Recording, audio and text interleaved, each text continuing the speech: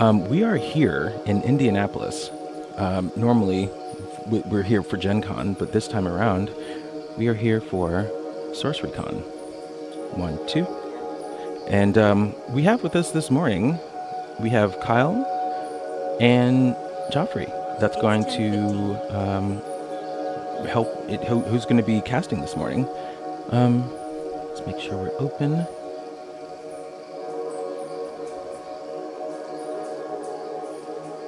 Joffrey, Kyle, good morning. Good morning, Marcellus. Morning. I look forward to everything that we have today. We have Mitch on right now. Mitch is doing some deck building, so we'll just tune in and see what's going on, what we have there. Sweet.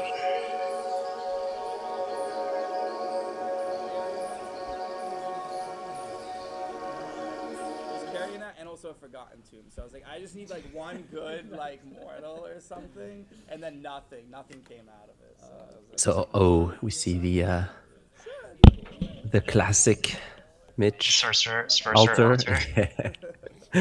So we know Mitch is going to be on the top side. I assume there's a process around opening the booster packs for the seal because it looks like they have a checklist. So pretty typical at big events. You might see, your neighbor kind of checking what you open, making sure you register the right deck list. If you're wondering what these sheets of papers are. Yeah, sometimes they do it where you'll open your packs on your side and then register the deck list and then pass that over to your opponent, or not your opponent, rather, the person across from you to verify. Or sometimes you're going to be opening packs that aren't even yours and then shuffling them around.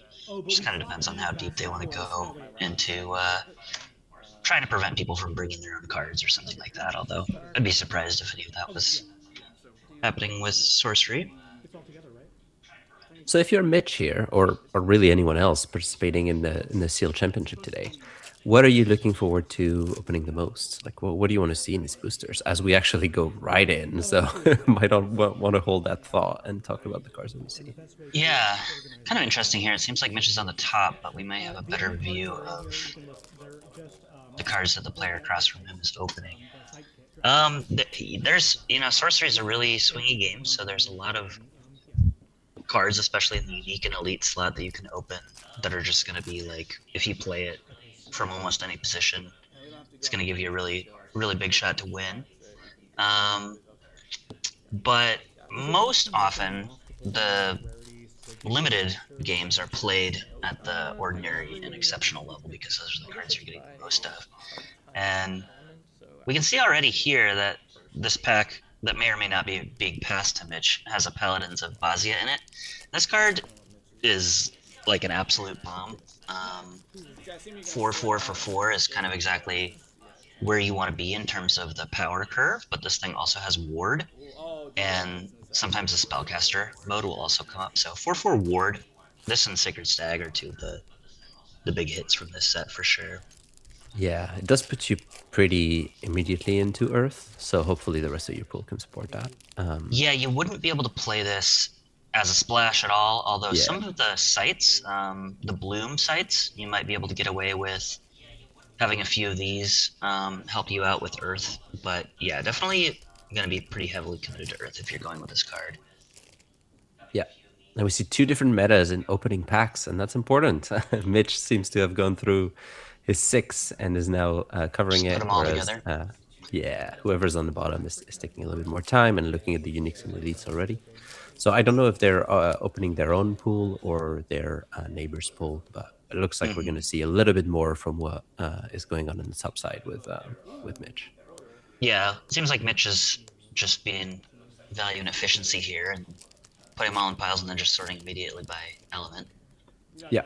Which is something I like to do with my limited pools. I think that, and again, I could be wrong, but I'm assuming that these players are opening their own packs and then are just going to pass them across to have them verified. Yeah, it sounds like that's the case. Ooh, a Sturmgeist, if we're Mitch here. So in the air pile, it's a pretty good minion. It's an elite, so one of the 6. Sturmgeist is pretty good. 3/3 airborne is not bad. I will say with limited, there are far fewer magics. than minions. A lot of limited is very minion heavy, but Yeah. depending on the deck. But 3/3 airborne for 3 is nothing to scoff at, and a lot of times if your opponent's trying to deal with one of your minions to prevent themselves from going to death's door, they're going to be trying to use a magic to do that. We saw Into the Abyss is one of the other 6, and a Grigory Rasputin. So we've seen 3 out of the 6 elite slash uniques, if we're Mitch. Or Gargantula as a 4th one. That is a huge one. Yeah, Massive yeah. If you thought opening. Paladins of Bazia was good, Gargantula is on an entirely different level. Yeah, Gargantula is seeing heavy constructed play, which tells you about the level of the card. I would be very surprised if we don't see Mitch going into Earth for that card alone, assuming the rest of the pool can support it. Yeah, that's a big pull for Earth for sure. But again, like you said, that triple threshold is difficult. So unless there is something weird with the pool where there's just a really big imbalance and there's not a whole lot of other playables in Earth, I do imagine we'll see him trying Yeah. to fit that in. It was very quick, right? But I think as part of the Earth Ordinaries, I saw the equivalent of Bury. I can't remember, Buried Alive, I think. Buried Alive. I It also was- saw Guardian yeah, Angel, which is fairly decent. yeah, Even something like this top card version in Prayer is surprisingly effective. Sometimes just giving a ward to something and then letting it eat another minion in combat yeah. is a solid play. And this format does have some stuff that you can do with smaller minions, but they're typically having to do more with like skeletons rather than just a 1/1 human or mortal Yeah. body. Great segue. We need to address the elephant in the room, right? I think one of the cards that you want to see most in opening your packs is probably one of the precon avatar, and either Savior or Necromancer. Yes. There's been a lot of talks about how, kind of format warping they can be, just because they provide a lot of value, and because they're actually exceptional. It's not uncommon for you to see it in your 6 packs. Doesn't look like we opened one if we're Mitch here. Yeah, it looks like the person across from him is open to Harbinger, which is fine, but I would say probably the weakest of the 4 exceptional avatars that you could open in this format. Now, obviously, getting to roll 3 dice and see where those portals line up on the grid is huge, but in general, this card isn't giving you any extra cards or anything like that. It's just giving you a discount. And so Harbinger can run the risk of just running out of material very quickly and then not surviving in the mid game in limited. But like you said, Savior and Necromancer are the best avatars from among the exceptionals. Necromancer probably the best limited avatar. I think of any avatar in the game, including other sets. We did an experiment for a couple weeks at my local LGS, and we allowed players to just pick whatever avatar they wanted. And about half of the room picked Necromancer and half the room picked Sorcerer, and the Sorcerers all lost. So if you're familiar with how beta limited used to feel with Sorcerer, and then the change to Spellslinger because it was just way too good, you might be surprised to hear that Necromancer was beating up on the Sorcerer players, but it is that powerful. Yeah, if we go back to the Harbinger, would you play Harbinger above Spellslinger if you're Mitch's neighbor here? I think it would looks like we might be having some kind of earthquake. Wrong set. I would only consider Harbinger if I had a significant number of minions with Voidwalk.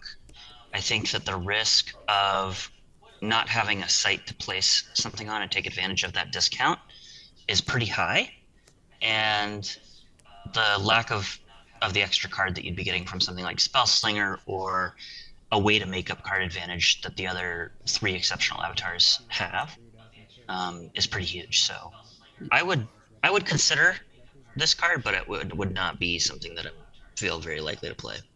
What about you? I think I would probably play Spellslinger unless, like you said, you have like heavy synergies with Harbinger, but I think it's unlikely to come online in a sealed pool. In draft, maybe you can make it work. Here, you don't really have control of where you open, so it feels very unlikely. So if we look at the other side of the table, we talked a little bit about which is elites and uniques. I think maybe a bit less lucky, where I saw Chaos Wish, and a Demonic Contract, which are very like niche constructed elites and uniques. I think it's going to be really hard to make them work in limited. Yeah, So I yeah, I wouldn't put it past someone to try Chaos Wish Unlimited just because it's such a fun card and why yeah, not? At the same time, this is a relatively big event, so players are probably going to be taking things maybe a little more seriously, but hopefully not too serious. So yeah, I would love to see a Chaos Wish resolved for whoever ends up with that card. But like you said, it's 6 mana and it's random. The yeah. floor is beyond bad if you roll and get something like you know a one power minion, your opponent gets something really good like a great old one or whatever. It's just yeah, Yeah. that could be a And disaster. we see a side angle here, and something that I thought I noticed, but I wasn't completely sure. But it does look like Mitch on the left might have separated his sights from his spells. Is Mitch on the left? Maybe. Which means we don't know what the side base looks like. And this can really make or break a sealed pool if you have the right sides to like support what you want to do. There are also some sites that are incredible bombs in Gothic. Um, I'm thinking of Elder Ruins first and foremost, just because of how the collection works in Limited. But there are Yeah, others that can be quite backbreaking as well. for those of you who don't know, for Gothic Limited specifically, there are several cards in the set that name a card that you can do something with from your collection. For example, the Peculiar Port site says that if you have 2 water threshold when it enters, you can cast a Horrible Hybrids, which is a 3 power for 3 from your collection. And in the case of these cards, any card that is named, you basically have unlimited access to these cards, and they're not quite like tokens, but essentially treated that way for the purpose of inclusion. So you don't actually have to open a Horrible Hybrids in order to get access to it from your collection for these cards. And And there's several of these cards, and one of them, yeah, like you said, Elder Ruins, allows you to cast Shoggoth, which is just a 5 power Voidwalk with Submerge for 6 by sacrificing a minion. So this is one of the ways that you can sacrifice a Virgin in Prayer or a Skeleton for some good effects. Elder Ruins definitely being one of the biggest bombs in the set from the yeah, site perspective. obviously the ruling for the collection makes a lot of sense, right? You don't want to pull a card that like asks you to have something in your collection and you don't end up having it in your sealed pool. I think where Elder Ruins really comes on top is because you have the potential to make infinite of them, right? Unlike one of those sites where the Genesis ability means you can get one copy. Elder Ruins is a potential Bottomless resolution. infinite pit of Yeah, Shoggoths, as long as you have the fodder to sacrifice, yeah. Now, Elder Runes is slow because you have to summon the Shoggoth submerged under the Elder Runes, so it kind of has to yeah, be forward and you have to be ready to take a couple steps with that Shoggoth to get it into action. But as long as you're not under too much pressure, it can easily take over the game. yeah. But it doesn't look like there is any in either side of the table. We saw an elite site on the bottom. I think there's a plague pit. So again, like it's a good card and it can come up, but you don't really want to see your elite slot being eaten by these Hmm. hate card or like highly There's niche cards like the Nemonic Contract. Yeah, exactly. There's a handful of cards in Gothic that you might play in your limited deck that'll interact with the cemetery, but it's pretty rare. So Plague Pits is you're certainly going to include it as long as you don't have a lot of these synergies yourself, but it's not going to Yeah, come up very often that that trigger is relevant. And there has to be several dead minions already, so the timing on it kind of needs to be right. yeah. And it's harder and limited, right? To like keep your side for the moment. It's going to be really good. You kind of have to advance your own game plan. So sometimes you don't have the luxury of timing it perfectly. Yeah, exactly. I would say probably outside of Elder Ruins, the biggest bombs for the sites are Wuthering Heights and River Rapids. There's some pretty powerful ones like the Manor at Dapperel Hill, but and Horns of Behemoth, but those require so much threshold to get online that you really have to be at the right, in the right deck or at the right time of the match for that to work out for you. Whereas the River Rapids and the Wuthering Heights are just kind of these always online, very good movement option sites. And then after that, I would say probably the ones that summon from your collection. Like we were talking about early, Peculiar Port, um, Molten Mar, these kind of things that just allow you to summon a 3/3. Those Yeah. are very good. So players are listing the cards from their neighbor onto the sheet. So that's the process that you see happening on the screen. We do get a better look, especially on the bottom side at each color. It looks like it's spread by mana cost, and we get a look at the minion. Look like we're looking at air at the moment. Is that a color that you'd be interested in looking at the cards that you see on the screen? Is that a pass? There's some good air stuff here. Air has a lot of 3 power minions, and 4 power is really where you want to end up for a very solid minion. But the 3 power minions are typically serviceable. Screamer is quite good. Yep. Being able to force your opponent to take a step back can often take that minion out of combat, for that turn, but also for the next turn. It puts them off of the aggression. And Forsaken is a card that you really want to see early. And then later in the game, it can be used tactically, but a little less effectively. Dreadwing is quite a good card. It's got that sweet 4 power, and it does cost 5 and have a trigger where you have to discard. But often by the time you're casting this, you can discard like an extra sight that you've drawn or something like that, or even just take the strike if you really need to. But 4/4 Airborne has been impressive to me. And then the other one that I'm really looking at here is Snallygaster.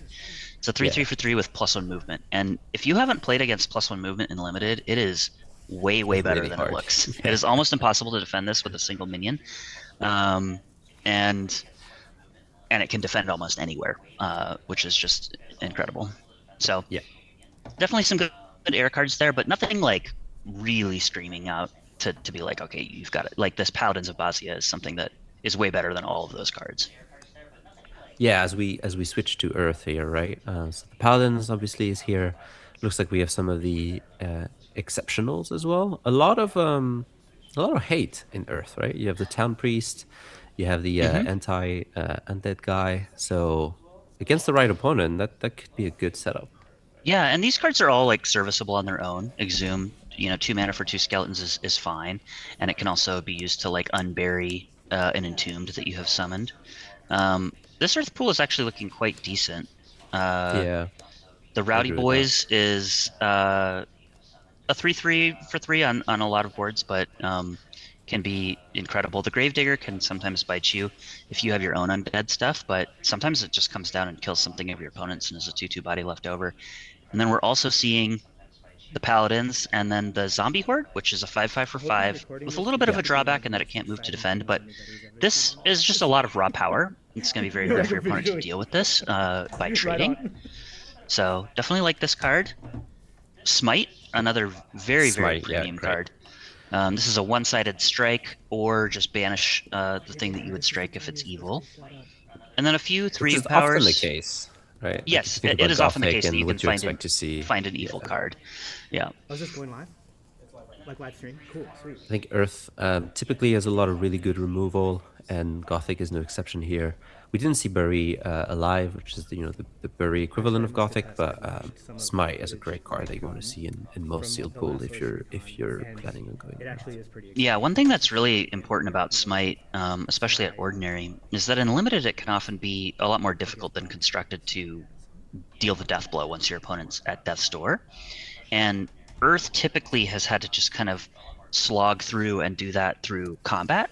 And Smite kind of allows you a little more reach, where if your opponent has a blocker, you can just walk your minion up and smite their avatar for that final blow. Yeah. Looks like now we're moving into fire. Yeah, the elites and exceptional were not crazy. Beautiful map. So No, let's see if the And ordinaries. so far there's can- there's a few things. Trial by Fire is quite a premium card. This is just 3 damage for 3 mana in most cases. And Yeah, exactly. the Hellhounds is serviceable, and the Angry Mob can be quite good, but it can also just be a 3 power for 4 depending on Yeah. what your opponent's doing. So I really like these 2 Gift of the Serpents. This card allows any small minion to just trade up with basically anything that is not warded, and draws you a card on top of that. So this is quite a good card. One-shot wizard has been effective. It can both deal the death blow, it can finish off a minion, or it can snipe a skeleton if you happen to be unlucky enough to be playing against a necromancer opponent. But yeah, not looking very good for fire in this pool. It's a very low curve fire here, right? Like this is going to be, if it is picked as like one of the colors that you want to play, it's definitely more of a secondary color where you're looking to fill a gap in removal and having access to the gift of the serpent, but you're missing the kind of like 4 or 5 power minions that other colors might be able to offer. So I wouldn't be Yeah. surprised if fire is not the pick here. Yeah, and like you said, if it is, it's probably just going to be for splashing a few of those premium cards like the Trial by Fire and the Gift of the Serpent. I do trust. Yeah, the gift being double threshold means it's It's pretty real. Yeah. Yeah. So as you mark all my cards down, and you see that I have. Okay, let's move on to water. Water, cost is big. You're gonna be like, this guy's an idiot. a pretty powerful element in Gothic. We know in Constructed, it is quite the That's right. top element at the moment. So let's see if in Limited this is going to follow. Obviously, it depends on your pool. It's pretty good. Water has the equivalent of the berry essentially, and Trial by Water, which allows an ally to submerge a minion that's nearby. Now this is quite a bit worse than the berry because there's 3 elements that aren't water that you can bury stuff on, and only one that Trial by Water works on. But it can still be pretty effective.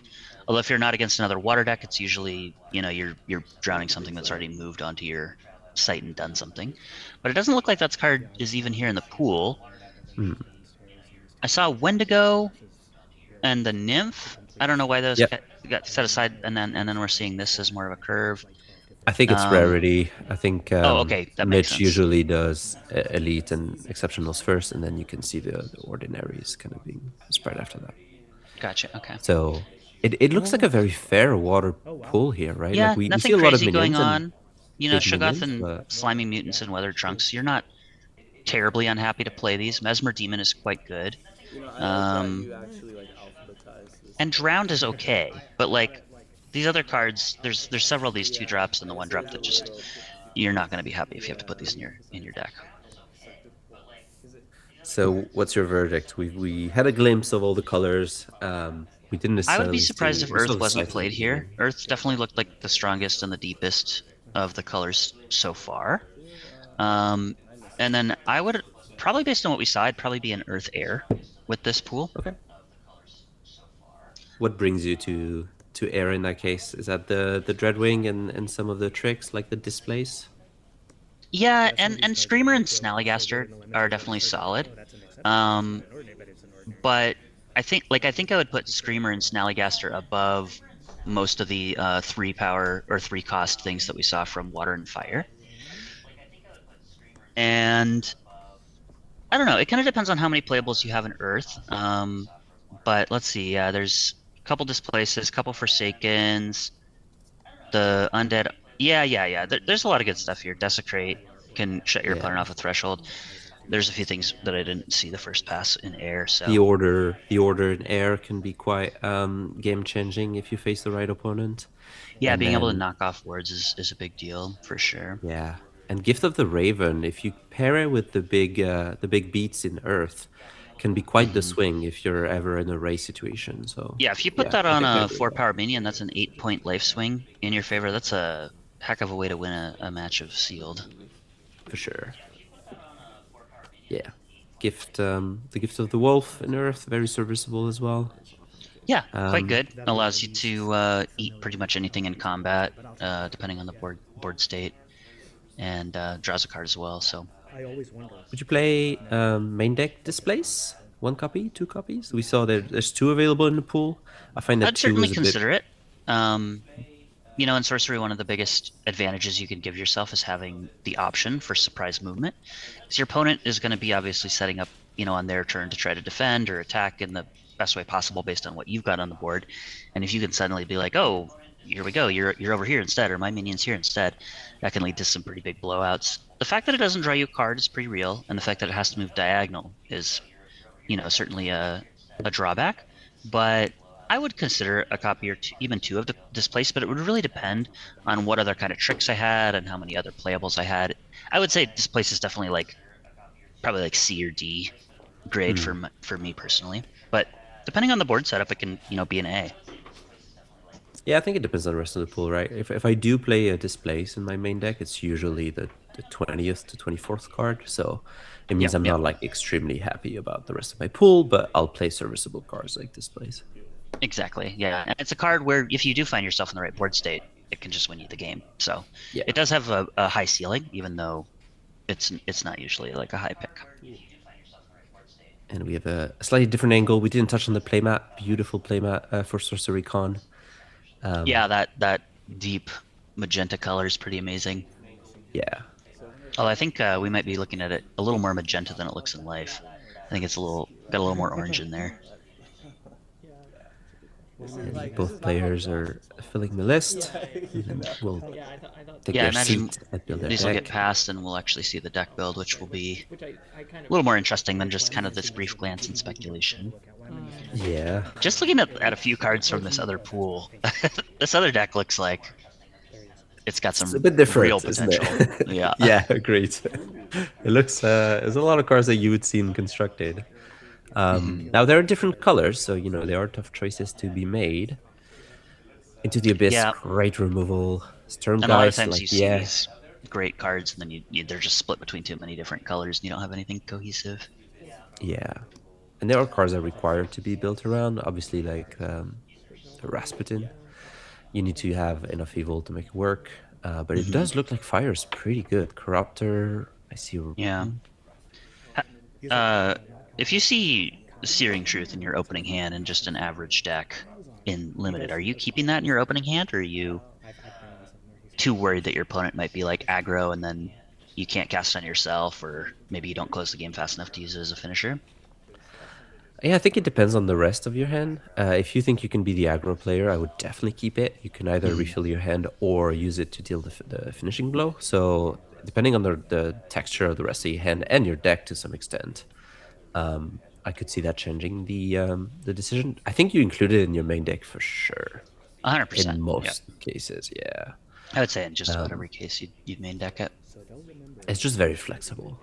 Being a virtually unconditional finisher means a lot. A lot of times in sorcery, you might be looking at a board state where, you could door your opponent this turn, but then you are likely to go to door yourself on their next turn if you choose that line, because you need to, attack to get them to door and leave yourself undefended.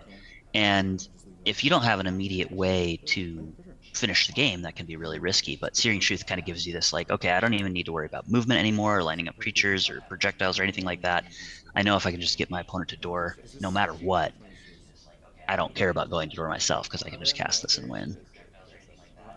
And we see, we've seen good cards in multiple elements. If we're looking at the top side of the screen right now, what's your general heuristic? Do you try and stick to two colors when you build a deck? Do you find that Gothic allows to splash for a third color pretty easily? Or is there just no rules and it fully depends? Typically, I mean, yeah, at the end of the day, if you really get into it, there are no rules you can know, or you have to know the rules to break the rules. We'll put it that way. So typically, yeah, good heuristic is to stick to one or two elements. It's going to be pretty rare that you get to be one element, especially in sealed, because you're just more likely to get an even mix. In draft, you can kind of read the table and maybe something's wide open and you get all fire or whatever. But in most cases, you're going to end up pretty solidly in two elements. I say you can splash in this set a little easier because at common you have the sites that allow for like a one-time threshold benefit. So if you're splashing something that's really high impact at multiple different points in the game and only has like one threshold pip, you can splash if you have a couple of the blooms. But in general, splashing for that third color is pretty risky, even with a small atlas like 12 cards where you're, with a full mulligan, you can probably find anything you want. The thresholds, they're getting a little better with this game about balancing thresholds. If you're familiar with beta and you remember Poison Nova, at one fire threshold, or Dapral Vampire at one air threshold, starting with Arthurian Legends, they really started to add at least another threshold pip to some of these cards to give them a little more of a solid place in there.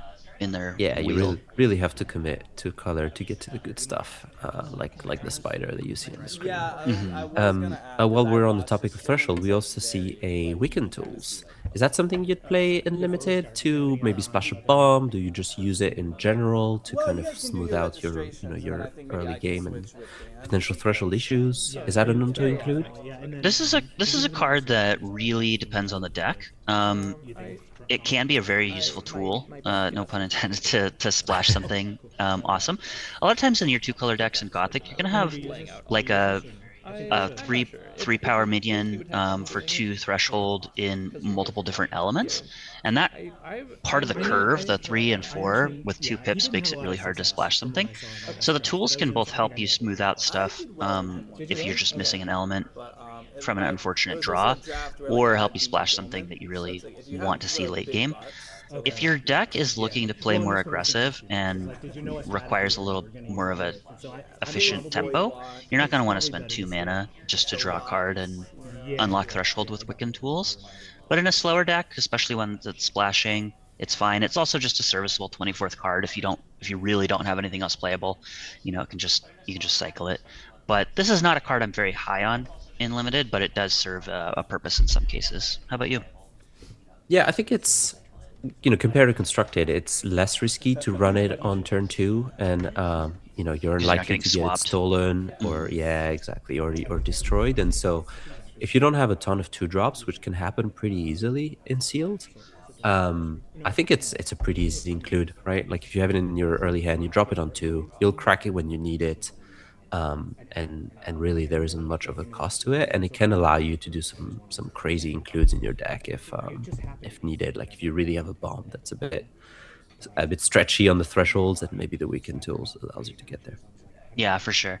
That is a good point that you bring up. And in limited, the 2-drop slot is usually for things like the Gift of the Wolf or the Gift of the Raven. You're not seeing a whole lot of minions that are very effective at the 2-drop slot. Yeah. There are going to be a couple, like Version and Prayer can be serviceable. Noisome Twosome is quite good. Noxious Ghoul, the 2/2 lethal, can be effective. But in general, what you get for 2 mana in terms of a minion on the board is not really worth it. So I do like that you pointed out that this is kind of a free roll on turn 2 in a lot of cases, just because there isn't a lot of other stuff that's valuable then. Where the problem with this comes up is when it's like turn 5 and you need a 5-drop, but now you spent 2 mana on this, so when you draw your 5-drop, you can't cast it. Yeah. But yeah, so it's not a card that I'm like, yeah, I want this in every deck, but depending on the build, it can certainly be an include. Yeah, I think something I would consider here if I assume you're planning to play the Gargantula, and even if you stick to 2-color, like you can have issues running into the good Gargantula on turn 4 or 5 because you might not have your 3 or threshold, so that might tip it in the direction of including it for me here, just because that card is so good. Yeah, it's going to depend on how many good 2-drops are in the pool, how many good cards there are overall, because I think I would just include, like, even if I wanted to splash Gargantula, if I had a 24th card that was just a solid minion or a removal spell, I would still include it over this. Yeah. But yeah, you are correct in that even in a 2-element deck, the triple on Gargantula can be difficult to get to, especially by turn 4. Yeah, exactly. And so that might give you a bit more options. Okay, looks like we're gonna look at air a little bit more. Yeah, Bone Spear, good in the right deck. Broomstick Witch, kind of mediocre. The Dreadwing is fine. Foul Bones, good in Necromancer, or passable in Necromancer, but not really great outside of that.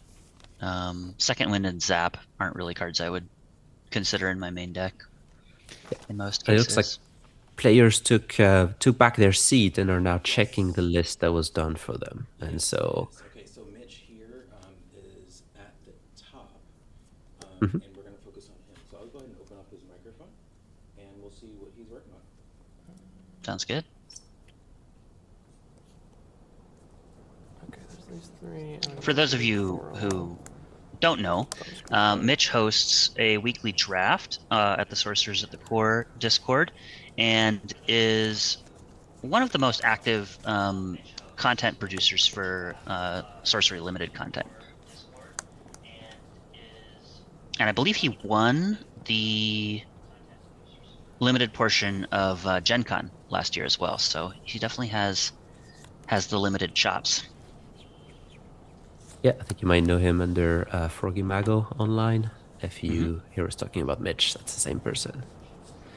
And yeah, curious to see how he's going to pilot this pool. I think there's a lot to work with. So Oh, it's a good you know what I place. just realized?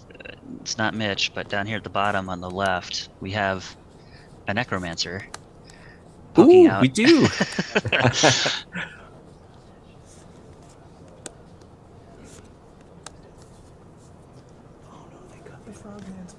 Yeah, that changes the pool a lot. That makes it a lot better all of a sudden. Yeah, that wasn't an accident. I cannot stress enough how incredibly broken We'll like tell a necromancer story feels that when like one we person started asks with the other that, person and then to like the producers were like, Yeah. cut the. like we said Well, earlier, plug there's it not on. a lot of value to be gained by playing The last thing I wanted to do was mess minions someone's in up, the very but, early game. There just aren't very he's gonna many go good for it, things so for 1 I'm and 2 glad it mana, worked out. and you really start to play most minions on turn 3, and Necromancer just gets to run out 2 or 3 skeletons in the early Sweet. game for free, and a lot of the synergy Alright. in limited in particular is asking you to do stuff with skeletons like Bone Spear, and I don't know if Necromancer is live yet, but basically I'll the just only deck that gets to leverage outer those to full monologue. advantage. Yeah, he's good. It's also a Okay. great tool to fight against it's like red wards, on one side right? and like So green on you have a lot of Yeah. minions You that see come that? with ward. Yeah. You could be facing a savior that will obviously you put wanna- tons of wards on, Can you pull up their YouTube minions. and tell me if you hear my sweet, Then the beautiful voice? skellies can help you take down the wards, right? Because you're not going to be facing a What I lot like of to do is I deserts kinda like like to you just would make a in list constructed with that can each easily take element care of of, the like, things skellies. I'm So happy generally to they're going play, to stick around and do their and thing, then and things their that And thing when can you're- be play, but taking down the not wards. exactly. When you're on Death's Door, Happy, you just Alright, always can sweet, pay 1 sweet. mana to get a blocker at your location, So I don't which is think I incredibly like valuable. Dauntless Head or Aether Neba.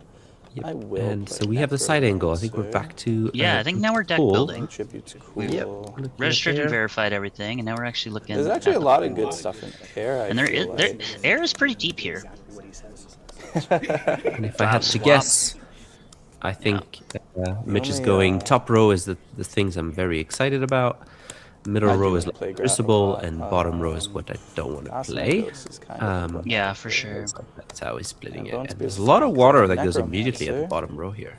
Alright, Yeah, don't love water. those cards. Water has a lot of really good cards and a lot of really, really bad cards. Earth loves smite. I'm a little surprised to Colors see like a the 3/3. Sea Witch in the middle pile even. 2/2 spellcaster for 2. It's possible that Mitch is valuing that spellcaster ability a little higher, or that it might be a consideration have on his 2 radar. source Maybe he has some parties, not proximity enough. spells he wants to He put, facilitate. he put Searing Night Truth in the Watchman I middle kinda one. like. Any thoughts? Zombie Horde and Monks Yeah, are that would great. definitely be in the top row Boss is for kinda me tricky. personally. But even Mitch, who has probably played more limited than most players, Oh, we're still sweet, pretty sweet, early sweet. into the Gothic release cycle, so Now that aside, realistically, what I really this isn't like liked some of was the my other Fire card games where you Walker can get stuff. in just so many So it's not drafts Slobbermont, within a and couple with of weeks to Necromancer, prepare for it's really something. easy to just So I would get imagine that that 3-mana Mitch has probably 4/4 played for like no- 1 to 2 drafts a week no cost, for the really. last like 2 months. Harpy and Which Urge, is good removal. a considerable amount, but still not enough, I think, to just have these like automatic, like I know where everything goes and what Trial by everything, how Fire to could value be everything. good. That Earth Pool seemed really good for Flare Mitch. is I don't good, know it deals if you with saw how many wards, cards it he put at kills the top, and generally I agreed skeletons, with but I the have skeletons, assessment on most of these. Gotta be careful with that So one. I think we have one color locked in. And obviously the cherry on top is the gargantuan. But I saw it sure. very Zeppelin and alive. I Zealots think maybe a is smite. fine, a little Tons of threshold good beaters heavy, at but like if I 4 do and 2 5. colors, shouldn't be a problem. And now we're looking at the other side of the table. Detonate can be good. So assuming we're gonna play Necromancer, I'd be surprised if we don't. Yeah, And we're I'd be doing very colors. surprised. Got that bone spear on the top of the air I do like Lash, pile, which 'cause makes I a also lot of think I'm sense. gonna have some heaters in water. This pool is definitely and I like Lash when I worse got the outside of beaters, the so. Necromancer. We got Gloam Toads right off the But top. it still has some very good cards. I love Slimy Mutants, one of my favorite cards in the set. Yeah, I think actually. Necromancer Especially immediately 'cause you puts got a the certain frogs floor in on the Ordinary deck. With the Gift of the Frog and we'll have the to see if, pawn, like, so the it's other, kind of easy to transform the him. 24 spells and insights can help elevate that. There's some good cards. Oh boy. I He's think got Dan said Detonate it best. there. Trial by Water He doesn't is good have quite as many removal. cards that are like, yeah, this is just like the Shogoth cream is of the a crop. beater. He's got a lot of Yeah. very serviceable Muddy Pigs, I minions kinda, you know, at I think this is various kind of points looking on like the a heavy curve. deck if I do the Fire He's pulled out Water Muddy thing I wanna Pigs do. here. I think this And is the a hybrids card that is a community is somewhat monster, divided and I on in pulled an terms of its Abyssal limited power Assault, level. which What are could your be thoughts on that iffy, but I got some I big. haven't played with him I got the much. Toads, the Mutants, the I think it's like a Shogoth, and the serviceable Slobbermaw. So two-drop even or though early drop it's not a if you lot of need it, monsters, but they're big, it's not and they something I'm, could like, get good extremely excited to value see. from an Abyssal Assault. Abyssal Assault Yeah, can that's also be kinda good where to just like I'm pop on it, wards too. off things, kill There are cards that we skeletons saw are initially all before we over. knew I don't Necromancer was hate it, available but that it now could look be a lot tough to better. get So that use Bone Spear on the from. left-hand side, or Yep. even that Detonate And the other thing in is the middle. I got a Torch and they Pitchfork, shine. which is really good for Oh, and that Necro. that Yeah, Pitchfork. that with Necromancer is Um, just insane. Yeah, so now we're really So looking at I the pool guess in a new lens, and it these looks are a the lot better cards I'm than it happy initially to did, just play because we in know we're going to have Steam. these And we can get a this count influx of how many skeletons always of available. those are. Does that make something like this Harvest Festival look a little less appealing? I think Harvest Festival is like 16. pretty decent in So it means most a decks, third but of the fact deck is that gonna be, Necromancer is like, just giving you moderate smaller picks, bodies or I splash a for, third color for very little. which I don't mind that doing, make but you probably less not interested in if I something play like Harvest Zeppelin Festival? Zealots, I because think three so. Also, fire would it be kind of puts you tough in a two certain three-colored colors. deck. I mean, one of them can be a splash, right? But if I look at, I quite like the air pool So what do on we the got? What do left-hand we side, got? and then Don't wanna play fire counts, seems folk. interesting in a sense that I think it Freeze is kind of supports not a worth a pretty whole aggressive card, in game my plan, opinion. which Necro can do really I well. really don't especially hate with Moss Troll. I think Moss Troll is plenty playable.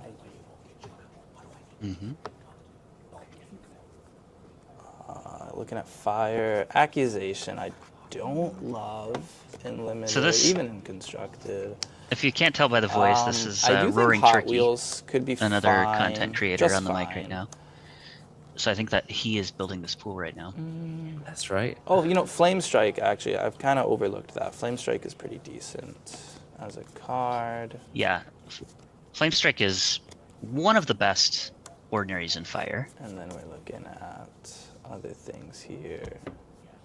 Profane Revenant will be kind of easy to have alive with all the skeletons, but I don't really care to have a one-drop play as Necromancer. I don't really know how aggressive I need to be that I need the Revenant anyways. Would you play the The Revenant, Kyle? artifacts, nothing else is Like you really- said, Meat Hook's the Fire cool. pool is I don't know if leaning it's towards being more aggressive, and I would Yeah, definitely I play the want Revenant more. if I was going to be an aggressive Necromancer in Fire. I think I agree. You can really lean in Alabaster and box. try to If I go had faster than the Bleeding Skull, I would probably put that in as Necromancer, but I don't know if I care. Just to Like you were heal. saying, you're not going to play it on turn 1 because there's nowhere to go with it on turn 1, and you'd rather just get the 9, 10, 11, value out of 13, the Necromancer. 14, 16, 17, But 18, on turn 19, 2, you could play that 5 forward and cards play another here. skeleton, and now you've got 2 skeletons and a 3 power, so you've got 5 power on the board on Yep. turn 2, which is Angry Mob is basically better than what anyone else is tough going to to be doing. say good because he is really good, but there's not going to be a lot of elites and uniques in Limited.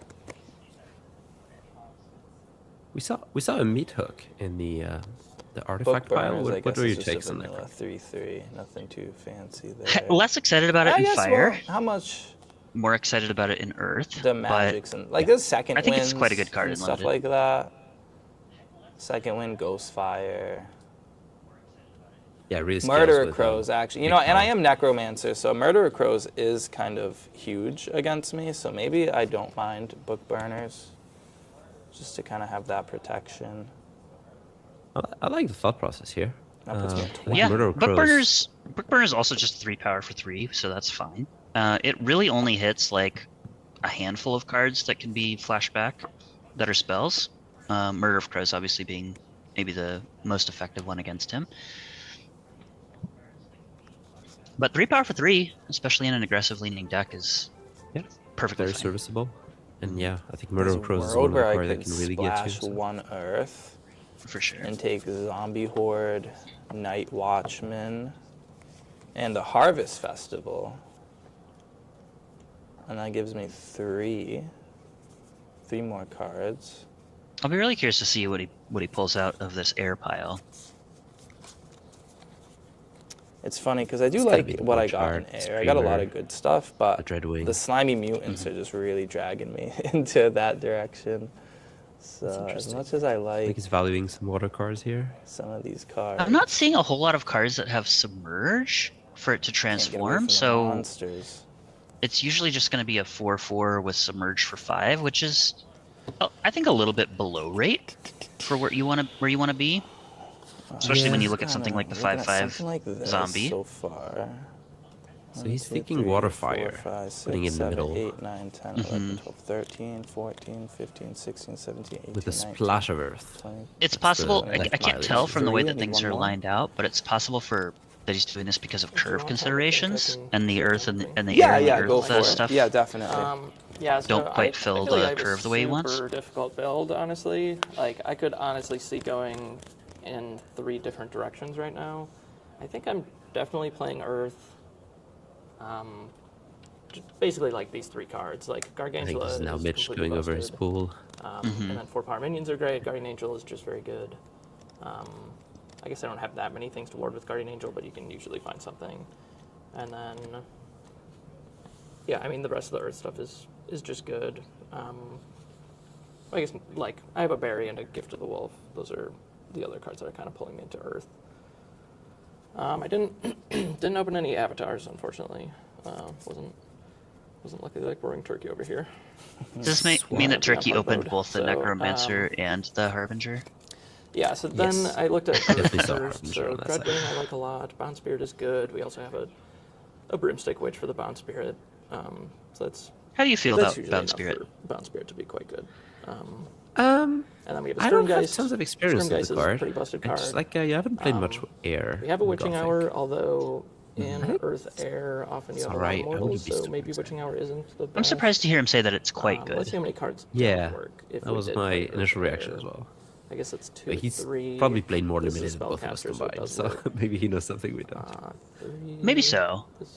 This is a spirit. Spirits work. I feel Yeah, like there's a Murder of Crows. That's quite interesting 3, for so me, 5. because it's a I think if you're good Mitch, card, maybe even if you're not against yeah, Necromancer. That's 6. you're showing up a 7, potentially bad 8 matchup. cards that doesn't work with. So I feel like that's kind of a lot Mm-hmm. for Witching Hour. It also just allows your 3-power minion to attack into a 4 and then Yeah, maybe if you were drafting and you could build around get the trade. like Undead as Yeah. a thing and Earth Air, then Witching Hour is going to be really good. I mean, it Is there a probably swap? is I feel still like- better than some Yeah, of the there's cards. a swap. There's a swap and there's So I a guess Witching Hour would make the cut. failed mutation Um, there in water. So Yeah. Yeah, there's and a then we have couple Murder of really Crows, good which cards is in great water, but against Necromancer that looks like and about it. Savior, so that's a consideration. I think Okay, and then looking at the other elements, water so we not have being on the water, we have Field Mutation, table. Into the Abyss, Ice Shards, Mesmer Okay, Demon he's are kind of considering the it. best cards. Swap is also good. I would say swap is I better think than all the water, cards you just put like, down.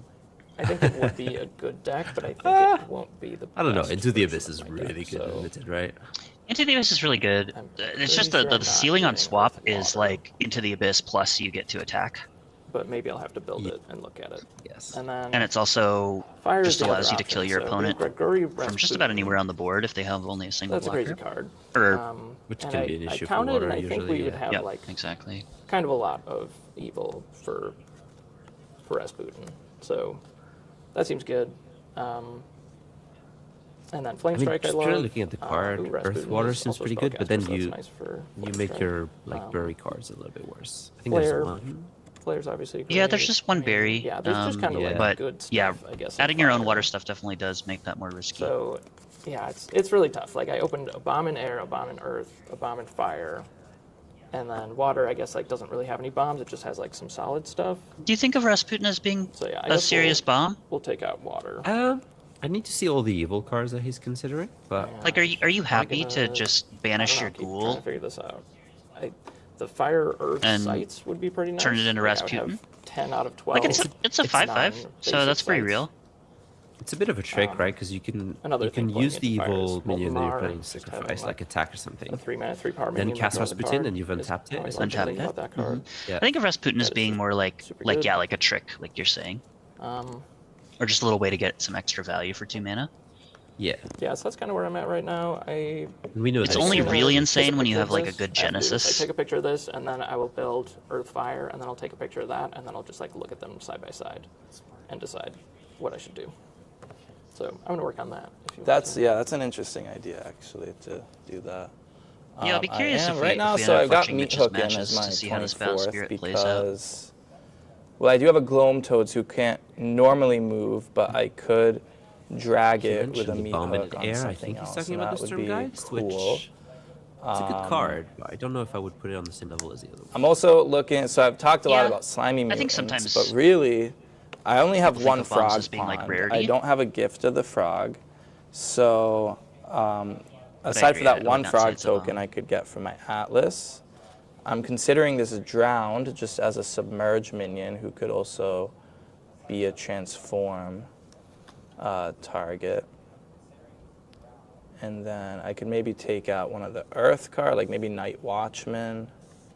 I think, as opposed to Night Watchman or Zombie Horde, I do think kind of going bigger is better. So I'd rather have the Horde.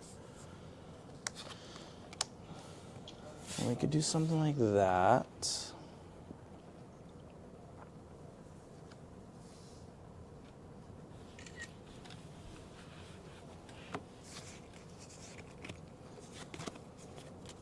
It is very interesting. Again, I do like my air stuff. I don't really, like I see a lot of good utility in my air stuff, but I don't see game-winning cards. Like Plaguerats is great, but like he doesn't like win the game, right?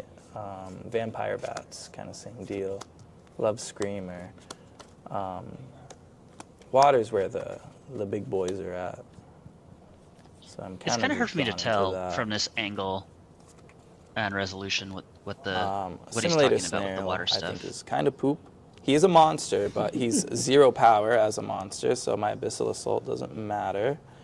Sewer Rats is if I had something cool with the Sewer Rats. I think he's got like Shogoth and Yep. 10-10 Slug. Shogoth, Maybe that's what Seer he's. Seed or something. I would actually maybe play them, but because Does they he do have a have slug? Submerge, so like the Slimy Mutants play kind of works. sure. That'd be pretty Thing good. is, when you're not when you're not like transforming a frog token, you are kind of 2-for-1ing yourself. So that is the problem there. I guess he's talking about the slimy mutants here with the croaking Flaming skull. Skull is cool, but I don't have spellcaster synergies. He's also got a thin ice here. Martyrs Maybe of that's a Tomorrow, big draw I to think be in most of water. my guys are evil. Not that great, right? I don't if like you don't Ghost have Fire. the support in the Nixies Yeah. and stuff. I guess that's a good point though. As It's a little awkward with finishers, what do I drowned, have right? for Because the drowned has to be finishers? summoned under. I got a Flame Strike. I wouldn't really call Flare a finisher because you're kind of at your opponent's mercy for that. Ice Shards. Okay, so I have like 2 sources of direct damage. Hot Wheel could be a finisher for sure. All right, yeah, no, I think I'm pretty.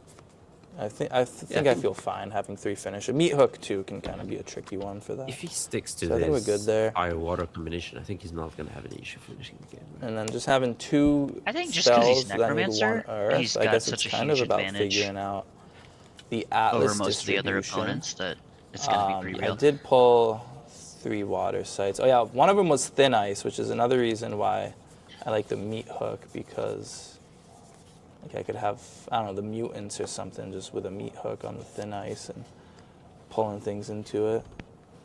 Algae Bloom is good for fixing, a desert for whatever you need it for. I do have 3 fire with the Zeppelin, so I think I would want...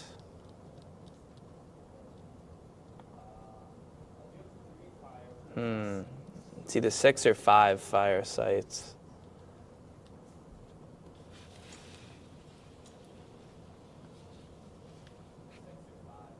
I could go like 5-5-2, and I've got the Algae Bloom that can sort of give me an Earth for a turn. I don't want to go to 4 water. I don't want to do like a 6-4-2 or like a 5-4-3. Yeah, I don't think I'd be splashing for Harvest Festival in the Because I do have a zombie couple here. cards that need 2 water, Especially so with I want to Zeppelin. have that Yeah. consistently. Splash air? Is that a better pull into a splash? Like with the Dreadwing is just 1 threshold, the Bone Spear is just 1 threshold. Yeah, we actually have. I think it would be a better splash 10 than water, Earth. 10 fire spells. So But honestly, I there's a think I'd fair just put mix in there. that Revenant and some other card and just keep my threshold as clean as possible and be a more streamlined deck. Looking at the decks, I think Mitch definitely has the better card quality for his spell. Okay, I'm gonna Tricky settle has the with this. I'm Necro. gonna keep my water and fire stuff Would you together. But would I'm you gonna take take a look at my Necro curve and a significantly weaker and spellbook, see or would you take the better spellbook? how that goes, because I think I I could Take the do better spell book, 5-5-2, but Okay. but have I Necro in would my probably main deck want building. to Like, be typically I would holding my definitely main deck bloom Murder of for a Crows. bit, and in games where that kind of is stuck in my hand, I want to see if I can actually afford to like hold a site. But I think my curve is pretty high, so. All right, so this is what my Earth Fire is looking like. This feels, I think, a little bit better to me. So I have one more finisher, I guess. Yeah. So I have Searing Truth Flame Strike as my finishers instead of just Zap, which I don't really love Zap as a card to begin with. Yeah, I guess probably like wouldn't be Second putting Wind Zap is in my kind of a deck finisher if I had there, any but choice not about really. it. And then in Agree. in this Sounds like build, we I have settled on Flare Earth can Fire, sometimes finish a which I game quite like. if you can get a site Mm-hmm. near their avatar, and then Flame Strike, Searing Truth are just very good finishers. Like they will just always win you the game when they're in Death's Door. I have like a couple more 2-drops, a couple less 3-drops, but it kind of makes up for that having this Molten Mar. We have the same amount of Pretty excited 4-drops. to We see have a limited. 6-drop, which I wasn't originally playing. Yeah, this anytime in your the Earth Atlas Air can be build. spellbook value is a good deal. I don't know. That might be a mistake to not have it in the Earth Air build, but if I can avoid playing 6-drops, then I will. But I think it's perfectly fine to have one of them in your deck. I don't think I have any way to like cheat it out early or anything, but yeah. So that's kind of So I where we're wonder at. if the I think draw for this is Rasputin is this a bit more interaction down here. the charge minion. That could be quite powerful. My worst card is Centrophy.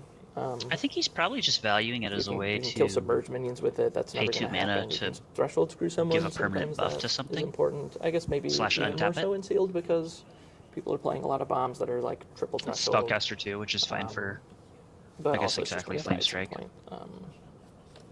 So I'm considering just playing an Eltham Townsfolk over Would a you play Centrophy, Centrophy main deck? but there's not really any like I would. synergy difference in my I deck. think especially that I can at an see. event Like, that's it's a little not earlier evil, in the release cycle, not spellcaster. people might be having a tendency to get a little It more literally greedy with just their costs one threshold, less splash mana for and third doesn't have color. this ability that doesn't really do anything. So But at the same time, it's you know, probably like gonna make a zero, it's probably only going to take them off that 0% threshold difference in my for win a rate, turn or two so because the not really Centrophy something itself I'm is so gonna spend too much fragile. time figuring out, but yeah, I think the main decision is this deck better? And I Looking think the at how answer many is yes. 2-drops Like, he my Atlas is has, going to be better. I would My finishers I are would better. put like a pretty mediocre 5 or I got 6 more drop minions, in I've got place this of busted a sight. Centrophy. And then I have Or like any Rasputin, serviceable which I haven't played spell. Rasputin before. I know this Stormgeist Wiccan is just Stools, I would basically play that always over good, and Centrophy. Rasputin maybe isn't always good, but yeah, I mean, I'm definitely willing to try it. I mean, it's 2 mana obviously charge busted minion. if you So can it's do the funny, thing, so. he put it down with the spells as like Yeah, a and removal then rather than minions, which Amount of makes evil, I sense think, is given what plenty it's for Rasputin. trying to do. 1, 2, 3, 4, Yeah, it's That's essentially like nice. a burn spell or a removal for a 3-power minion or something. 9 evil, Yeah. 10 including ignited. So Ignited. Works that's- well with that's going to be Rasputin really as well. good. It does, And yeah. I'll He has a lot of probably like just cute lock little this in, but synergies. I I like can see to Rasputin being really double good check against it. everything, making sure I'm Yep, not making a yep, mistake, for sure. and then I will probably submit this. It is nice to see a limited deck with synergy. I think Sorcery is a lot about just kind of like Pulled meat them and out, potatoes, 24s. power on the Counted a board, couple few and times, removal. 24-12, good to go. I do think Rasputin with And Ignited is like I don't really know. strong. I love actually. incremental value and Swing for synergy 3 and stuff then in my limited banish decks. him, bring out Rasputin, Yeah. swing for Yeah, he 5. comes out untapped, right? Yeah, he'll come out untapped with charge, and yeah, very strong. I'm not sure if it was entirely clear, but you don't actually have to run straight We saw a tomb as well, the site, the earth site Okay. on the top left. I wonder if that's extra yeah. synergy for us. Yeah, there's not a lot I Yes. would want to. I think there's actually nothing Between Our pool, games. our I pool would is wanna registered, the deck is not. put Yes. into the between cemetery games you except can for Rasputin, modify. so I might not actually. I do think my this. curve actually is lighter than I thought when Well, you I can had them over say that here. you can It's choose nothing? very heavy in the 3-4 section. I Felt have fine. You're 4 or not 5 revealing them, drops in a so- 6, so Oh yeah, that's true. that's fine. It would be crazy to draw fail to all of find that it, in it's like just a regular Earth site. at the And if start you of a do find game. So I think I Rasputin, can it's afford to basically- hold Yeah, an yeah, Algae Bloom It's pretty good. for if I need Earth. Yeah, I think for the fact whatever that you can reason. choose not to do something. I'm pretty happy with this deck. Actually, I think it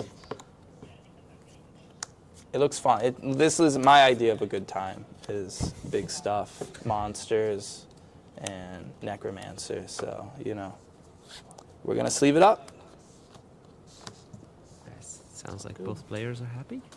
It does, yeah. Look at this Atlas. It's just crazy. I think Mitch The really definitely fun has the thing I can do better is the better Forgotten spell book. Tomb And look to- at his atlas, like he's to put saying. my He's got a lot of good Rasputin stuff. in But the I don't know. cemetery. I think I might take the never have to necromancer. I cast think it, I would just have as a built my 2-mana, 2-power deck a little thing. different. Maybe a little more aggressive. So you can just Not shoot it splash out. the earth. That's pretty sweet. But think I have any necromancer is other really great powerful. I might cemeteries, consider the air too over the water.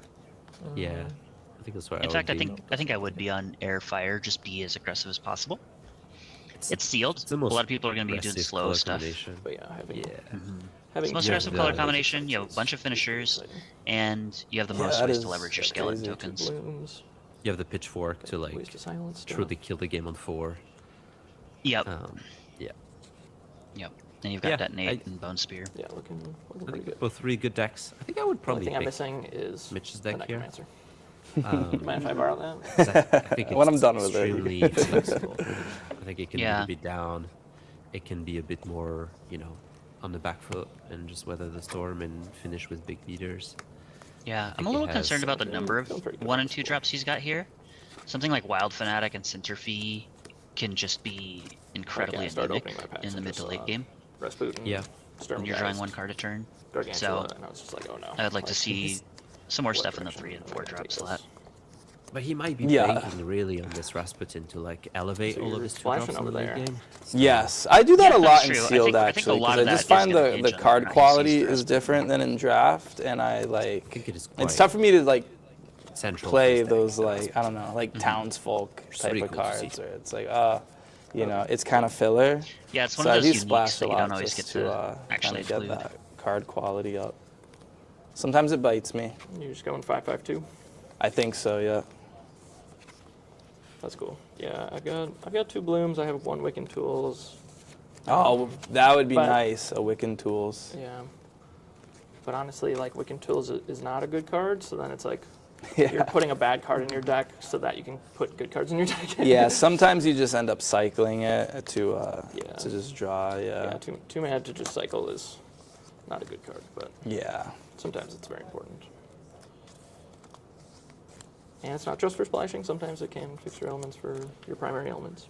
Yeah. Without having, so. Well, yeah, because we were talking actually earlier about the Harbinger game or like sealed that I had, and I had Duma Dillman, and so being like a 50-50 like air water splash, I thought there was like a good possibility. Sometimes I don't have 4 air at 7 mana, so I did have a Wiccan Tools for that, and most of the times it did just get cycled because it was just being in my hand for way too long at 7 mana. But I'm gonna play him, by the way.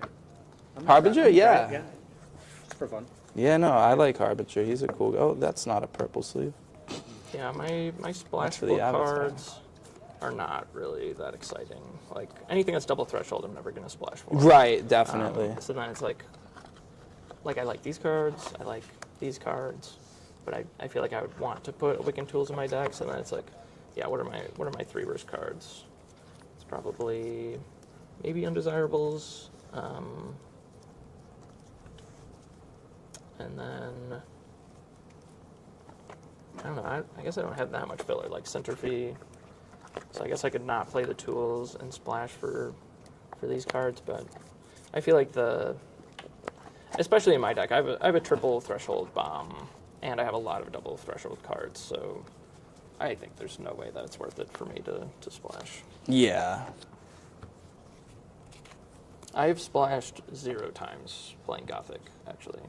Oh wow. Not even in sealed.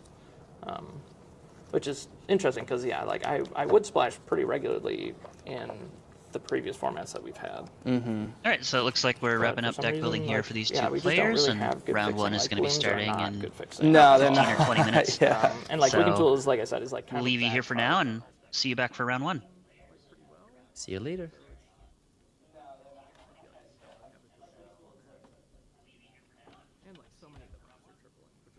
Awesome, thank you. I think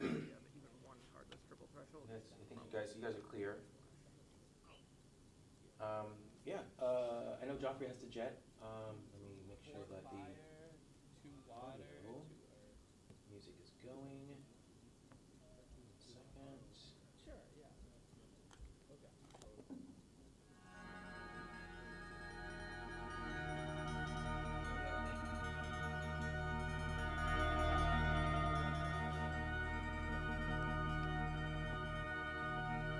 Yeah, Kyle, so are you, let me see, what, did you put times in for today? Oh, wow, awesome, okay, great. I am gonna go to the other room, make sure everything's good for the, host group.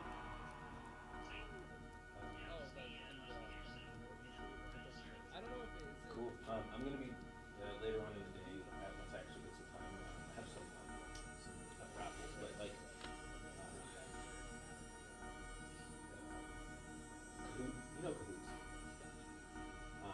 So I'll let you know about that. Thanks. I'll check back in about 10 minutes.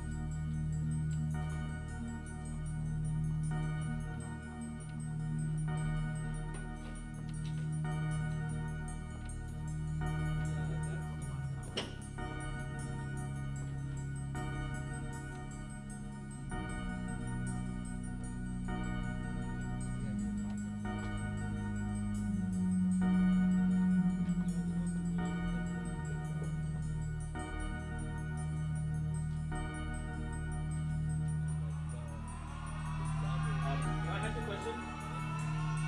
Do you have any black silicone?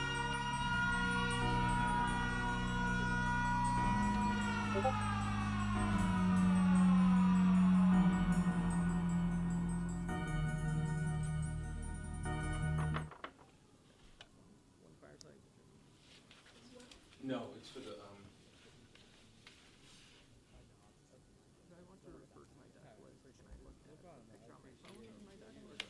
It's just a 6 foot limit. 6 foot limit.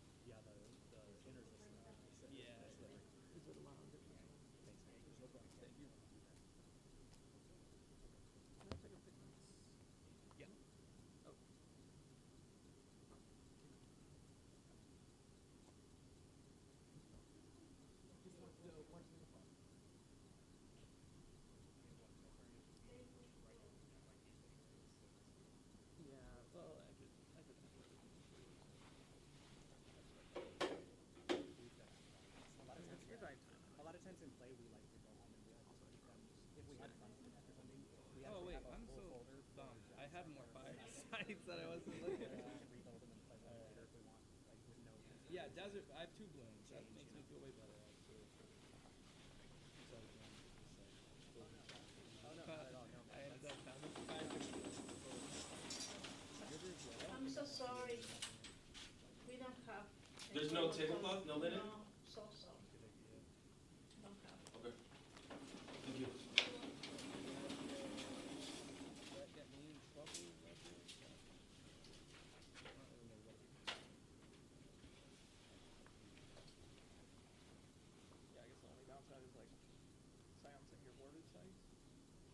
I don't have any. I do have a thin ice, but like I don't think that will matter. That's the part I worry about in this format too, is how many boards are out there, how much evil's out there, and who are using those different mechanics. And did I plan for those? And I'm sometimes a little bit. I don't see the whole picture. Yeah. So sometimes I get a real surprise when I sit I down. could even. Oh my god. I'm Get so. raised. Damn, I'm so sorry. No, you're totally fine. You're totally fine. I have Earth Sight, so like, bro, I can Silent Hill Slobber Maw and then not have to like sack a skeleton. I'm gonna sleeve all my cards back. Yeah, I'm so sorry. No, man, it's no big deal. It's like, man, if I had just looked at my cards. Just got lost in the slime. Yeah.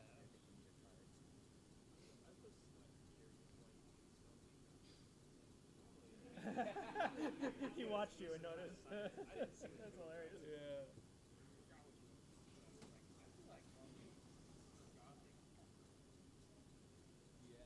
No, I definitely like remembered like I grabbed all the water ones and then I remember seeing the desert and I was like, oh, that's my only fire site. And then the rest of them I knew were like earth air, but that was before I was like committed to like earth splash, so I just never thought like, oh yeah, let me go get my earth sites.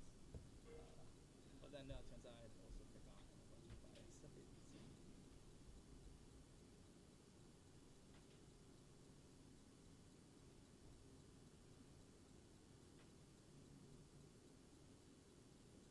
Yeah, we're just passionate about keeping, making sure we keep the full set of them because we play with a lot of people who don't have them at all. It's always want to make sure I have them here.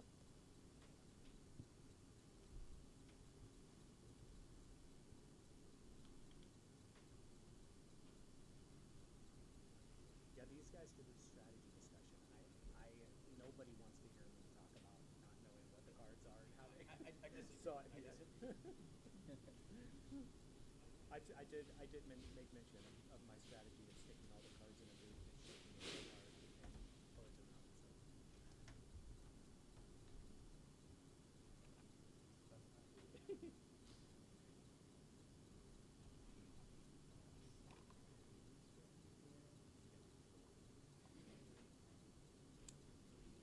No, it's more of the so it's like first like 3 or so to get some of the stuff. Oh, cool.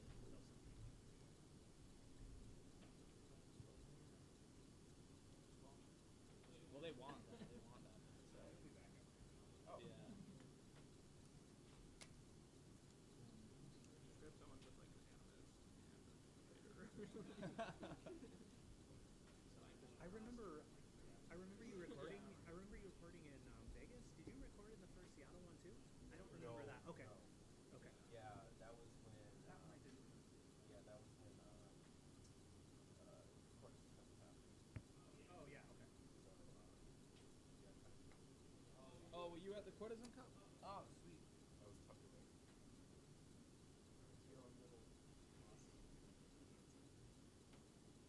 I didn't even know you were back there. So I did go with the Earth Air, but it's going to be real wild for me because I was looking at water and I was hearing him talk about the beasts. And, I like the big beasts and stuff, especially in the limited. But we'll see. We'll probably cross paths, and then after we play, you can say, "Oh, you should have put this in or taken that out." So I'll learn from that. But actually, the other thing too is I mentioned like I don't think I've ever played Earth, ever. So it'll be nice for me because while I may suck at the at the competition, I'll get to learn the cards better for when I play against them. Do you know what I mean?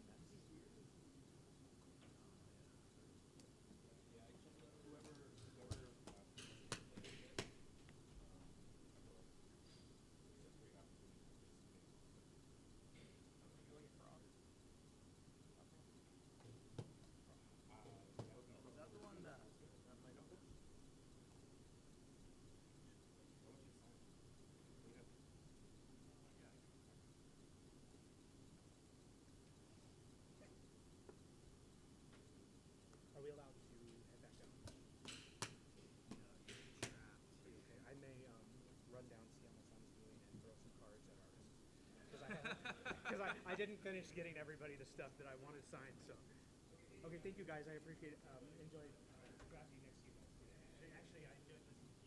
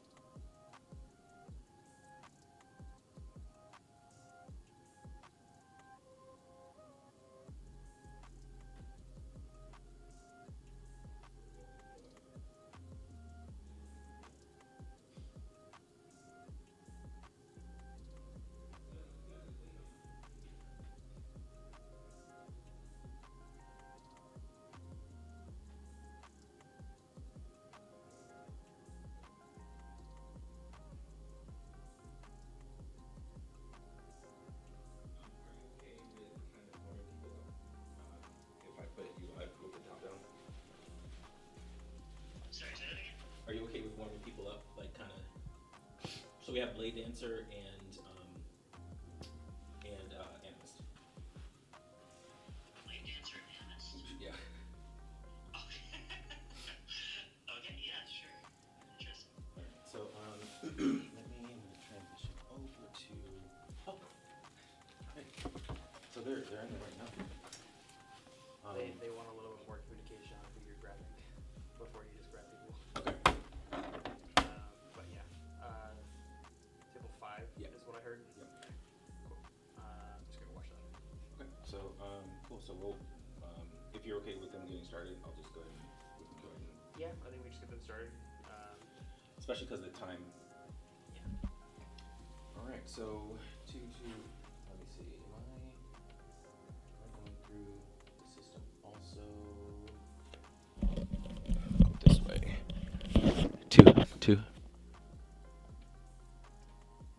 Two. Oh, this microphone. Well, welcome back. We are here. This is the first round for Limited. We have Kyle here also. Hey, Kyle. Hey, how's it going? Going good. So, what do we have here? We have.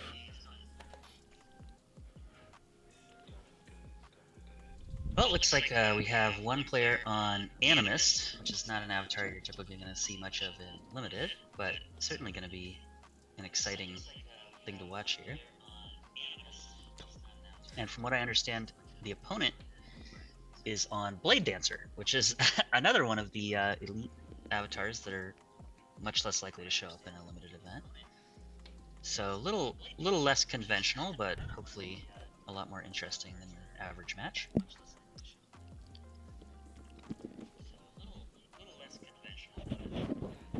So the Blade Dancer is probably going to be looking to leverage things that buff its power, and so it can get multiple big attacks in, while the Animist is going to be just looking for flexibility in its magic spells. If you have a magic spell that's not really relevant at the time, you can cast it as a minion, and sometimes that's all you need to get the job done.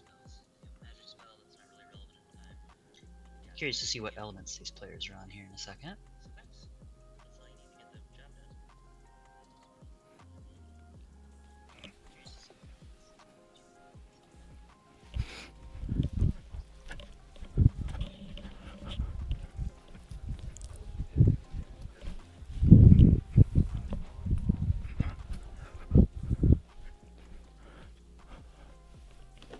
So the players are just getting ready here, shuffling up and some dice out, maybe see who's take the play.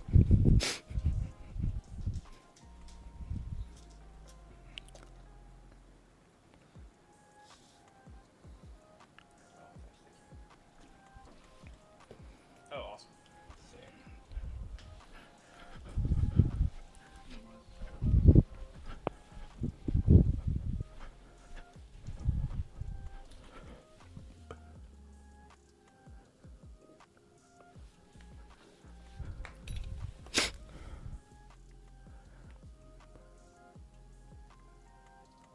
Playing secondhand seer, or secondhand, yeah. Okay. Second player's Yep.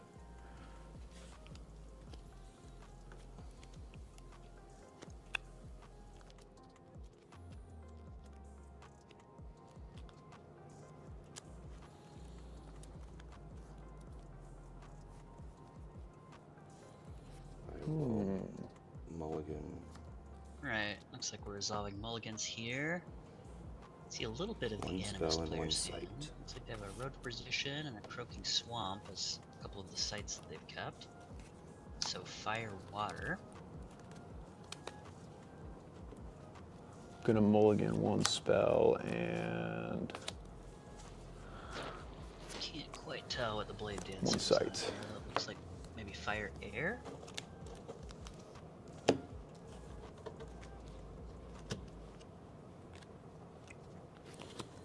okay. I have a judge question right off the bat. With this, Alright, looks like Does players are it, finished mulliganing, so does it not the work actions because should it's start not an shortly evil? here. Oh, copy that. All right. All right. And you Okay, go looks ahead and like- scry now. Den of Evil instead of Croaking Swamp for the animals. We will.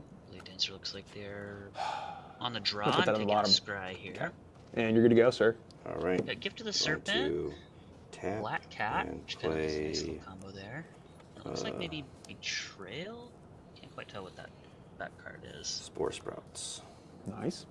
And I will play Plague Rats with the Right one. off the bat. Looks like the Animus Nice. is starting off with a Spore right. Spouts, And which is I not going to pass. have much of an effect. Alright, I'm gonna but draw a it's gonna give spell. him the mana threshold needed to cast. Plague Rats, so Okay, 1/1. I'm gonna do a Spire right here, and then I'm gonna Animus is do gonna with start on 1 mana Spire. a Foul Bones. Also playing And I one believe drop. that will Yep, pass Foul for me. Bones. All 1 right. power with Airborne. Untap. And sacrifice a skeleton to Grab a bring Foul Bones spell. back.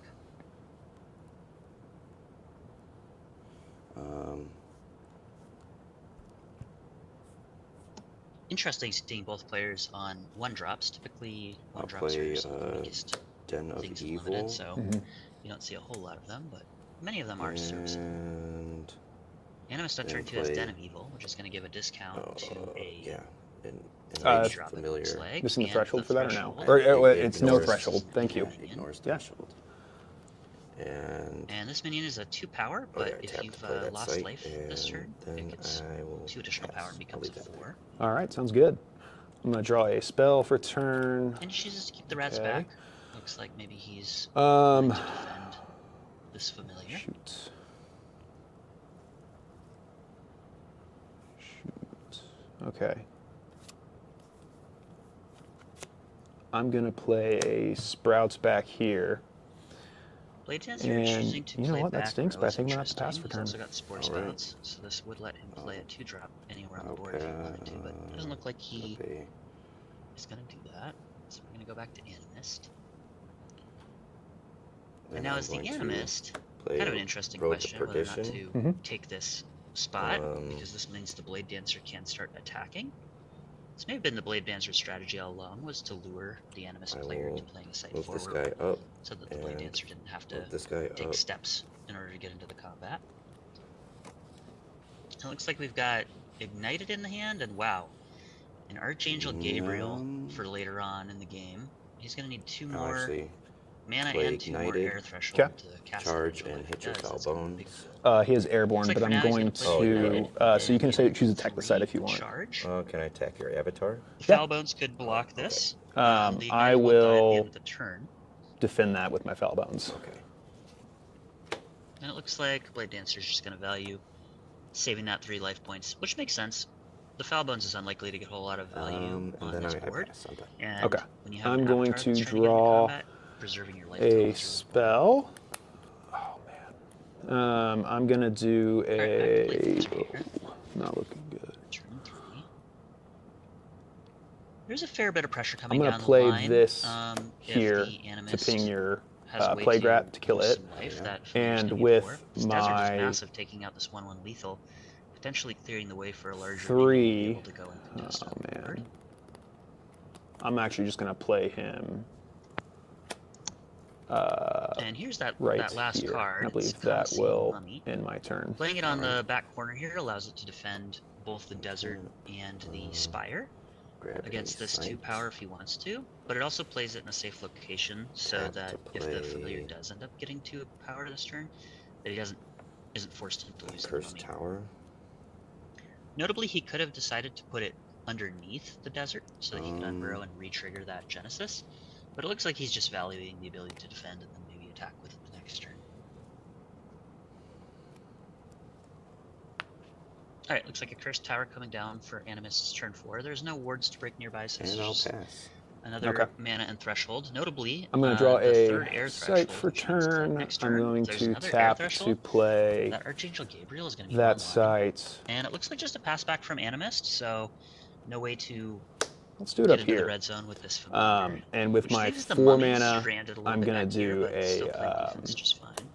Black Cat up there. Playing forward And I with believe Black Cat that is interesting will end here. my turn. All right. It means that there's an avenue of attack Um, available later on that the mummy's not going to be able to defend. And the grab a cat itself sight. isn't really that big, although we know that the Blade Dancer has Gift of the Serpent.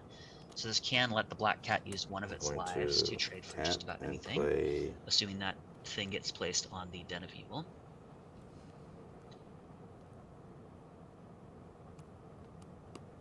And it looks like the Animus player has chosen to draw a site for the turn, Desecrating ground. and does hit the air threshold, so he is going to be able to play this Gabriel. Now, it does look like he spent a lot of draw steps on sites, which means that if this Gabriel does not survive, he's going to be down a lot of resources to be able to fight effectively in the late game.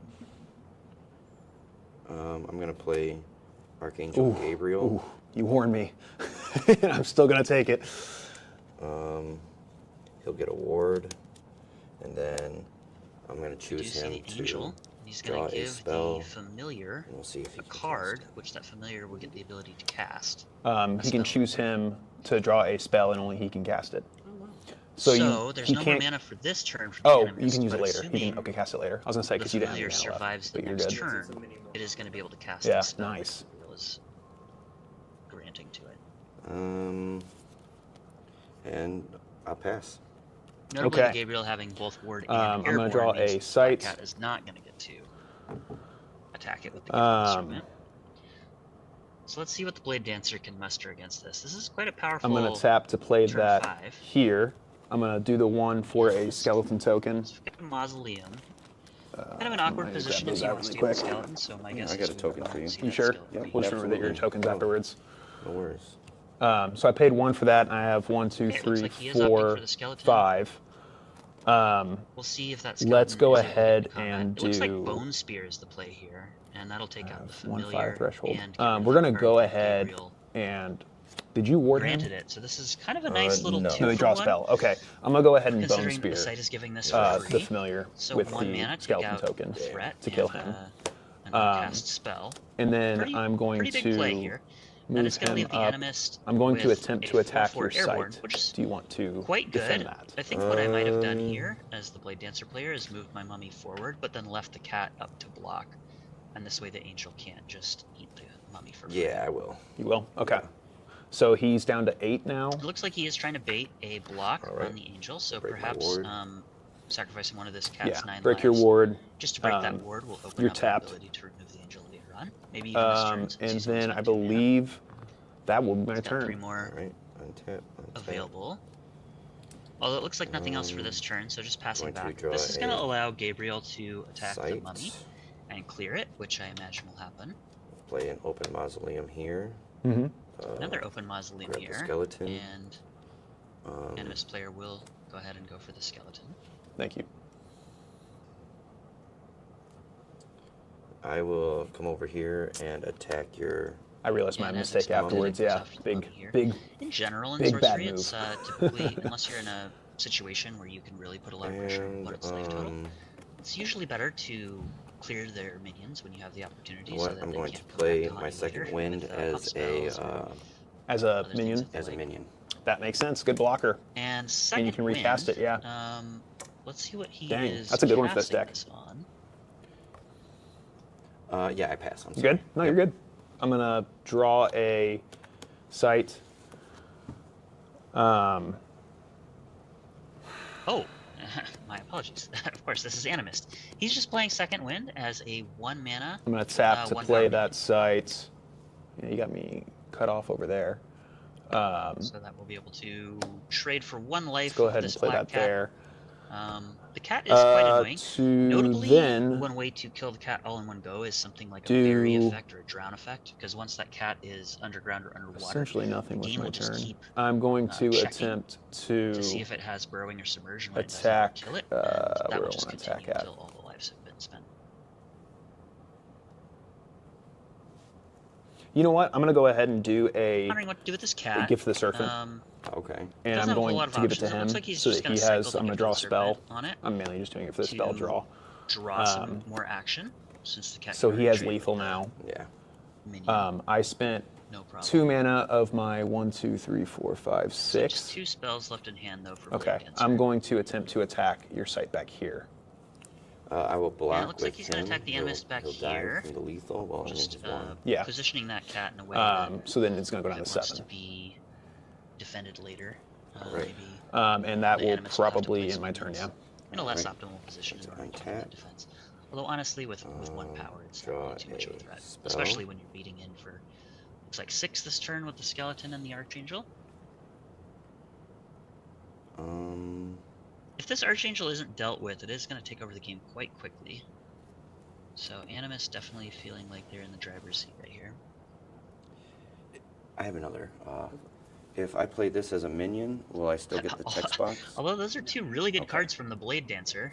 The Cherubim in particular is incredibly difficult to deal It'll with. just be a minion. And Copy. it's pretty perfect for dealing with the Then I Archangel will because it tap does and draw 4 a damage with its sight. projectile, or it can simply attack for 4 with Airborne. And I will.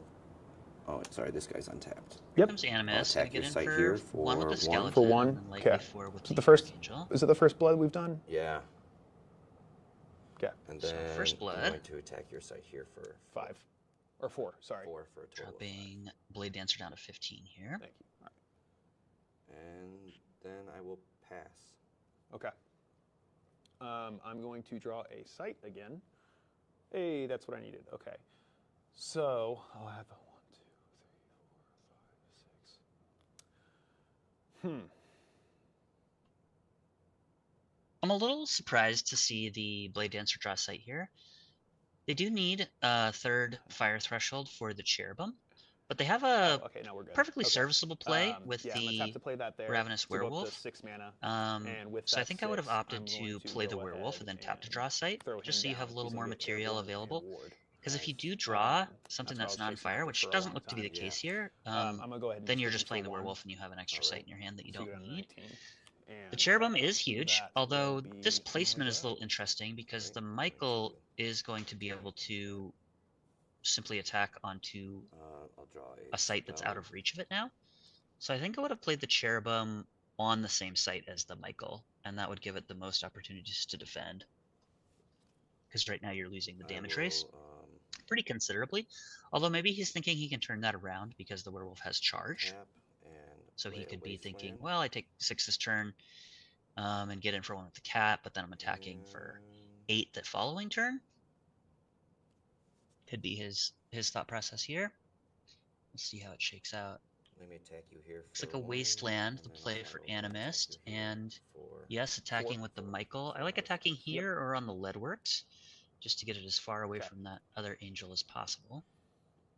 Then I will pass. Okay.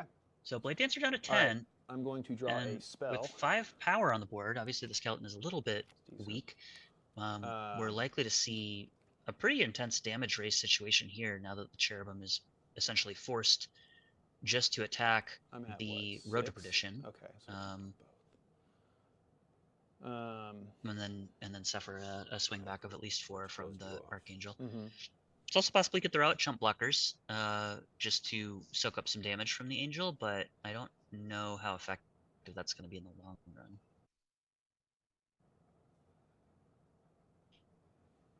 So I'm going to play him. This black cat here should be untapped, and I'm assuming that they'll or +1, sorry. So catch he's going that to move here up in a and attack you second. there for Looks 3. like he's getting in for 3 on the Spore Attack for Spouts to 3, drop Animus 4, down to 16, and then I'm going to tap and then declaring the attack with the cat. Do 4.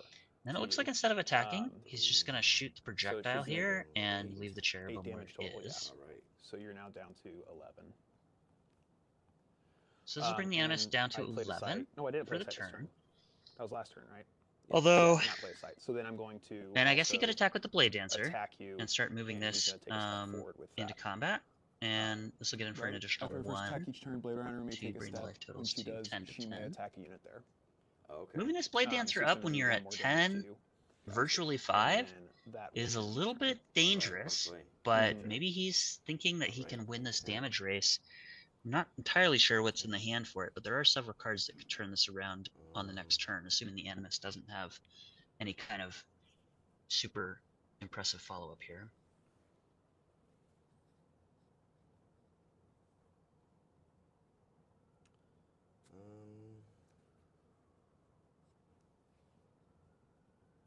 Looks like Stygian Archers is the final card, so that is not going to provide any damage next turn, which means that if the I'm going to Blade Dancer wants to attack Want to play the Animist. He's going to attack the Spore Spouts and then dealing 1 damage. attack the Usually when it gets 1 Animist, damage, it's going down to 6. potentially taking enough damage to put him very close to death's door this following turn, if he doesn't want to be that aggressive. The Static Servant deals 1 damage to each minion on its location when it's summoned. Okay. So it's going to take away one of the cat's lives. And now this ghoul is going to make it quite a bit harder for the Blade Dancer to effectively do a double attack here So I've got 2 left. without being put to door. The Werewolf could attempt to attack the ghoul, although the Static Servant could chump block. The Skeleton notably can't move to block, so that card is likely just going to be on offense this time. 4 on your side. And I do like the Gabriel coming back onto the Leadworks. Ugh. The players are likely to be very close to, if not on death's door within the next turn or two. So Oh, I'm sorry. the closer Yes, you it can should have be your tapped. minions to Thank your you for avatar in that point in Yep, the game, the it better. should be tapped.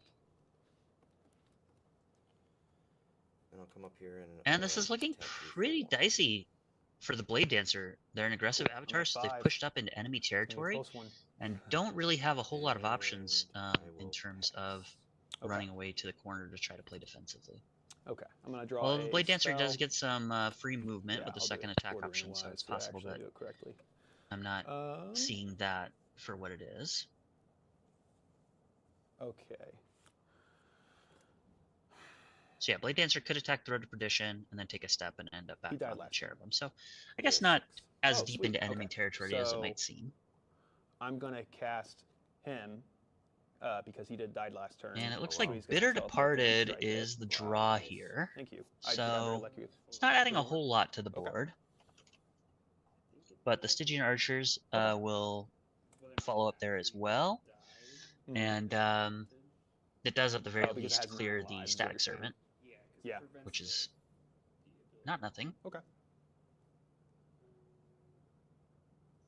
Although with Ghoul and the Skeleton and the Archangel here, it is looking like it might be difficult to keep the Blade Dancer from going to door this turn. He does have Stygian Archers, and he can choose if he wants to attack the Skeleton with the Cherubim, although that would be kind of an unfortunate line. Perhaps the line is Blade Dancer should attack the Road to Perdition and then move and attack the Skeleton, taking 1 damage, because you're going to take 1 damage from the Skeleton anyway. And then maybe just trade Okay, the so it Werewolf doesn't for doesn't actually the work that way. Ghoul. Thank you for the clarification. Looks like Okay. maybe reconsidering So, the play yeah, on that stinks, Bitter but I'm gonna, Departed well, here. I'll take him out after this game then. Alright. Maybe he wants to go for the Skeleton. I'm gonna play him. He could strike the Ghoul and then try to finish off with the Black Cat, but that would leave the Static Servant able to block, so I don't think that We're gonna that's play going to him there, do what they want there. Looks like the Bitter Departed is just going to go and eat the and I'm Skeleton gonna here. play him. And then here. Stygian Archers is going to play defense against the Ghoul. So let me think about this.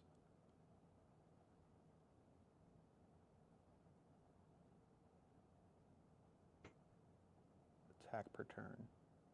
Okay, so he's tapped, right? He is. Okay, so what I need to do, ordering wise, It's also is I possible need that the to Werewolf stays back on attempt defense. To trade with your Although it looks ghoul. like he's going to try to Okay. trade for the Are you Ghoul. gonna, We'll let see that happen? if Animist Okay. accepts that or wants So to they're jump gonna up with the trade. Static Servant. And it looks like I'm gonna have that trade is him acceptable for the attack here Animist. for 1, and then he's Now gonna be able Blade to take a Dancer is step and going to hit you attack for for 1, but I 1, take 1 as well. All right. and then move to attack the Animist.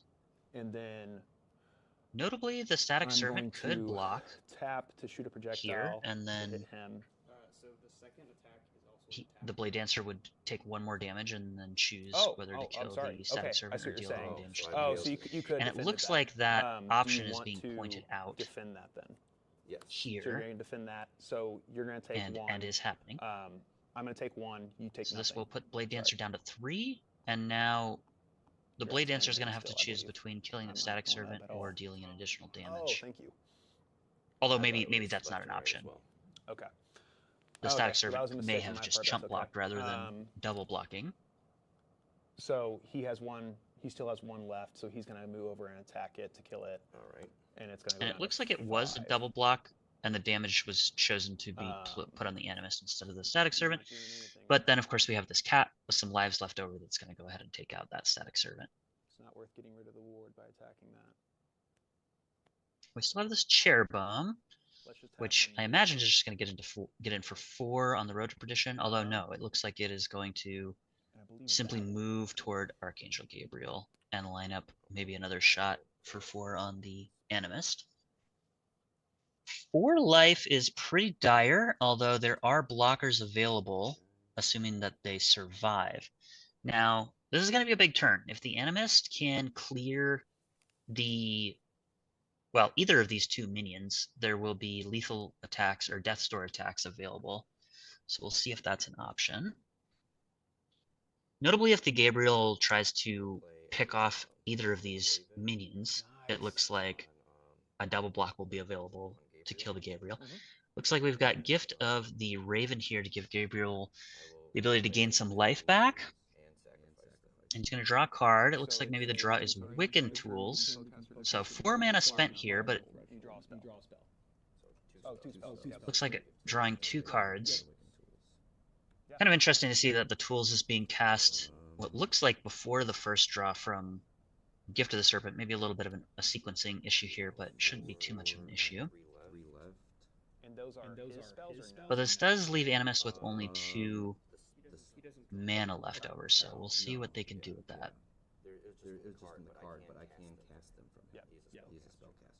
Gabriel does have life link essentially, and the ability to cast a spell for no threshold. Whether or not that will be relevant, we'll see. My guess here is that if there's nothing else, we'll just see an attack. Oh, this is huge, although do we have the mana for this? 1, 2, 3, 4, 5, 6, 7. Oh yes, we do. Sorry, the Desecrated Ground is also over here. So this is going to allow him to move and strike the archers with the Harpian Urge. This is massive, because now he can attack the Leadworks unopposed. The strike is also going to give him 4 life, bringing him up to 14. So this is going to be very, very tough for the Blade Dancer player here. And then the Wiccan gave the 2 spells. Okay. This turn And I can't imagine Sorry, why'd you the Animist player choosing not to I'm sorry. Thank you. put Blade Dancer on Death's Door here. Okay. So you go up 4. He's facing down a bit. Looks like 6, 7, maybe 9 damage next turn.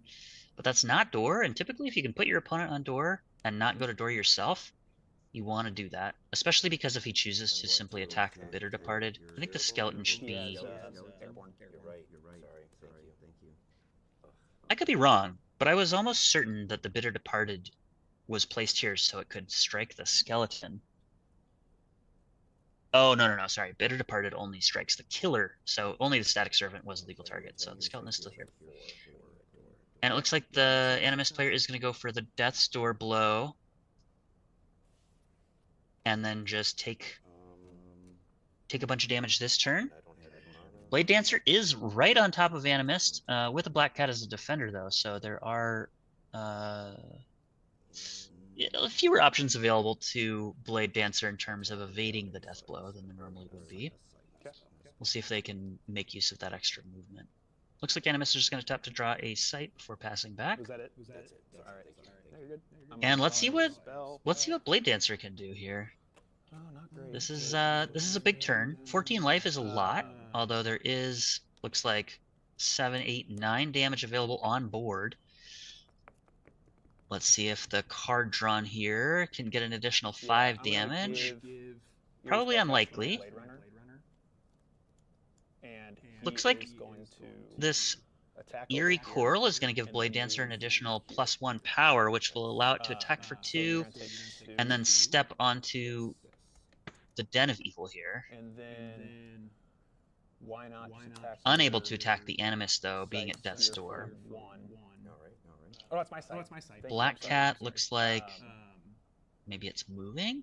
I don't think so. I think it's going to be an attack with the cat. And projectile you now for 4. Cherubim is going to shoot for 4, bringing Animist down to 8. Well, in that case, I would attack your... And then we'll see if this Bitter Departed just kills the skeleton. Yep, and that sounds like a safe play here. You for 4. And with a very dramatic motion of the hand, Blade Dancer says, your turn, let's see what you got. Uh, Now, notably, any the movement flat spell, attack is any going charge minion, any direct damage, there's a lot of I ways think that he's just Blade gonna Dancer move here. loses right here off the draw step. In the way. But if that doesn't happen, We'll see what happens there. Blade Dancer may be able to put Animist on door the next turn while also fleeing back to the back row. So My strange familiar pulled this is it a little back. bit of a nail biter here. We'll see what happens. Oh, he did? Yeah, and then you killed him. Oh, And Blade Dancer has no cards in hand, so it's all top decks here. So I will, And I believe Animist has one card in hand right now and is drawing a second.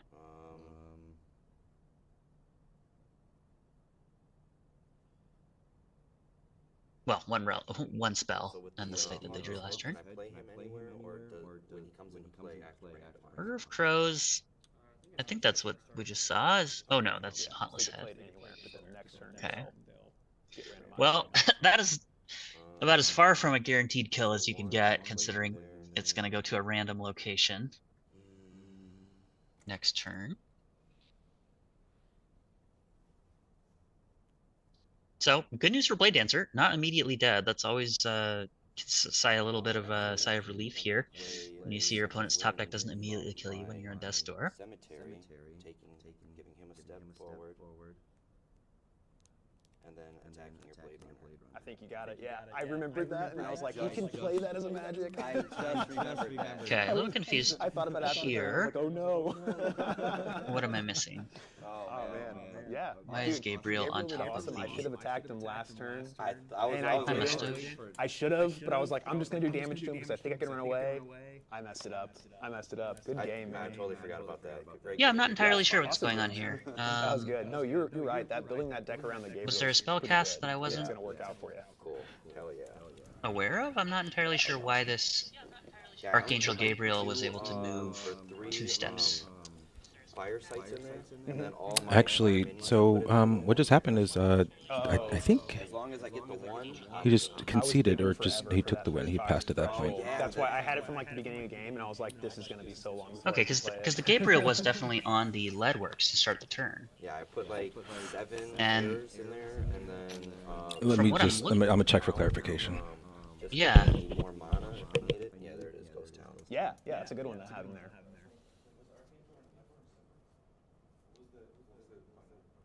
It was a second win that he recasted from the cemetery to push it 1 step, and then he attacked mine. Oh, there's a second wind in the cemetery. Yep. That second wind that got played out earlier in the game as a 1/1 minion was still in the He played it as a cemetery, minion and first, and notably he played it that as a card magic can be second, cast yeah. once from the cemetery to allow a minion to take 1 step. So a lot of times those cards end up getting forgotten by one or both players.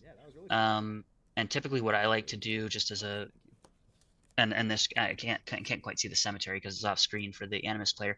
But typically what I'll do when I play a spell that can be summoned or cast again from the cemetery is I'll just put it in a little separate pile so that both players are aware of its existence and don't have to dig in the cemetery to see that. But that is not a requirement here, and especially at a more competitive event. You're not required to help your opponent out in any way like that. So well played by Animist, and a nice win there for sure. Blade Dancer, I think without that second win, was actually in a position to try to make a comeback there. So looks like we're gonna head to a break, and we'll see you all again for the next round. 9. Very good number. Yes. Very close to 12. Oh, Nice, there's a good 10. My guess is you're you're gonna going be to be going on some sort of aggro. I've already got a card up. You're going to get a card up from that, right? How many? You're drawing 7. I draw 7, and if I go and second, we do seer rule, so I get to look at the top of the card of my deck. I think I'm going to go second. Okay. I'm going second. Okay. 100%. Do Did you want- cut my deck? No, I didn't. No, You're you right. didn't. Yeah. That way, if I lose, it's partially my fault. This is going to be fun. Yes, I'm so excited. So excited. Good luck. Have fun. You too. Good luck. Have These are fun. both set? Yes. Yes. Atlas here. Okay. Okay. Spellbook here. I have a tool, if you don't mind, for tracking my threshold. My buddy made me this, and I love it. That is so cool. Thank you. I love that. So you just put dice in there? Yeah. Nice. So I'm just gonna start out with a 1, and then I have a clear dice somewhere. And we'll start that out as 0. All right. You want to start mulligans? Yeah. Let's do it.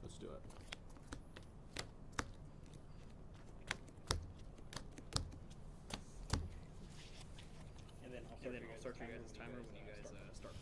Okay. Thank you. It's 45 minutes? Yep. Can they see our decks? Like, or, okay, our hands. Okay, cool. And you guys can hear me?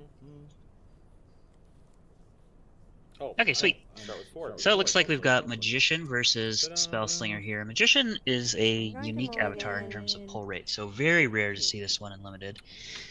Also a bit rare to see this one constructed. It's an unconventional choice for sure, although a very interesting one. The Magician cannot tap to draw a sight, notably, and you start with 7 cards in your hand, a la Magic the Gathering. And the mulligans are still the same for Magician, so you can mulligan up to 3 cards, and then you draw that menu. So you're not choosing what deck you're drawing from, and you're a little bit at the mercy of the draw step a little more than you would be with a traditional avatar. But as long as you've got a good mix of spells and sights to provide the mana, you should be pretty good. Magician can get a little dicey later in the game where you're like, okay, I need this to be a spell, and then you top deck a sight. We'll see how that plays out. I have played against Magician once in Limited, and it was a very close game. My opponent drew mostly non-sight cards, so it was very good for them. And hopefully that'll work out the same here for CJ. Spellslinger, on the other hand, also is starting with 7 cards, although they get a guaranteed mix of 4 spells and 3 sights, and then they of course have the ability to tap draw a sight if they want. I am going to... And I believe Spellslinger won the die roll. We'll see if they choose to play first. Leave the sight there. Okay. It's exciting. Either they didn't win the die roll and I was mistaken, or they're just choosing the second value. That looks like a spire coming out there, right? Looks like Magician's kicking it off with Spire. Tap. Valley. Love it. I will go to 1 Earth Threshold. And Spellslinger following up with a Valley, so we got some air versus earth action here. You will be of course, these players are both Thank you for the realm. I love it. Infinite fist bumps here. Show of good sportsmanship, something we love to see in Sorcery. It's pretty cool to see. Even at a higher competitive event like this, we're still seeing a lot of smiles and good sportsmanship. Looks like the second color here, or element, is water. Target site in this body of water. Oh, okay. So that would. And then with my water. 1, 2, 3. Dredge. Surface everything at target water site and summon 2 skeletons there. Cast to you. 1, 2, 3. Spell. Check.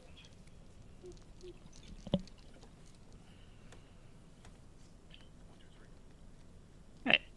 So it looks like just Dredge being cast here to summon 2 skeletons. Nice little spell. Get you 2 things on the front line.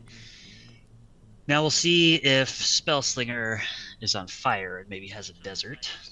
Or if they're on water. Check. And maybe they have their own stinging kelp that could be doom for these skeletons. That's okay. Looks like it is fire, but we're playing back row here. This means that we likely are not going to see a 2-drop from Spellslinger, or if we do, it's not going to be one they wanted to trade for these skeletons. So similar to round 1, we're seeing one player play back row and giving the person on the play the opportunity to move forward. There was a foretold prophecy about the beats. The and the magician. commencing of the beats. All right. The magician would summon 2 skeletons. They are fierce. There's that. do I do that? Oh yeah. Whatever you like, man. Thank you. All right. I need to. I love these mats. I might have to buy one. I need to poop or get off the pot. I am going to.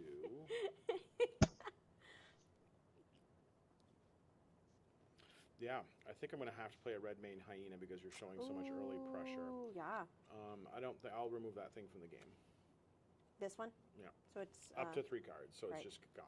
Banished. Yeah, some out of game. Does that vanished? Yes. absorbs the power? If I had removed a demon that way, it would get +2 power Oh. permanently, and it would become a demon itself. Okay. I think, right? Yeah. So it looks like Murray does have a 2-drop, but not one that he wanted to trade for those 2 skeletons. A little surprised to see that here. Maybe he doesn't mind giving up that spot, considering what elements the magician is playing.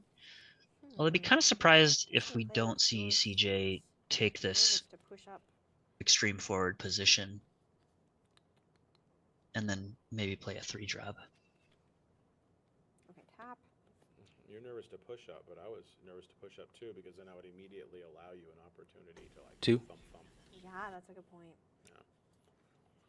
I guess I will allow you the opportunity. And I will play Desecrator Kite. At the end of your turn, deal 1 damage to this site. Very nice. So at the end of my turn. Alright, so Desecrator Kite. Gonna pay a little bit of blood to hopefully get a little bit later. The turn it's summoned, it has to do a little damage to wherever it's summoned, and then from there, hopefully, can get in and start attacking the opponent. These skeletons can't move to block, but if the hyena does attack, it's possible that they could then trade later. My atlas. From the cheating that I did in the beginning of the game is indeed a fire site. I think I'm gonna have to go for it. Yep, I'm gonna grab You're it. hoping for a desert to kill my kite? No. Oh. This is just too much pressure, and I don't feel like it this early, right? Like it makes me all haired out. Yeah. I'm gonna play this. Spellslinger's talking about pressure like this. Put this I would imagine maybe here. he doesn't even have a 3-drop, which would be Do I want it very interesting. I kind of like you coming at me. Forces Like, me to kind go of. all the way. Yes, but there might be some advantage of This me may be the bait. Sometimes when a player coming up. builds back row like this or opens up that space, I do think I'm gonna put it they'll say that they they want the opponent coming out though. because now my red mane hyena, Trying to like do the some coward reverse he is psychology going to here. scurry over here into these wastelands Waiting to because do some. he was. So it's looked like definitely no 3-drop if the 2/2/2. Casted that he would be, if the hyena is running away flame here. strike. Oh, Oh, okay. good play. Thank you. This is gonna go ahead and clear Check 2. all the minions from CJ's side of the board. That's my red mane hyena. But that is a Waiting to pretty salvage premium the removal Yeah. spell that's being spent on 3 small minions. So Sorry. perhaps the magician can breathe a little easier knowing that their 3-power minion is more likely to survive here. Oh, a dolphin. Yes. Yeah, I do like Fine. taking this My spot. hyena It imitation opens up also 2 is avenues of attack on the wasteland, and one of them is out of direct line of sight from the spellcast or from the spellslinger. Genesis break nearby wards, Oh, okay, of which fine. there are many. Man, are you playing all water? I mean, you don't have to tell me that. That is game information. It's I'm feeling like a I'm lot of water, feeling like huh? we're gonna. I'm going I hear to nothing. say Failed mutation Oh can't my be gosh. targeted or Well, damaged by okay, magic. this is a massive turn And 4 then it play. goes Having to failed mutation on the play with zone. only a hyena on the board is a so big deal. this, wherever Now- this is going, Spellslinger will be able to try to play defensively, perhaps pair another minion with the hyena on the back spire, and threaten a double block on either site where the failed mutation can choose to Right. attack. Tappy tap. I'm gonna play a valley. I don't want to play the valley. I could play it over here, but that gets pretty far away from me. It's true.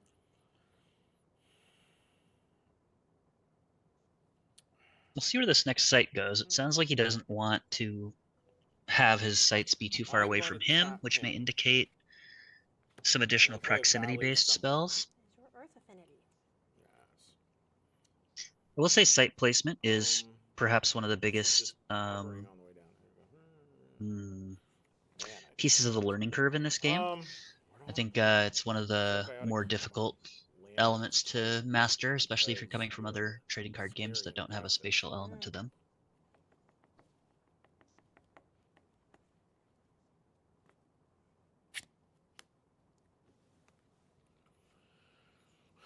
Valley.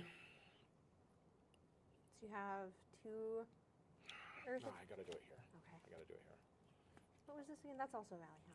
Yes, Okay. 2 and 2. Yeah. So likely this total. placement is And then indicating this additional thing does not proximity sound like a spells. seagull, but it's the sound I want to make as I summon it.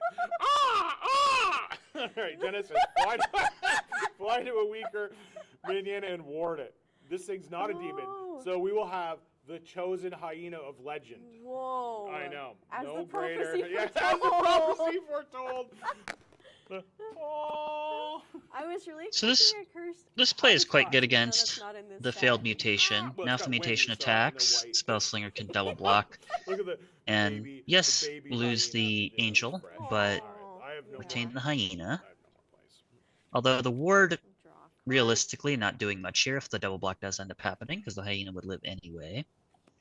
We'll play Twilight Bloom.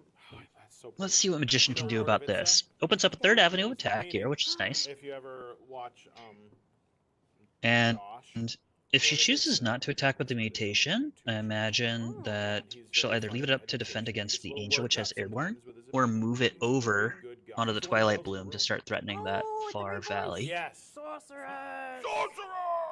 Yes.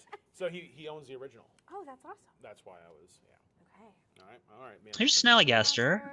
Now, on turn 5, this And isn't then it starts. exactly what you want to be seeing in terms of power level, Now but Schwang. don't underestimate the movement +1 on this. This is an extremely real card, Moving on up. very difficult to defend against, and it can defend just about anywhere, which is nice. Now, Murray is And not taking the double block here, which is very surprising considering how difficult the mutation is to no, deal that's with. one of the things I love most about coming to the Possible that he convention has is to see some different kind of colors effect in his pieces. hand that is not And dealing this- damage or targeting this I that said spell and he'll be almost able to first use sight. to remove it. Maybe Gift of the Wolf on the hyena I'm watching. Tap. would allow him to keep his angel. Oh. All right. Lethal on the hyena would be good too off of Gift of the Serpent. So a couple good reasons to take 4 damage here instead of double block. He's got +1 movement. Your cards in hand? 2. I'm starting to get a little bit ahead of you. Yeah. The hyena is not evil Got a 3 power minion. until it unless it banishes a demon. So it's just a beast I'm right gonna now, attack meaning it here can't hold that ward. Mm, for 3. okay. Attacking with the angel for 3, offering the trade with the Snallygaster. Choose to trade with the Snallygaster. That's the question. I got a bunch of cards in my hand, and so I asked myself the same question, and I was like, if you do, then I'm okay with it. And Yeah. if you don't, I'm still okay with it. I think The reality here is that even if the Snallygaster doesn't block, Ninja. the angel, if Murray really wants to kill that angel, So he can I get am to up that 2, Snallygaster 4. just about anywhere that it could be, unless CJ were to play Hyena something who's to the good. right I of the got Twilight damage. Bloom and move there Targeted defensively. or damaged by magic. However, it can be targeted by the red mane hyena of legend who has the gift of the serpent. Gift? as Yep. was Okay, here we go. This was foretold. Yeah. So this makes a lot of As sense. Lethal. and I draw a card. board. That's Yes. good. I love This this. will allow Murray to draw an The extra red card hyena and keep the hyena is after the attack ward with comes the off. mutation. Okay. So living up to its name. So very, very nice turn. here. My ward pops. Gift of the Serpent, Gift of the Wolf, both And extremely valuable cards in the Limited. cemetery. I had that cost me 2, so I have 2 remaining. Probably not much happening as the follow-up on 2 mana, but we'll see. Ow. Okay, this is a pretty good follow-up. 14. Boss control that hurts you a little bit when it comes As down. yeah, this is all unplaying as fate was to happen. So now, even though Magician is up 5 life, this is going to be a bit to come back from, especially now that the cards are starting to run out. Well, Although it looks like CJ has not drawn any more sites, which is very, very fortunate. I will pass turn. Ruh-roh. I Oh, that guy can't. Although this pass turn is not a good sign at all when you're facing down 5 damage. All right. Yeah. And just to be clear, you want to leave him in the same position where he is. You are choosing to just not do anything with him. Yes. Okay, I'm not trying to This talk you into weathered that. I just- trunks is No, going to be able to Yeah, come yeah, down yeah, next yeah. turn. Checking in. Unfortunately, Well, right 'cause I've now, wondered about him it's unable to be in cast because constructed there's play, and no I'm like, what would I enemies do on with that any guy? one He of would her just have sites. something to do on his off turns. Right. And I'm like, I think you give him like a fail not bow maybe, Oh, or you do yeah, some something sort of with him to weapon to give him tap some with. value. Yeah, I you think got to. that's a good idea. He's got to have a job. Like he needs a side gig. Yeah, you can't just sit around. Yeah, you can't just sit around lazy. All right, I'm going for the lazy. I'm going for one of these spells. I know that is the risk. I start with a lot of cards, but I don't have a good way to maintain that. It's tough. It's kind of cool with the manuscripts because sites don't deal damage to him because the spell doesn't have a mana cost. With man, Oh, with necrotic minions. Samurai just thinking about where he wants to attack. Typically, not a good idea to stack your minions on a single site, so both of them attacking the deep sea doesn't make a whole lot of sense here. I like this attack, which spreads things out a little bit more. I'm presuming there's a lot of coverage there. Could be. We don't know. Not seeing the. Yeah, I'm going with he. It's a representation of me this game. Exactly. Yes. Yeah. 1, 2, 3, 4. See? All right. Yeah, see? Yeah. Yeah. All right. So I've got this guy here. I got this guy here. I mean, even right now, Oh, if you do if have Spell it, Slinger then just you have passes the that turn, 6, though. What it's do you still have? advantaged pretty heavily. Yikes. Is Anything there a else he thing can where commit you, to the like, board, target I one imagine site would and drag be them all there and played drag them on or the adjacent? Far Valley, That threatening the would Twilight ruin Bloom. my day. That's what I love about water. Thus, I am going to play my Monks of Kabasa over here. Okay. Good spread. Yeah, I'm trying. All right. One of the best ordinaries, if not the best ordinary Oh, I'm minion tapping him to play in the a, set, Monks of Silent Kolbasa, is a Ghost. 4/4 for 4. 4 power is pretty much exactly where you want to be in this format, and 4 mana is about what you want to pay for that. They can't be modified except by wards, so your opponent can't really do much to them negatively. Obviously, things like burying them can still be effective, and damaging them can be effective, but can't modify them outside of words. So pretty good. Usually the modification stuff doesn't come up too much in limited, but 4/4 for 4 is a solid rate. And now Magician going into the next turn, facing down 9 damage while at 14 life. This is effectively a 2-turn clock. Oh, ribbit. Okay, there is a frog token that can block the monks for a turn, which is nice. And this Weathered Trunks is also going to be able to come down. Hangs out with the Lady of the Lake. It might be tempting to put the Weathered Trunks on the Hyena so that it can trade for the monks. But the way Murray's been talking and building his board, I'd be a little bit more concerned about proximity spells, so just as far away from the Spell Slinger as possible is good. Must be cast to an allied site occupied by an enemy. So it is now. Well, actually, it's silenced. You could just play it there anyway. Oh. So even if this guy wasn't here. That's a good point. But this actually isn't true. The Weathered Trunks is not going to be silenced until it enters. So the Must be cast. Should I say occupied? Oh, so this can't affect it while it's in the air. Hovering in the ether. You have no power here. All right. Very nice. Thank you for your clarification, Zach. Thank you. I feel attacked. Okay, pass turn. All right. Oh man. Oh, yeah, I fear. all right. So Frog to jump block the monk, and 4/4 to brick the 3/3. Is that the same guy who did the Relentless Crowds? Pretty good follow up, although still under the gun now. Yes. So good, iconic. Like, This is going to be really, really difficult for Magician if this Weathered Trunks does not survive. Faces and like faux faces and all over. So many little details.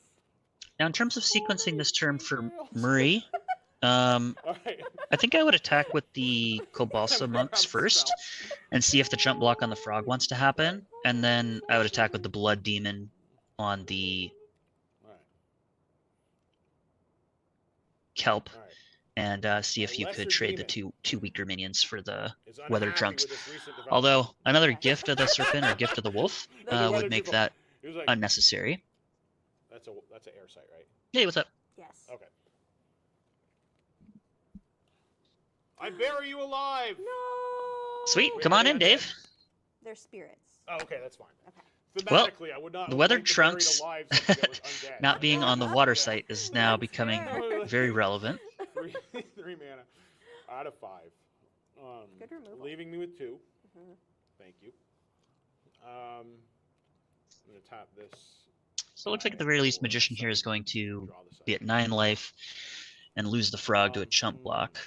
And then be facing down 3 relevant minions and whatever else Murray plays. Attack this site, knowing that your frog is firmly within range. Yeah, there's a I think croaking he swamp will that was sacrifice played, himself All right. to, and block. I think I would have saved this frog. I think this was a good attack by Murray Yeah, he's to gonna do bait his the attack frog over here because for the 3. attack with the monks is just a better thing to be I'm chump gonna go in. blocking. He croaked. He did. Yeah. All right. That 4. was a good one. Oh, thank you. Ooh. Ouch. And do I have all my mana? No, I played the buried alive. Oh yeah. All right. 1, Is 2, there 3, still a chance for 4. me? So he's got 3 mana left over. Poison Doesn't Nova really is need to not pernicious commit anything option, else so to this it's board to be in a annoying good at this position. point. But there is that drown thing. Has lethal on what board. is it? We'll see what he chooses to do, though. 6 mana, and it drags everything adjacent to a site. That is correct. Being a unique avatar, yeah, very unlikely to happen. Yeah. And if you I have it, I don't know the Don't name of think it, it's the and I don't know your best deck. choice if you got it want in to there. win It could happen. games. Anything's possible. But it is really Right, interesting I've to got see. 3 mana, Yeah. 2 mana left. Stop saying And I think 3. a lot of people, you know, when they pull a avatar that's just something not generic, they feel like they want to try it out. They want to have fun with that.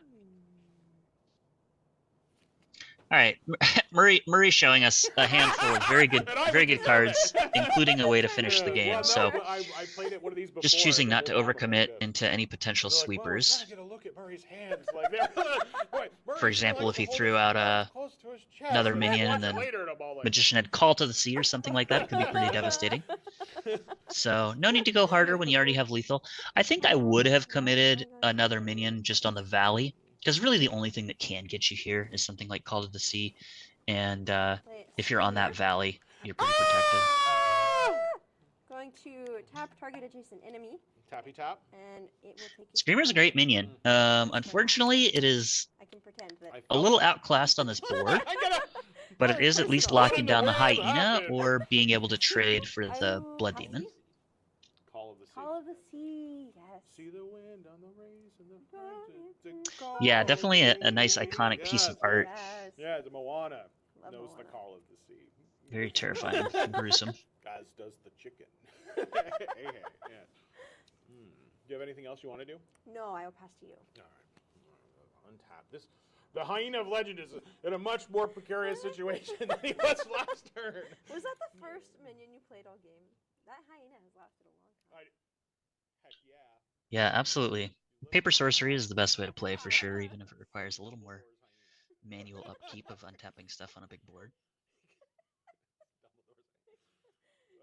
Classic. All right. Oh. He's gonna live. You watch this. Yeah, absolutely. I hope sorcery, as it continues to grow, doesn't lose that close-knit community vibe where people are here for the fun. I'll play Morgana Le Fay. I don't like that. No, I don't have that card. Oh yeah, that's our three. All right. Absolutely. But the hyena must live. Ignited. Wow, okay, it looks like this hyena might just be on the table forever. Oh, never mind. It looks like he tried to summon the Ignited there, because that is usually a site that would belong to that player, but this is still going to be a Death's Door guaranteed this turn. It's your one shot for So, I'm gonna do it. no real way around that. She's going to trade for the Lesser Blood Demon And then. and let the hyena go. Oh, hit me. I think I likely would have just saved it for the hyena, because it's the closest proximity to you and you're going to door. Alright. Although with the Kiss of Death, The Kabasanites that actually works out pretty well, are because she's coming in for she's 4. able to kill the hyena, because now it's on her site. So tactical, and probably correct decision here to Oh, these guys can be let the played hyena to a walk different up. site that could attack for Now with 3. Murray with all these extra cards, I don't really know I'll play these how here. CJ's going They to have come charge, back, they will die at the end of my turn. but Okay. It's never impossible. That is one thing that's amazing about this game is that once you're on death's door, the entire feel of the game shifts, and now you're all about playing defensively. And because she's put this deep sea forward, there's no two-step route to kill her. The thing is, though, that we know Murray has a one-shot wizard in hand, so. And the monks of Kobolsa sitting here means that she's going to have to put a minion on the deep sea in order to protect from one-shot wizard. Yeah. In addition to playing this Kiss of Death. And it's something you just kind of have to anticipate as a player, really trying to give yourself a bit of wiggle room, knowing that there are those projectiles that can come in and kind of finish the game once you're on door. Definitely. One thing you'll see a lot of experienced limited players do, and a lot of constructed players do, depending on the matchup, is they'll build a little bit back row to give them their avatar a place to sidestep to avoid some of these lethal projectiles. Oh, I usually try to slot things in there like Blink, or even if I can get obviously thinking about the other sets, even a Pudge Butcher or something to pull me out of the line of a direct projectile. Yeah. Definitely some sneaky movement options are very valuable in the game. Well, let's see if CJ can produce a minion on Right, it's all in the cards, right? The problem with that is that she's still facing down this monks, which is 2 steps away, and it looks like she's just passing. So assuming I'm correct about this being the one-shot wizard, I imagine be it then, yeah. we're going to see a handshake or a fist bump here very shortly. Because we know that there was a Bone Spear in hand. Oh, a Bone Kite. But we just Wow, don't and a have the Bone mana Kite. for it. Unfortunately, 1 mana short, and the Magician not having the ability to tap for mana. Not that it would be. I mean, I guess she could have tapped for mana a couple turns now. So, yeah, very, very, very real downside. Yeah. And maybe I'm wrong. Maybe there isn't one. Oh no, here it is. Yeah, Murray's just savoring the moment here. Oh, jeez. Perhaps deciding amongst several ways to finish the game. Right. There we go. Nice fist bump for the end there. There we go. Yeah, glad to see people still laughing and happy even in the face of defeat. Oh, it's such a blast, and I've had a number of conversations with folks downstairs, and they said, "Well, I didn't win the game, but man, I'm winning because I'm here having blast, just enjoying the camaraderie. So many people giving hugs and fist bumps, and with the game being a couple years old, really the chance to build up those strong friendships across the last couple of years, and it's just been awesome seeing everyone enjoy." Yeah, absolutely. And for those of us in the community who enjoy the more competitive aspect of the game, I think that one thing that a lot of people have to come to grips with is that it is a game where there's not a lot of interaction on the off turn. Right. So you just kind of have to be like, okay, this is the best I can do right now. If you've got it, you've got it. And when you can accept that, it makes the losses a lot less frustrating, which is nice. I would agree, and really thinking about the limited pool too. Sometimes you get good cards, other times it's tough, and you kind of deal the hand you're dealt, so to speak, and you build the best you can. And sometimes winning is pulling off a combo that you never even thought you would do, because the cards just aren't typically played in constructed formats, and seeing how they actually work can be really fun. Yeah, it's interesting because on the one hand, limited is often you're not playing with cards you've picked, so you can't pick the combos, and the games often are just kind of like what we saw here. We're just kind of like, okay, here's some meat on the battlefield. Let's see who's got the bigger meat, and throw in a few little tricks here and there. But yeah, like you're saying, because you're playing with cards that you normally wouldn't pick, and you're kind of having to use every part of the buffalo, so to speak. You often end up with cards that are a little bit unconventional and might have synergies that you wouldn't even consider for constructed. Awesome. Well, I really want to thank everyone for joining us. We're going to be transitioning to our next game shortly, and it's so incredible to see so many community members here. We've got 64 folks watching, and while you're not able to be here in person, you are certainly here in spirit, and thanks so much. We've got some more awesome games coming up, and hopefully some more cool combos that we'll see that we normally don't get a chance to. Any final thoughts, Kyle, before we transition to our break? Now let's move to a break, and we'll see you again here very soon. Right on. Keep on contesting the realm, guys.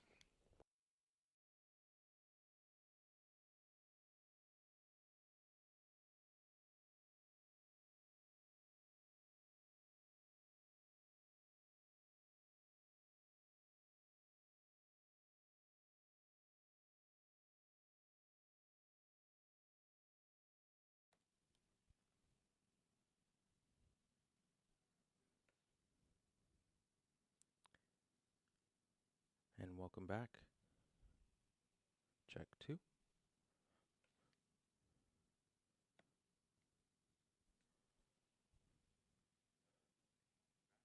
Welcome back to the stream. We are now moving into the third limited round. We have Robert and Pete. Pete is on Ironclad. And his opponent, I'm not sure exactly what avatar he has, but it should be a great match. Kyle, what's your favorite avatar in Gothic? Limited.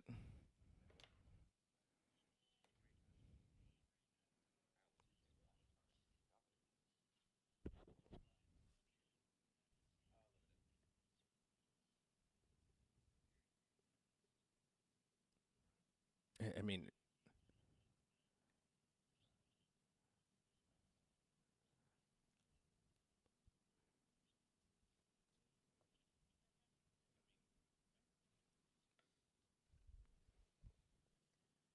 Ironclad is very interesting. A lot of times people will, just tap their avatar to draw a sight, even if they're on more than enough mana. And Ironclad can actually be used as a defender to kind of help protect your minions if it's in the right position, which is really nice.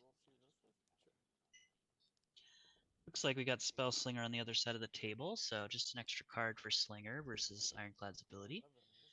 Does look like the Slinger is going to have the opportunity to play first, should they choose to. Sometimes Spell Slinger just wants to maximize card advantage, so they'll choose to go on the draw. But we'll see what happens here.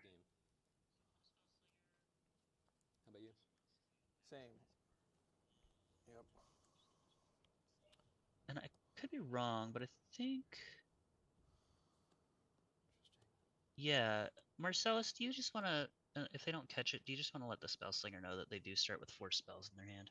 Yeah, I'll take a peek. I'll bottom 1 Atlas and 1 spell.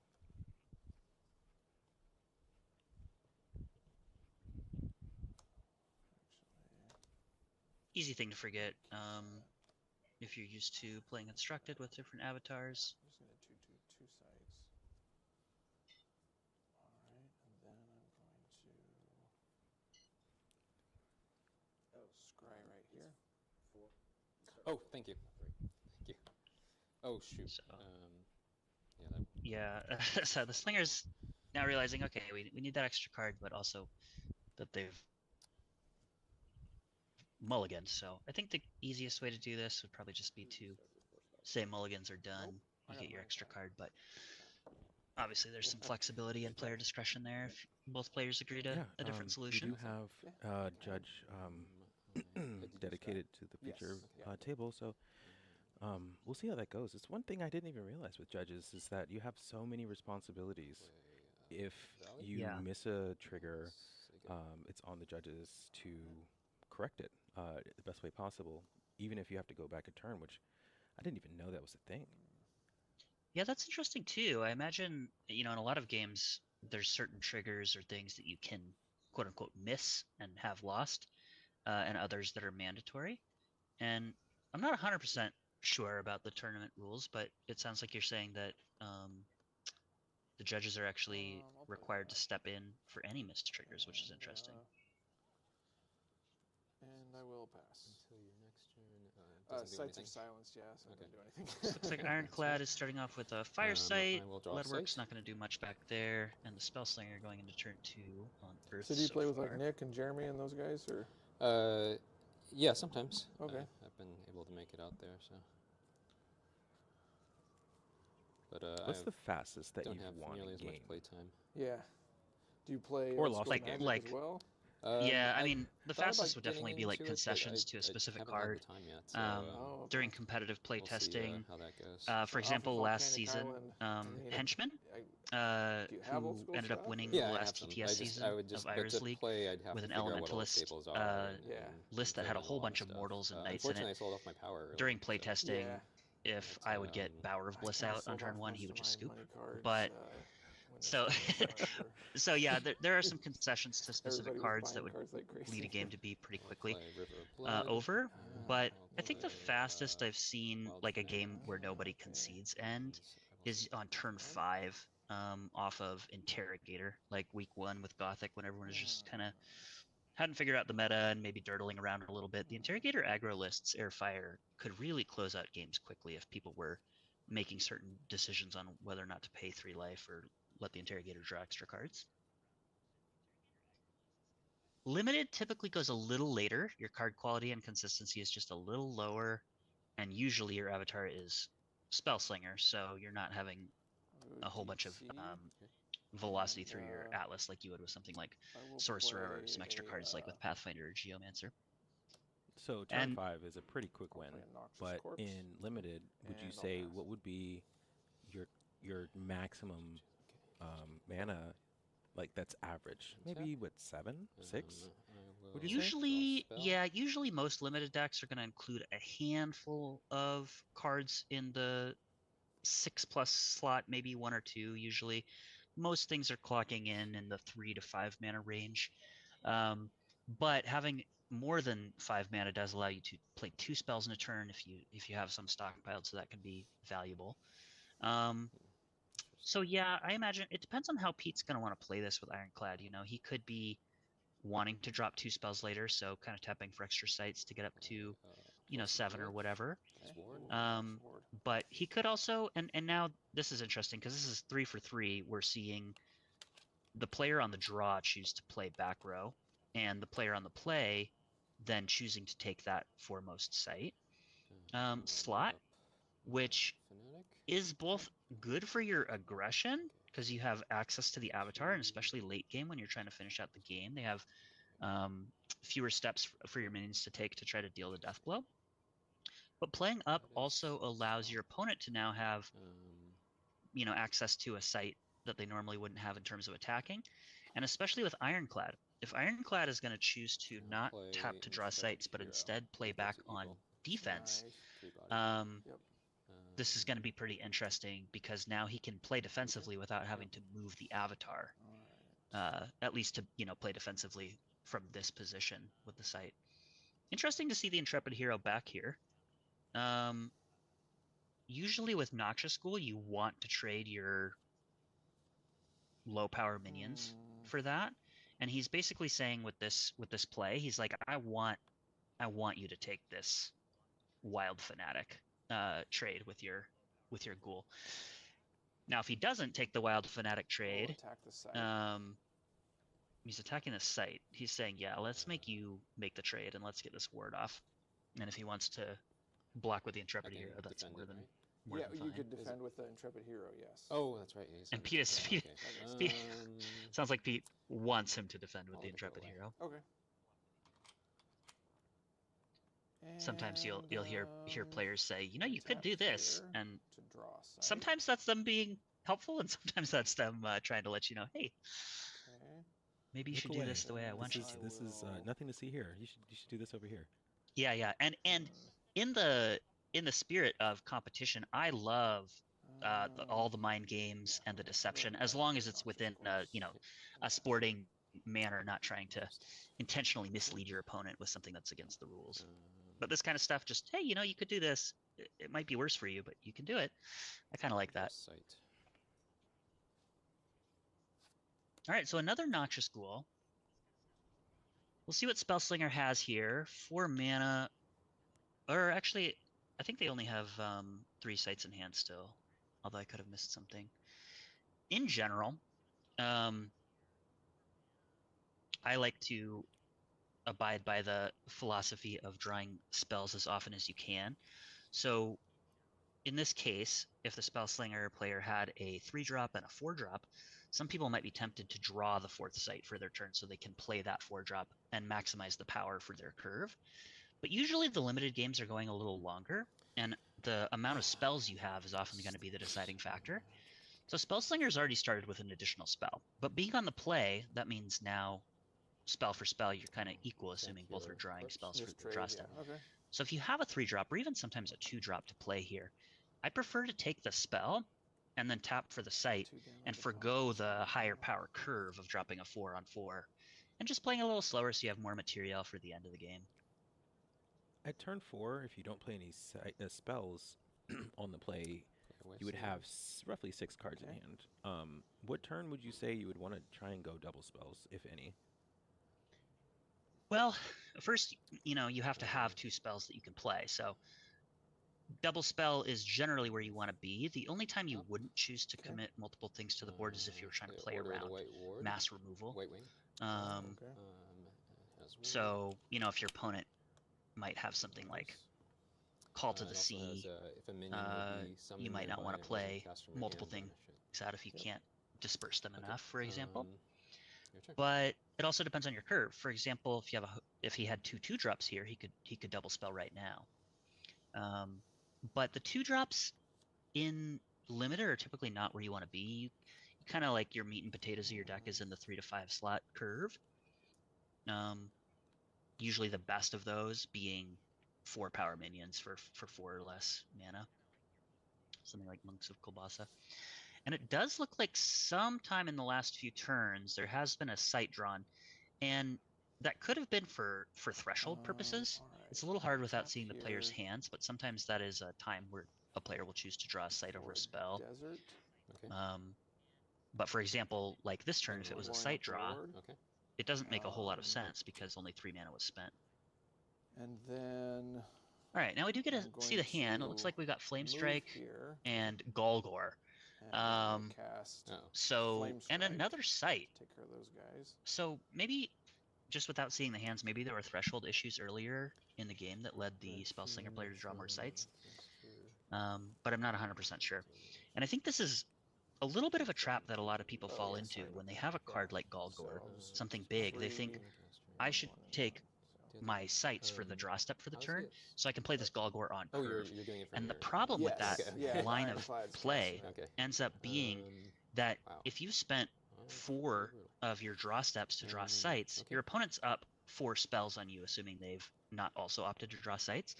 And those extra spells that they have mean that it's way more likely they're going to have a clean answer for the Golgor.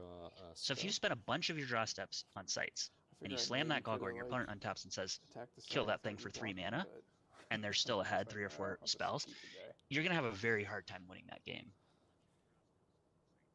Now, there is a Earth Sight in hand for Slinger right now, so the Golgor is going to need 1 more fire threshold at some point in the game, although I imagine now that he's going to be more interested in drawing spells for the turn and tapping to draw sights. Although this turn I think I would just play the 5th sight, because you do want to get to the Golgor.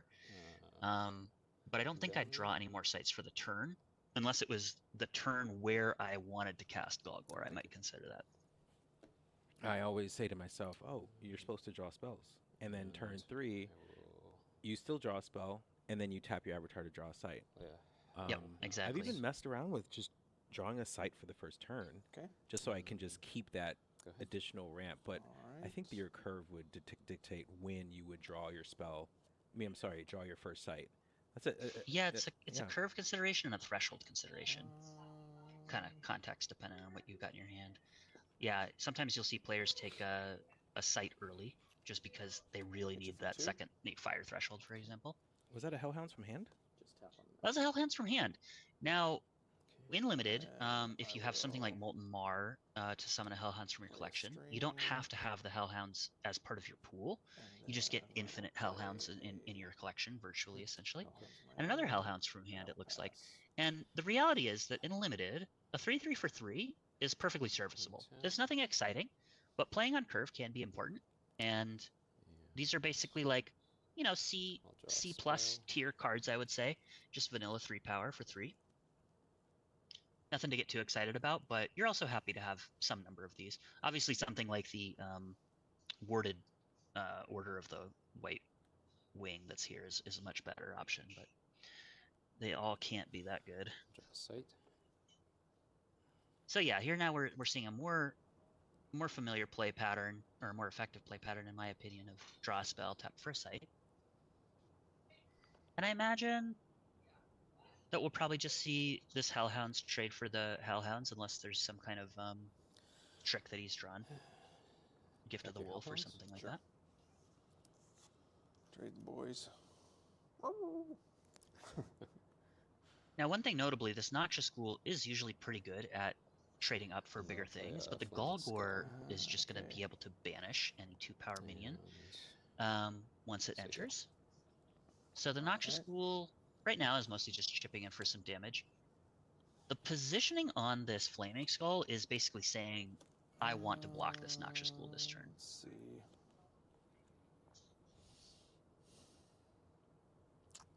Noxious Ghoul has lethal. Sight, actually. Yes, but they're both 2-power. If that is what you're saying. Here's a Blessed Will. This will get a ward. Although it's not really in a position where let's go ahead and the other player would likely be wanting to attack. Come here for 2. Be very surprised I will if we don't see a block here. Yep, okay. And then let's go. And notably, there's that third red right here. threshold. So we'll see Just 4 power, or is there how the board turns out and whether or not the Spellslinger other wants thing to you can play that transform Golgor when he comes exactly on into play curve, for 1 less or mana, if they'll 2 less play it mana, slowly but and patiently only with a submerged minion. and take spells instead. Now, obviously, it's going to be a spell for this turn because we're 2 mana away from Golgor. Draw a spell. The Slimy Mutants is pretty real, you know, nothing on the board, and this is a 4-power minion. The Submerge probably not going to end up being too relevant. And Flame Strike, both being out of range and not enough damage. So we'll see if Spellslinger can match or answer the Sliming Mutants, but right now it is a pretty big problem. And from Pete's end, so far, nothing going on with Ironclad. So we're kind of at the point in the game where, you know, Pete's on 5 mana. He might want 1 or 2 more mana before he starts considering doing something else with his avatar. But even if he doesn't really do much in terms of being aggressive or defensive with the avatar, it is at least going to make it harder for Spellslinger to deal the death blow. Because that, once you're at Death's Door, the damage has to be directly to the avatar, and the Ironclad taking 2 less damage means that, you know, some portion of the minions that you have available or spells that you have available are not going to be 3 or more damage. So Desert not doing too much here, unless perhaps something like a Spellcaster was drawn, another Flaming Skull to be able to cast that Flame Strike and kill the Slimy Mutants. But it looks like nothing played for the turn, so we know Flame Strike and Golgor are in hand. Wonder what that card he drew was. It's got to be maybe another proximity-based spell like Flame Strike. Oh, okay, it's Gift of the Wolf we're seeing here. That's good information. And while that's not going to be very helpful right now, then it could be something. I might have considered cycling Gift of the Wolf there. You got 3 mana. Notably, you can cycle these gifts even if you don't have a minion out. You can just use them to draw the spell. And I don't know what's in the Spellslinger's deck. Maybe they don't have a whole lot of 2 or 3 drops that they would want to cast after that cycle anyway, so not much use. Now here's going to be a big question. Is this going to be a site for the turn to play Golgor? Draw a spell. I would imagine that given their inclination to draw sites earlier in the game, it's possible that we see that. And the 4/4 is very real, and Golgor does match it. The problem is, play a Wiccan if Tools. Golgor comes down to block. Sacrifice it. Yep. Okay. So that's looks like we've got Wiccan's Tools in the hand now. Draw a spell. Okay. 4 left. Oh, 4 left. Yeah, sorry. No, you're fine. 4 left. So I and do commend will the Spellslinger draw player sight. for being patient on the Golgor and tapping to draw a sight here rather than going for it at the beginning of the turn. All right. I'm going to untap. It does mean that he's going to take at least 4 more damage from this Slimy Mutants. Tap for a stream. And that is starting to be a bit of pressure as he's going to be at 10 life. Pete continuing to develop his mana and building out the back row completely. 6 mana to play him submerged here. This a Kraken. Is it 5/5? Anything special? I don't know if it's submerge. I can play him Site cheaper placement. if you have minions in my body of water. Okay. But he Oh, each I'm enemy. just so wondering units, why. but I he guess has he's to like, be come cast to me. submerged. Pete's saying, I want you to come into my space. Okay. Yeah, so we'll and the go here Spellslinger before. is doing that. If I was the Should be down to Spellslinger, I 10. think I would have played this desert And I'll pass. to my right. And the reason for that is that would give you an air gap, a void between the valley and the desert that your opponent can't fill. So as the Spellslinger, you could then walk onto that desert in the late game and be virtually untargetable by any kind of projectiles. This is the void that you control. Yeah, I got this out for everything 3 mana on last that game. side of the It's board like my state one good play is of the game. just very interesting to see where the positioning of the Spellslinger will end up after the next few turns. Right now, the life of Spellslinger is at 10, but yet we have Slimy Mutants, we have a Submerged minion. Sight. I'm thinking that Pete may retreat there for I love defense those later wastelands. on. Yeah, those my, so my good. guess is that with Pete at 20, the Kraken is going to just be coming up to start getting aggressive. Now, interestingly, the Spellslinger's playing a Wasteland here. My guess is that And I'll play he knows Golgor. that he might be Ooh, going to yeah, that's a door good one. sometime soon if this Once on Golgor your doesn't turn, you may banish minions survive. with 2 or less And power he's at thinking target if he adjacent could maybe location. play one more site to completely and cut I'm Pete out of off from mana, any more sites that could be so- useful.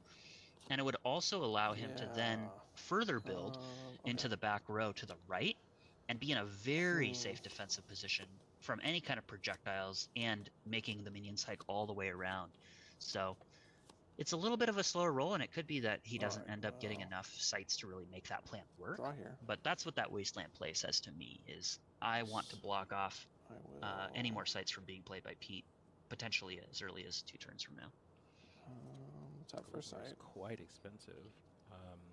It's an elite card that says once on your turn, you may banish minions with 2 or less power at target adjacent location. Gothic has a lot of removal or positional control that came out that supports the game. I like it. I like this card. It's really expensive though. You have to really. It's really expensive. One thing that's great about Golgor, and this is something that you kind of want your expensive cards to do, is it does something immediately on some board states. Obviously, there's no 2-drops here to deal with, so that value isn't there immediately. But in a lot of situations, when you play Golgor, it gets to do something right away. So even if your opponent removes it, you've gotten something out of it before it dies. Move him here without attacking. Let's. So Pete's moving here with no attacks. This likely means that the Golgor is going to be hit by something that like destroys everything on that site, And then let's. or I don't know. But getting that Slimy Mutants out of the way So still have some mana. would be a little concerning for me as the I'm Golgor gonna player. play the Regurgitator. Okay. So he's got 4 power. Okay. At the end of each turn, if he's empty, he eats a dead minion. Okay. If he's full, he spits that Projectile. minion. Oh gosh. Yeah.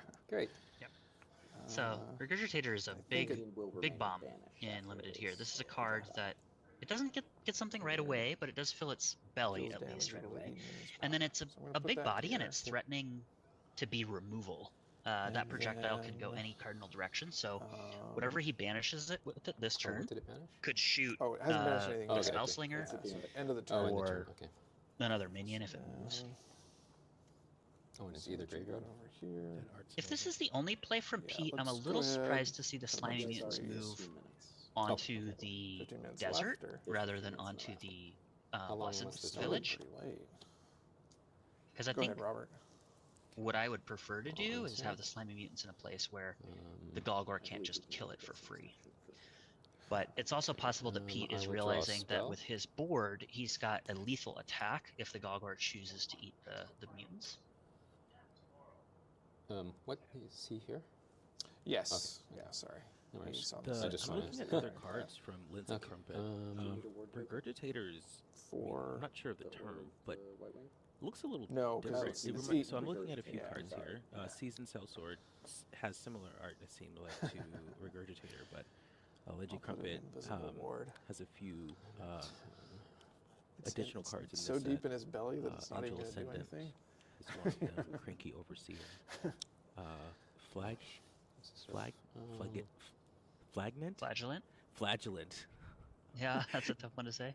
So when he Golden spits Dawn, out the Order of the White Wing, Regurgitator, it which won't we have take in any this game damage, right but now. it'll still be banished. We'll see. We'll see how it performs. Okay. You're at 20. Yeah, Regurgitator hasn't seen a whole lot of play in Constructed yet, but very, very powerful and limited. It's interesting looking at Lindsay's I work will, that's here in Gothic. It seems a bit different from some of her older work Gift of the for Wolf. like Ooh, beta. nice, okay. A lot of her stuff, 9. like 9. Tintagel And I draw from a Arthurian spell. Legends me for or Seasoned 9. Sellsword from and Alpha then Beta, I will had a really interesting attempt to texture. attack They almost your looked like they were last wizard. painted on like denim or Yeah, something I'll like take that. 9. I looked at the art, especially they featured that as some of the early Gothic work, Oh, I'm and supposed to be I was 7. just blown away Yeah. by the detail of, I guess, the wisping winds and Okay, so the texture. gift, I have 5 it was left actually right really now. interesting. I didn't see it before, and it really shines well on the printing of those AL cards. Yeah, for sure. The art's just amazing in this game, and you do get a lot of texture because it's all hand done, no digital stuff. So you just kind of get this natural effect of the materials used, which is really awesome to see. It's 3. That's messed up. Okay, so looks like Regurgitator Gift put of in the some work Wolf here. Yeah, go ahead. is getting in on this Golgor for 9 damage. So this is a spell slinger 3 and 6. almost assuredly accepting that they're going to door here. But we'll see what the follow-up play is. Still got 5 mana available. Buried Alive is going to be That pretty is good. a land site, right? And there's a Monks as Okay, well, good so to that's yes, 7. yeah, it's a Okay. fire Well, site, he's yep. a little short because he's got 2. Yeah, I'm Baron. honestly I will pretty surprised to see the Buried Gift of the Alive Wolf it. here. Oh, Although I nice. guess the Buried Very Alive was the nice. draw Alright. for the gift, so that Print wasn't again, 2 available something mana. that was in the hand as an option beforehand. So, Banished. getting rid of that Regurgitator, definitely a must-kill thing I because it's already will loaded up with a 3 damage projectile, so that's draw a representing 7 sight. damage and repeatable Alright. use. 2 mana left. I don't your think we'll turn. see anything else, but maybe a chump blocker? Nope. Okay. Hmm. So Pete has 10 damage on the board. We'll see if he wants to move his avatar forward to make that lethal attack, and I can't imagine that he would choose not to, considering he's at a pretty healthy life total of 11. Obviously, Golgor represents a lot of damage still, so that could be a consideration, and maybe he would move to the left. Although typically, if you can get your opponent on door, and you're not going to door the next turn, I'm just gonna play it's usually a good Mesmer idea to Demon go ahead here. and do Okay. it. Force him to step towards me. Oh gosh. And then I'm gonna Trial by Water to Wow, nice An combo ally here, pulling the submerges Golgor minion into onto a phase water 2. site to make Nice. effective use of the trial by water. Now this is And almost then I'm assuredly just going to gonna mean that Pete is go going to attack for 10, 4, because there's no more threats on the board. 9, 10 damage to take you to door. That's door. Notably, moving up also gives the Ironclad more opportunities to be casting proximity-based finishers. On tap. Not that the Spellslinger has very much in terms I'll of draw places a to run spell. away to. With 3 minions on the board and being at Death's Door, it's going to be very difficult for a Spellslinger to come back here. But we'll see what happens. It's not over till it's over.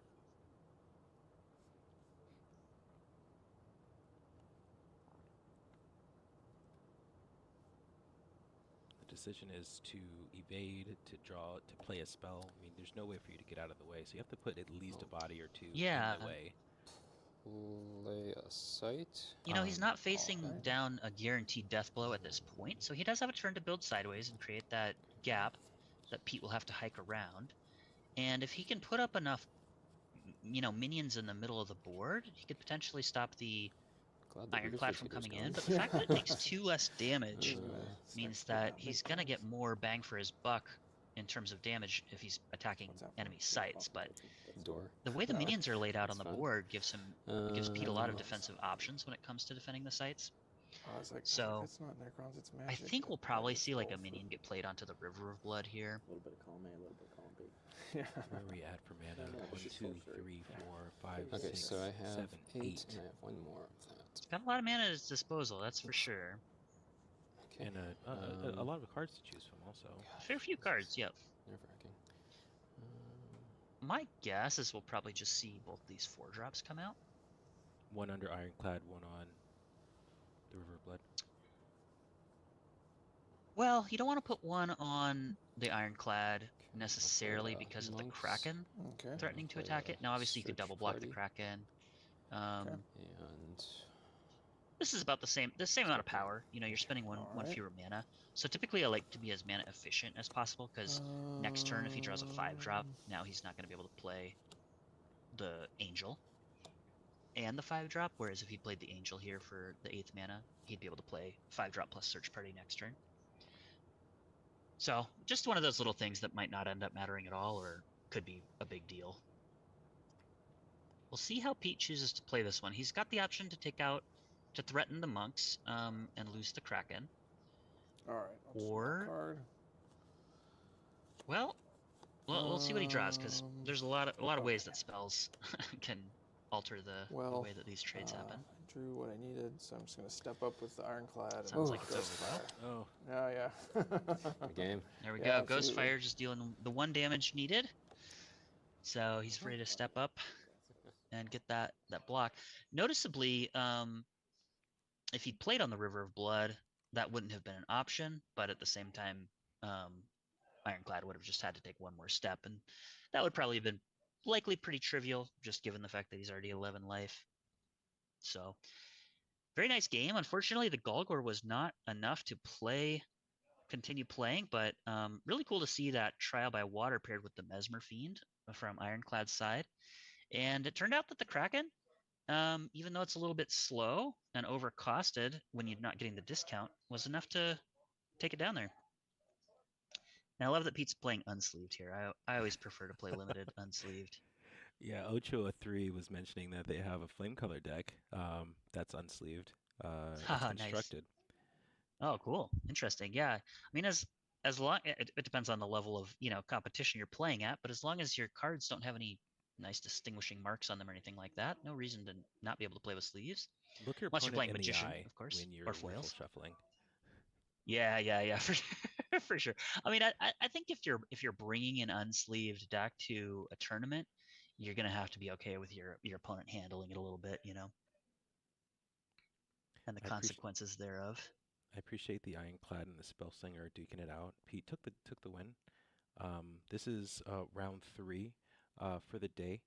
We're gonna take a break here and get prepared for the next set of games.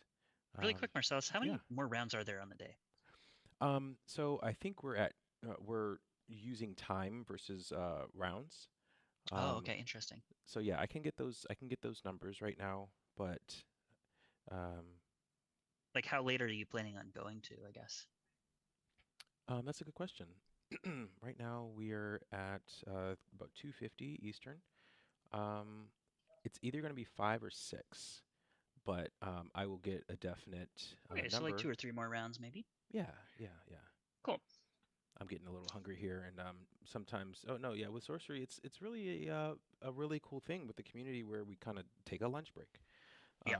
So I'm gonna, if that happens now, then we'll probably end up having 2. If there's no lunch break right now, then we'll probably have 2. Sounds good. It's probably 5 rounds on the day to determine who gets to go on to do draft tomorrow. Interesting. Well, I guess we'll be back after a break. Might be a little longer depending on if there's lunch, but we'll see y'all back here for round 4 sometime in the future.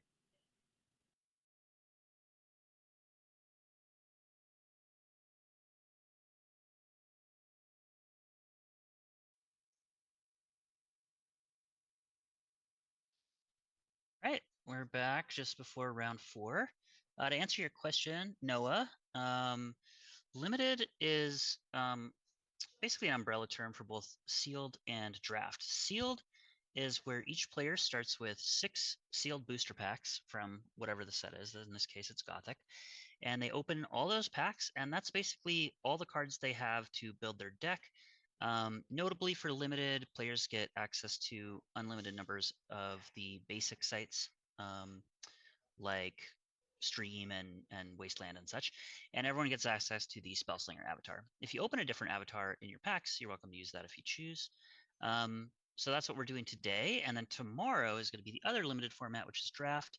Each player gets 3 booster packs, and they'll sit in pods of 8 players and open packs one at a time and each player will choose one card from their first pack and then pass the remainder of the packs to the player on their left, and you'll kind of rinse and repeat that until you've opened all 3 packs. So both limited formats are essentially trying to make use out of the cards that you open in the packs rather than constructed, where you can just take whatever you want from your collection to build your deck.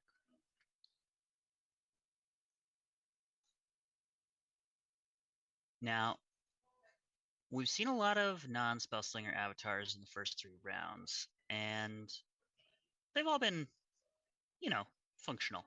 Necromancer is, I think, the best avatar for limited that they've ever printed. Even better than Sorcerer in its heyday. And it could just be the set difference, but at least for Gothic, we did a test at my local scene where we felt like Necromancer was so powerful that we said, hey, what if we just let players choose any avatar they want from the whole game for their limited deck using Gothic booster packs to make the Atlas and the Spellbook? And Necromancer won every match that it played against Sorcerer, and it was a little wild to see that, considering the power of Sorcerer.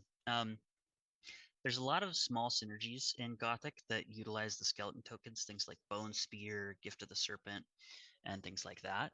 But also, there's not a whole lot that most players are doing on the first or second turn of the game, and Necromancer being able to start accruing a small advantage by making a skeleton during each of those turns, and of course on every turn if you choose after that, is really kind of hard to describe how good it is until you see it in play. So yeah, I expect that given relatively similar power levels in terms of the player's spells, that Necromancer is going to have a pretty extreme edge in this game. Spellslinger does get an extra card, so there's that. And depending on who's on the player, the draw, and the tempo that the decks present, that card advantage can matter quite a bit. But we'll just have to see. Looks like Necromancer starting with a 17 to Spellslinger's 8. So Necro having the option to be on the play. When you're not Spellslinger and you're against a Spellslinger, sometimes taking the draw is appropriate, because if you take the play, the Spellslinger is going to have 2 extra spells on you, and if the game goes late, that's just going to be a lot more work that you have to deal with. See, I'm put on camera now. I have like the hardest mulligan decision all day. So basically, content. Yeah. No, here's Roy Turkey on Necromancer saying he's got really hard mulligan decision. I'd love to be able to see what's in his hand, but unfortunately, I don't know that we're going to get that. I definitely we know don't from need, deck building before round 1, we watched both Mitch and Frogamago and Turkey build their decks. So we know that this Necromancer is water fire with a little splash of earth. He's got 2 earth sites, as well as I think 1 or 2 blooms, which can provide that earth threshold. So very likely these difficult decisions with the mulligan are and we get paid. We get either paid. with a really good earth spell in his hand and digging for that earth threshold, or he's got like double water and double fire or something like that. Although it sounds like he is happy with his choices, and I'm assuming he's on the play. I don't know. Which does mean Spellslinger's going to have two additional spells on the Necromancer. We'll see if that's enough to take down the advantage of getting a skeleton for 1 mana anytime you want it. Play a.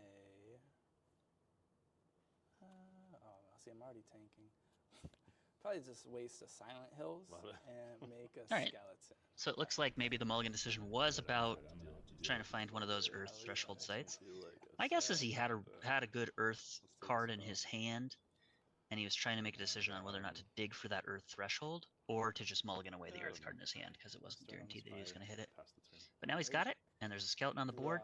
Spellslinger just with a spire, and then a quick pass back. I'm gonna tap.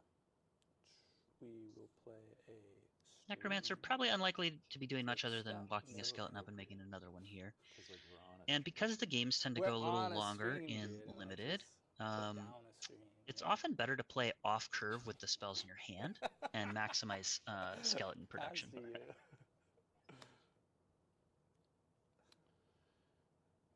Yeah, to your comment, Lester, limited is Gothic limited. I think would have been a lot smoother if Savior and Necromancer weren't available or were unique or something. Necro in particular being at exceptional means that there's like probably going to be like one of them or two of them floating around in your average draft, and that player is just going to have such a huge advantage that it can be really difficult for the other avatars to have a real shot.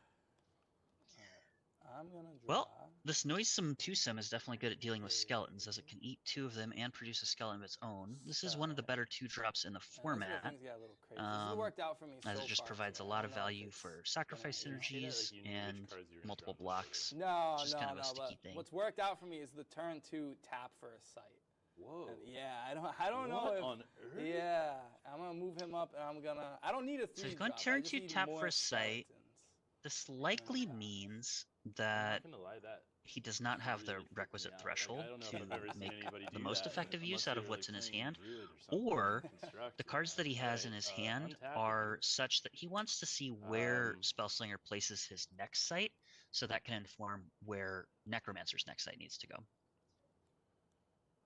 And not losing out on too much value because, of course, you just have the ability to make these skeletons, and as you can see, the Necromancer has foregone their site and taken the play, so they're down on spells, and now they're going to be down on mana, but there's still 3 skeletons on the board here for just the low price of 1 mana a turn. This is the power of Necromancer in the early game. I'll play Den of Evil here. Oh, that's scary. Yeah, my guess is that he's missing threshold if he's taking a site here, Joffrey. Oh, okay. I will. Does this hold? I respect your decision. I think we might have a issue here, unless there's something I missed. This Renata's Trueblood costs 5 mana, and even with the discount of 1 on the Den of Evil, this looks like 4. Oh, that's my bad. I'm sorry, man. Thank So you for that. looks like we'll see a little bit of a walk back here. Luckily for sorcery, even at the most competitive level, as long as your opponent or you have not revealed any new information, like, you know, for example, if Roaring Turkey had made a block or drawn a card from an effect this turn, a walk back would be a little less clean. I don't even know what's in your hand. But in most cases, as long as there's no new information revealed by the players, and obviously the showing the Renata's Trueblood is exempt from that because that's volunteering that information, I guess. You could just take stuff back. So if you make an attack and your opponent had no blocking decisions to make, etc., and you realize you don't like that attack, you can go ahead and walk that back.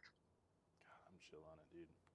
So here we're taking back the Den of Evil because obviously he wants to save that for next turn for this big vampire. And we're just going to throw out a Bitter Departed here. It's 2/2. You know, works nicely with the Noisome Twosome to deal with what the Necromancer is presenting here. We'll see. What I'm really interested to see is if Necromancer will draw a site for the turn, or if they've found the threshold that they need off the draw from last turn. I'm gonna draw a spell.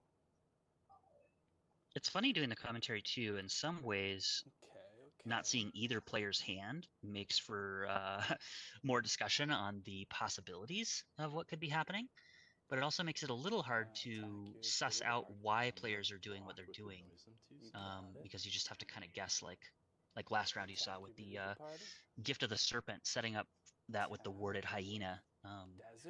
You know, doing the commentary, just kind of had to try to figure that out. This desert is absolutely massive. Not only is it fire threshold that he probably wants to cast some spells, but it's also going to allow those 2 skeletons plus the desert to trade up for both the 2/2s. Notably, the Noisome Twosome here should generate a skeleton. Twosome does make a skeleton. Yep, and they catch that. And again, this is another thing. I'm pretty familiar with the rules of the game, but I'm not 100% sure in a tournament setting if that is a thing you can miss, or if that's something that the judge would want to catch and rewind. As a judge in between 2 druid players, and every single turn he had to remind one of us to summon Tani. Oh god! Back in the day, yeah. you would do that. We were also like tired and freaked out. It's like high pressure, and you like just forget your owl. Oh boy. So here's the players talking about what a complex game Sorcery really is. The grid system adds so much to think about. The split decks, even a little more mental tax each turn, just trying to decide what to draw. There's a lot going on, and so it's really easy to make mistakes. It's really easy to miss stuff, and even for experienced players, there's stuff that slips through the cracks.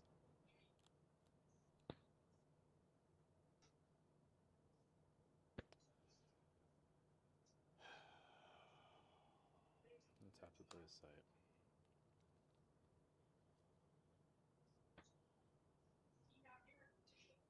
So board looking pretty even, but again, Necromancer is just going to keep churning out these tokens. Now we know that Turkey Necromancer had access to some cool cards in air like Bone Spear, but opted not to play those. There is a Detonate, I believe, in the list that can make good use of the skeletons, and of course, you know, they are just bodies on the board, so you can be playing never irrelevant.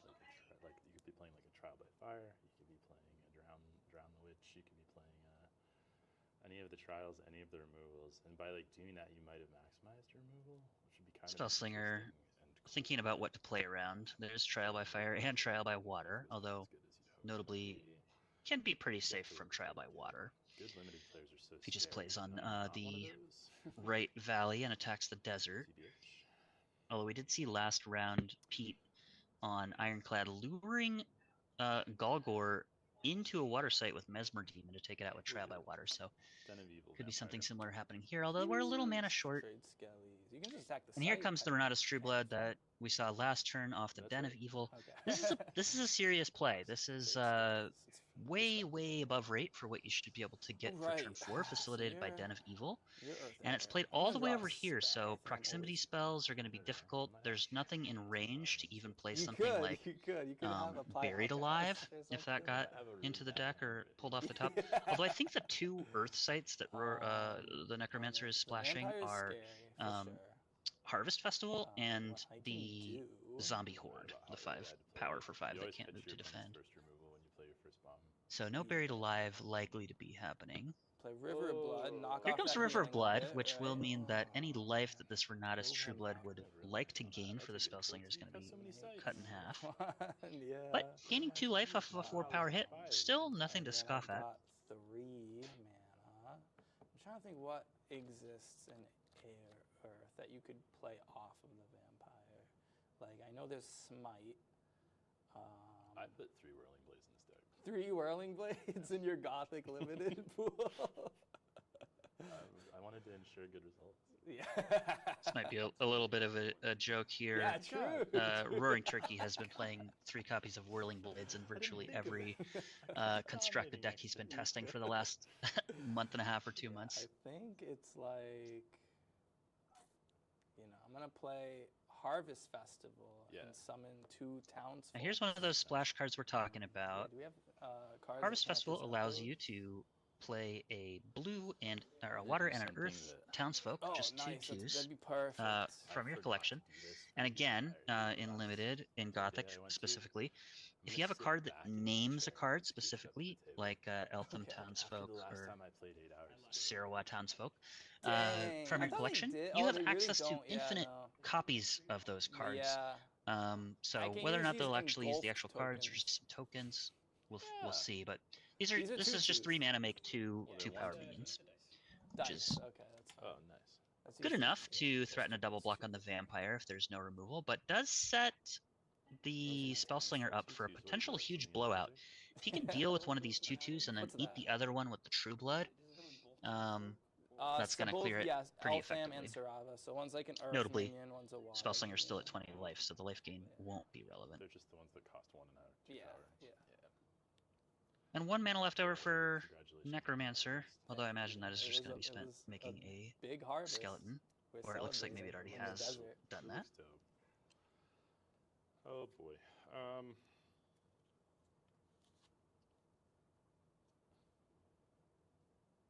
So let's see what Slinger can come up with, because right now these townsfolk aren't really threatening a lot because of the Renatus, but it's also keeping the Renatus Trueblood from being able to attack effectively. Oh man, he's got Whirling Blades. Spellslinger taking a site here means that he likely has a 5 mana spell or a couple of smaller things that he wants to double spell with. Ooh, that's cool. I'm gonna pay 5 for a zombie horde. Okay. And it looks cool, like cool. it is the zombie horde, and it is gonna get stealth I think. from the dark alley, which is interesting. So Trueblood probably just hanging back on defense here, not really interested in trading for the two It's right here. 2/2s. Oh, thank you. Yeah, no problem. Yeah. Give the zombie horde stealth. That We'll see if he seems wants to more move. logical Could do move than up to be able to threaten both the desert and an attack on the River of Blood, although I don't know that that really does much other than open up a free attack by the 2/2 power minions And then I'm on gonna the pass. valley. Okay. Although with 9 power on the board, All right. I don't know that I like so that damage race from Necromancer's side. So That's this is a lot of good. power on the board. That's pretty. I respect that. And we'll see if it's enough to overwhelm Necromancer. We know that Necromancer does have his own copy of Zombie Horde somewhere in the deck and the threshold to cast it. That's how we got here. It is interesting having Renatus on turn 4 into Zombie Horde on turn 5. These are big plays, and the fact that Necromancer took the turn off to draw sight might mean that he's behind I've got 3 of them, yeah. 3, okay. enough on curve that these larger minions can end up taking the game, but there's still a lot of game to be played. I started playing this game because of the artwork. And for those of you who are listening, last round, when we thought there might only be 5 rounds today, looks like they're going to try to do 7 or 8 rounds, so we've got a lot more content on the way most likely. Your paydays are so prolific. I know. Well, Brewing Turkey is having a bit of a think about his turn here, which means that it's probably not an easy. He doesn't have an easy answer to these Still large worried minions. about Stealth, pretty relevant on this zombie, meaning it's pretty hard to target. And the Trueblood is pretty far away from any kind of proximity effects. That's gonna give me water for the turn, importantly. Okay. So now he's got double water off of this Desert Bloom. Let's see if he can throw out something juicy with that. It's very possible that that draw step, sight draw step, on turn 2, or on turn 3 rather, was digging through for the second water threshold. Looks like he's going to get in with the skeleton and move these townsfolk out of the way. One thing that we do know This guy up. is that there's a meat hook in this Necromancer's deck, and these Gloam Toads are going to be able to make great use of that meat hook if they get it. But also, just the placement of these toads mean that they're going to be pretty resilient to Earth's removal with Berry, and means that if the zombie or the Trueblood want to attack the desert here, that he's going to have to figure out something about this Gloam Toads, because that card is just going to be able to eat It's just either like, so if you had a or minion here, I could still being get a 6 power. because it's not a projectile. All right. So it's pretty cool. Notably, the Toads is immobile, so unless there's some kind of forced movement effect, it is stuck here, but it is a pretty good position to be in. And if the vampire had moved up onto the Den of Evil last turn, that would have given him the ability to threaten the River of Blood with an attack, but right now it looks like if the Gloam Toads can't be dealt with, it might be pretty difficult to get aggressive with these large minions. And this is kind of exactly what Necromancer needed to answer these big things. It's something massive that's hard to remove.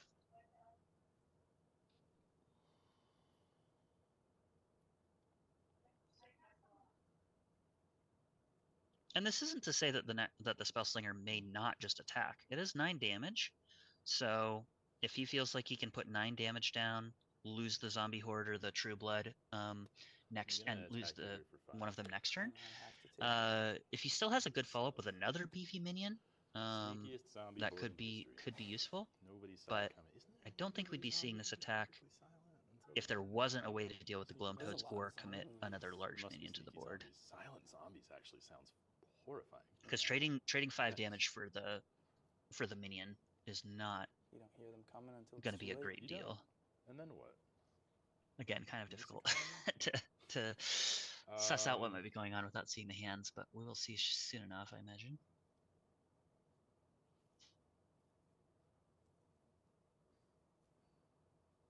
I'm gonna pay 3 for some Gibbous Night Gods here. Cool. right, looks like Julian is just gonna play a 3-power minion. So he's I'm gonna attempt he's to giving up attack this you. zombie horde, which is Yeah, I got no blocks. pretty, or the True Blood. I will. I'm a little surprised by this attack if there isn't another minion to throw down. That's you. My guess is that there's going to be like a 2-drop Are you tracking our on threshold? the No, he's. I'm doing that. Dark Alley. Thank you for doing that. I was braining it I'm over a here little like, behind oh on gee. you, I guess. 1, 2, Hit you me got for a 3, third yeah, air. yeah. I was looking and thinking somehow there was technology here I didn't know. Players have this nice Nope, app on the just- side to track threshold. This is Everyone something searches that a I Luddite. see more players, even experienced players, get wrong all the Can't play time. sorcery and he Is doesn't that they use psychic forget protection. what kind of threshold they had, and it can be Let's, really difficult with something like the Desert Bloom, which I've has used given him 3 of that 2 5, threshold so temporarily, and then you kind of have that in your mind, and you go to your next turn and you think, oh, I can cast this thing that costs I think 2 that's water probably, threshold, I but don't know then how you many, realize like, you can't. TTS grinders you've had So on here that always are good to be really fun. diligent, and the app I'm is gonna- really helpful for that. This is pretty good. I'm gonna pay 1 for a town priest, and I'm gonna bounce that golden Oh, toast that's to your hand. so Wow. mean. Okay. And yep, Did you here even is think about how that exactly affects what me? needed to happen for this like for a long attack to time. make sense. Is a nice I answer to the really Glum thought Toads. about Now, it, it's actually. it's not a clean I answer think I've in that used it's getting 4 rid of the my toads. 5, This which is left 1 me in mana, the so he gets to only get in for 9 furious and packs. apply All this gas. 4 more power to the board Yeah, while I like basically that. resetting These guys on top. Roaring Tricky's lot of last spells turn. So that this have is pretty to I big. do. I think I got a good play here, actually. I do got to math it out before I draw because, yeah, you know. You probably need some sights. You have like 35 cards in your hand. I decided to go ahead and swing first. So he's got a good play here, and he's definitely going to need a good play to Drawing a spell. turn this around, because that just Ooh, hello. became a big disaster for him, losing that Gloom Toads. Situation would be pretty messed up. I'd be pissed. A Holy Nova. That would do it. Can I attack your horde?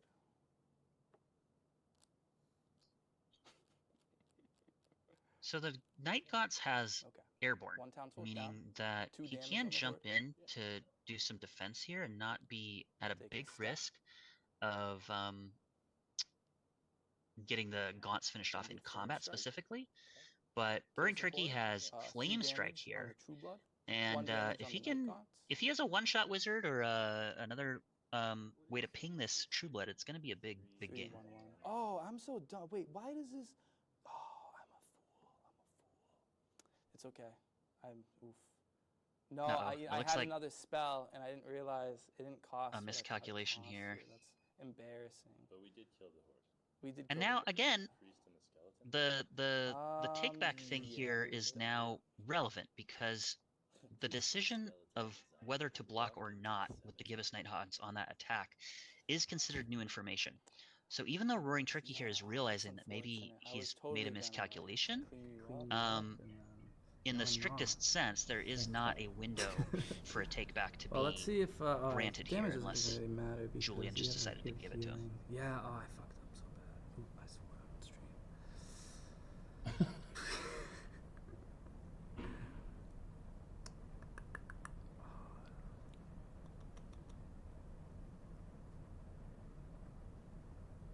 Yeah, 'cause if I Unfortunately attack, for uses Roaring attack Turkey, if with this that True Blood mistake and means that he anything cannot else get rid of the for me, so vampire, I he's think I going just to have be to in quite a bit of pass. trouble. hoping I you think extend yourself instead of over. passing here, I would have attacked with at least a 2/2. It's the, you know, it's like these because the Night patient Gaunts players. not being able to block for the 1 You damage patient mark on players it are would be really pretty hard to relevant. It is, yeah, no, because when you leave things untapped, But it's like. now this is going to be pretty tough with Roaring Turkey being at 11. The vampire can attack especially with like airborne. the avatar directly, or can just go after the 2/2. Let's take a spell. And the skeleton Sorry, can't you move to mind if I block, make a so skeleton, though, the so that Night you can Gaunts have is it? not Oh, well, of under course any not. threat either. If it's Thank legal, you. was it legal? Did he have it?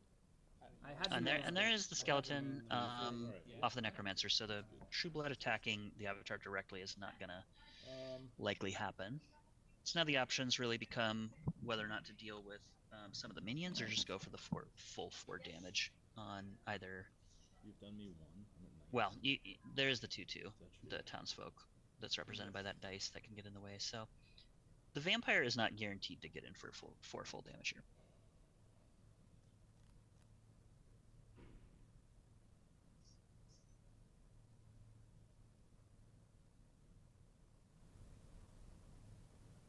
And even though there was a bit of a miscalculation here, it sounds like, from the Necromancer's side, dealing with that 5-power minion was pretty big. I'm gonna attempt to attack your vast desert for 3 with Gibbous Icons. So it looks like Julian's going to get in with the smaller minion first, see if Turkey wants to chump block. Sounds like the answer is no. And now the Trueblood can attack either the desert or the Silent Hills and offer that same option to Roaring Turkey, whether or not to block.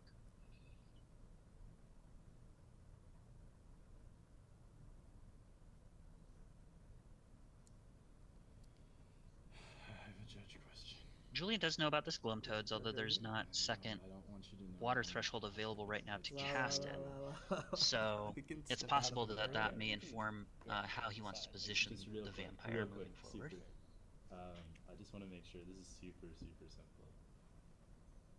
I want to make sure that the individual that receives this can cast right? So like they don't have to cast the spell and draw from it. Sounds like Julian is maybe pondering whether or not what he wants to do is actually going to work the way he wants it to. Always a good thing to double check. A lot of times in Sorcery, the way that the cards are worded isn't always the most clear, and so reading the cards almost always gets you in the right direction in terms of understanding what it does, but some cards don't do exactly what they say or are a little ambiguous in terms of what they say. Oh, you're so sweet. Thank you. Always good to double check, maybe even check on Curiosa to see if there's any FAQs about Business the guy card like in a suit was before walking committing by. to and I play.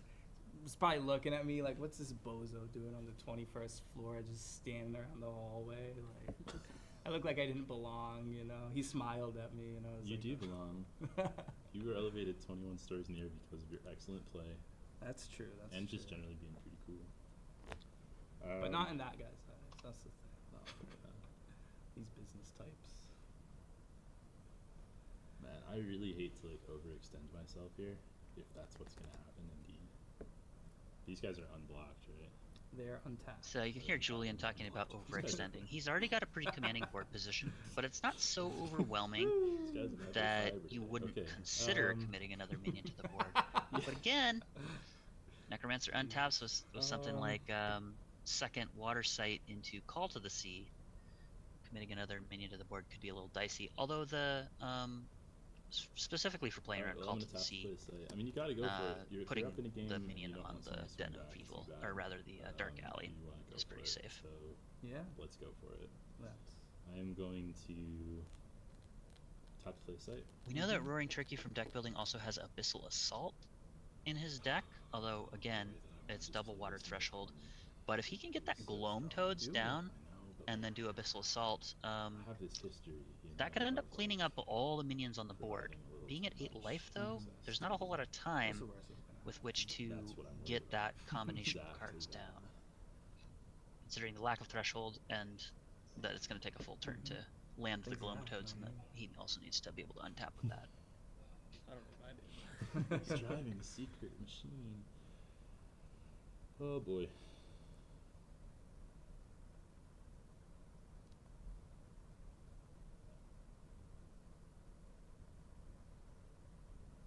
Sounds like it's a pretty tough decision, whatever it is.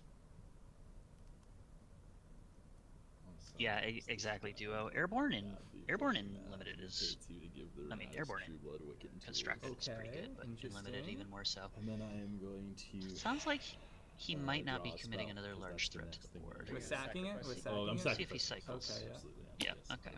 So just 2 mana to take another look with 4 mana left over. Fascinating.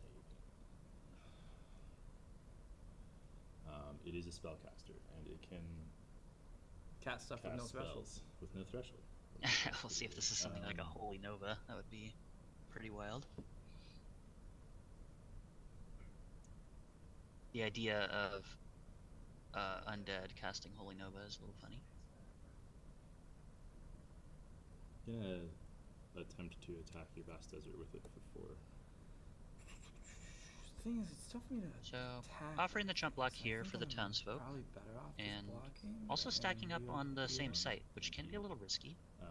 I'm gonna have Renatus True Blood, pay 3. Spent 2, I have 4 to cast Carry Net. And I'm going to summon Okay, an so this is undead gonna minion from a summon an cemetery undead to a from nearby his location. cemetery to that It's going to site. be this zombie horde. For a nearby Oh, site, is man. it? That's pretty good. It's so good. Carry Net in Nearby. You didn't even need to make her the caster. You could. Oh no, because nearby. location. you're Yeah, right, I you're wanted right. to cast. Well, I thought about, which may have been better. I thought about. Well, I don't know that Roaring Silent Turkey Hills, has but Call then to Sea in his casting the deck, but zombie if there was horde ever a here time where it would yeah. be the biggest quite farther blowout away from the imaginable, able this to is make it. jump blockers, but actually it can step there, and it's the same effect, and I'm still close enough to pressure your Yeah. avatar if I need to get you to door. So much so that I I'm think 20, that I've spent 5. the I zombies have would have 2 been cards better in my off hand, on either the River of Blood or the Dark Alley. Site. He's going for a site here, likely looking for that second water threshold. about to play 5 things and wipe the board No, right here, man. I wish, dude. Croaking Swarm. And there it I is. think I make There's a the frog. second water. Although if I make a frog, I'm not making a skelly later, so maybe I'd rather have the skelly. So we can do Gloam Toads and do another skeleton this turn. Like a They have sort of damage. A 4-sided axe? Is that what a skeleton is holding? Is that a mace of sorts? And we know there's an Abyssal Assault in the deck too, so if he can land this Gloam Toads, somehow survive, and has Abyssal Assault, that could end up turning the game around really favorably for him. But as it stands, About that guy.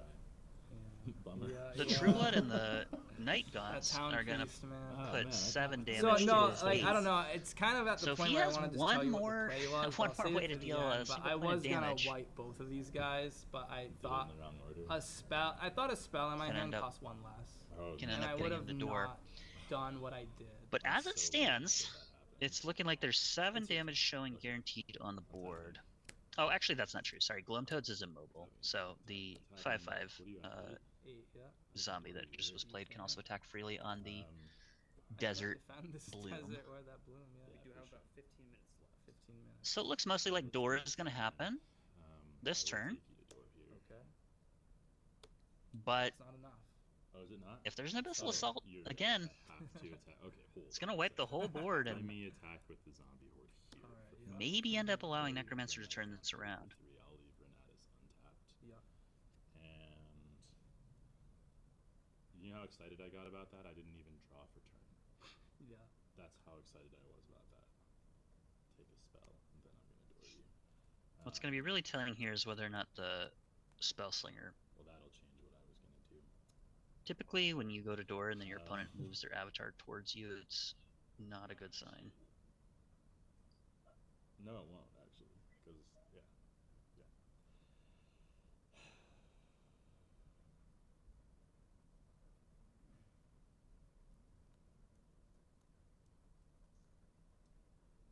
Got 6 of these for manas.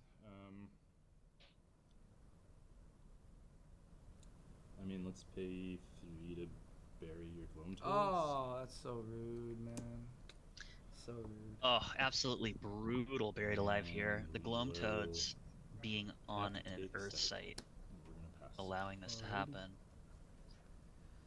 Draw spell. I'm not sure why Gloam Toads went on that site, to be honest. He played it on the stream first time, and I think that would put it in a better position too if his plan was Abyssal Assault. But again, it's not over.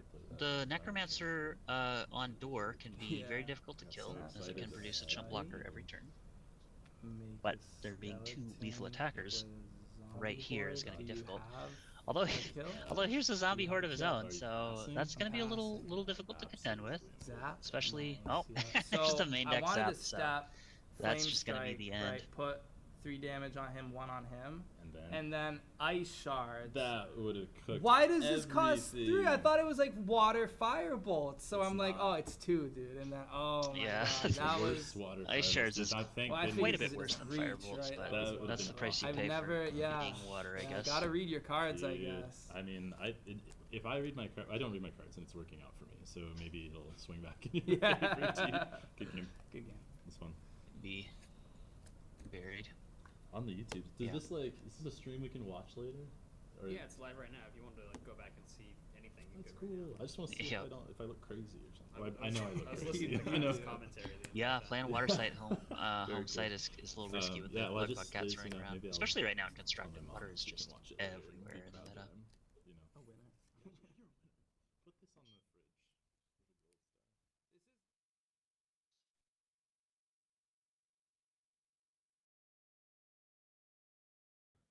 Welcome back. We are back for round 5, SorceryCon Indianapolis 3. We have Spellslinger and Necromancer. I mean, this is pretty much the same thing that happened last time, right, Kyle? Like the Yeah, same avatars, but same avatars. Likely a different set of cards in the spellbook, I would imagine. But we shall see. Looks like we've got Bruce on Spellslinger. And I believe, is this CJ on Necromancer? Christian. Christian. Yeah. This is. Let me see if I can pull it up on the.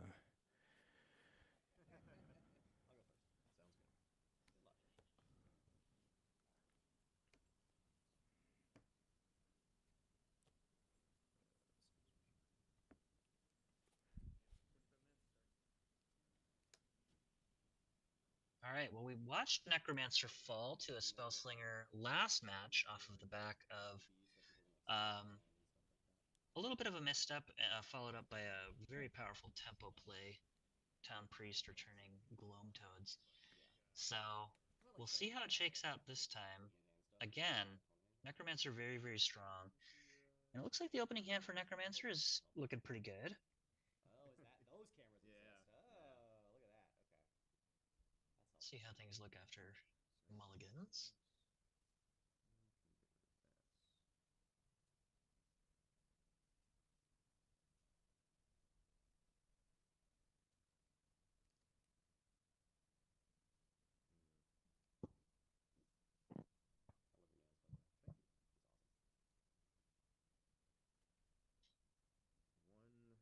Seems like maybe Christian is pretty satisfied with his cards. Bruce looks like he's putting a spell on the bottom.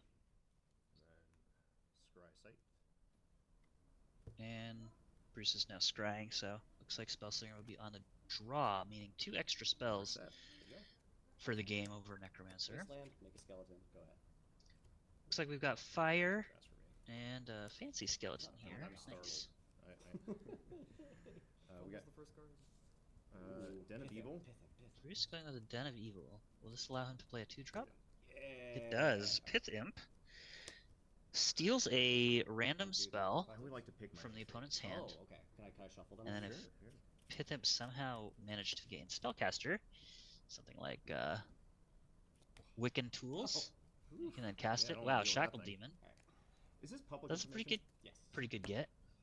Pith Imp's hand. Because the Pith Imp can cast things, so you have to know what it is, and I know it left my hand. Yeah.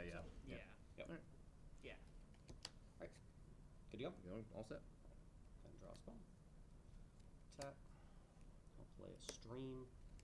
I will make a skeleton. I will move a skeleton. Alright, looks like another Water Fire Necromancer, so interestingly enough, kind of the same situation as we had last game in terms of colors. Or elements, rather.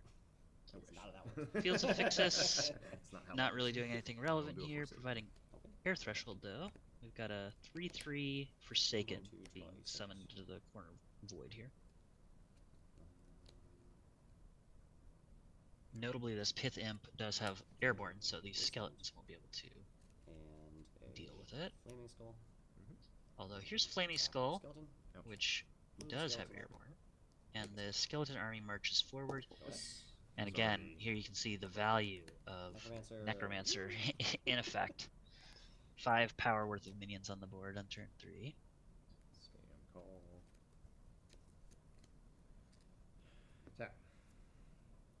Play sights.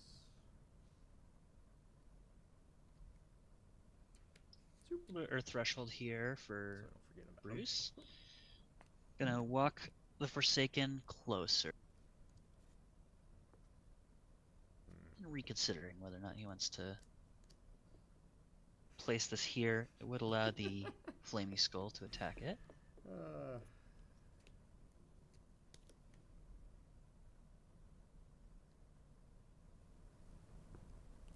Not sure if Bruce is chuckling about the cards in his hand or just the fact that he has to play against Necromancer.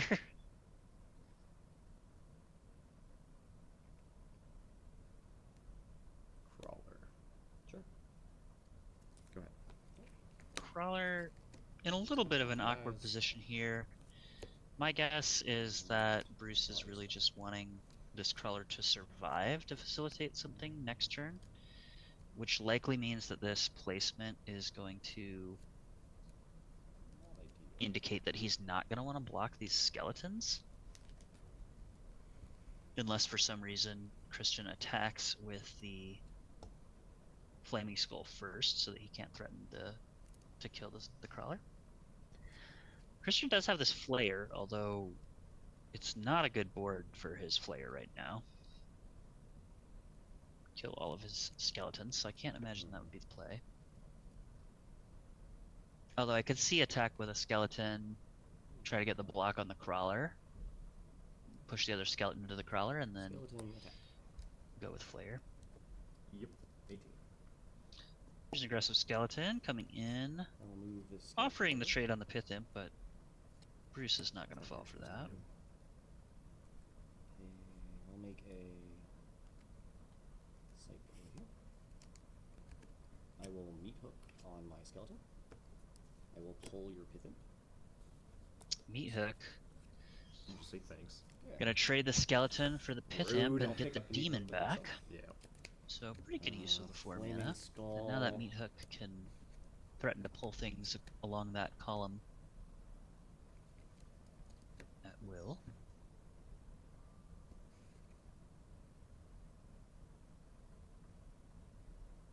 Playing the Accursed Desert back row just to not give the Crawler anywhere to attack.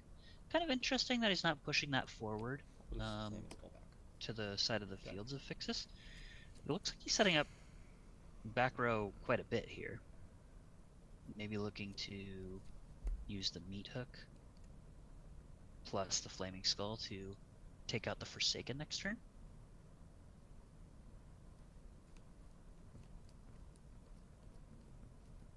I hate good.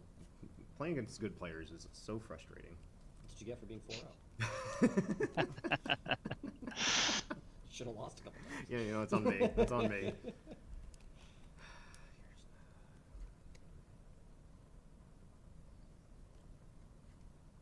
Let's see what Bruce can do to get things back under control. He is winning the battle right now in terms of power on the board, but that's going to change pretty quickly with the demon being an optional play here. Interesting to see the skeleton moving back row here, because I imagine he's going to want to tap the Flaming Skull to unlock the demon.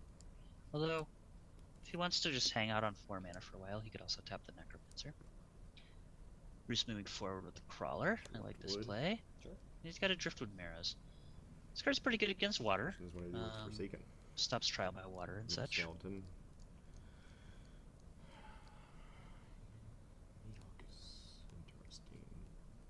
Question is, does he attack with the Forsaken? I think the answer is yes.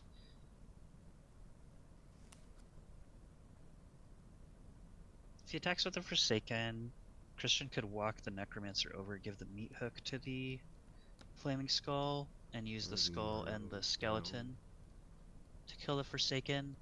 Not clear whether or not that's actually I'm going for 3. a good use of his turn, though. Go for it. My guess is this just is going to be Shackled Demon sounds so on casual. I the don't like it. home site with the Necromancer. Tap the I Screaming will- Skull or the Necro to immediately wake it up. What else, Bob?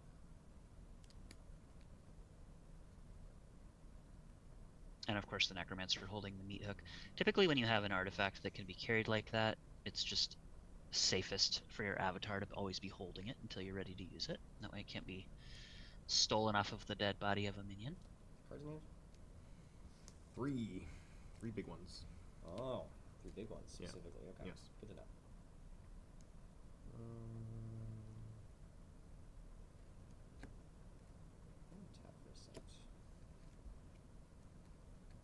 tapping Necromancer to draw a sight, so any meat hook play for this turn is not going to happen. So, again, very likely to just see the Shackle Demon come down here.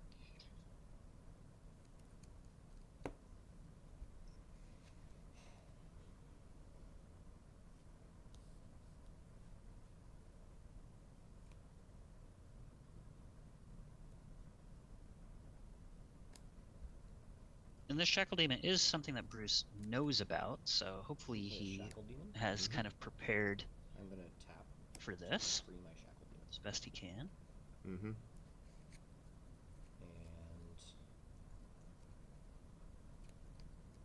I will pass. So Screaming Skull unlocks the demon. This does give Bruce a pretty good opportunity to just attack the stream with the Forsaken. And either the Marrows or the Crawler. And get in for 6 damage while threatening the follow-up attack on the demon with any one of the other 3. Obviously trading 2 for 1, not optimal, especially against Necromancer that has a steady stream of material, but sometimes when there's a big 5 power minion on the board on turn 5, you have to trade 2 for 1 for it. We'll see if Bruce has a cleaner answer though.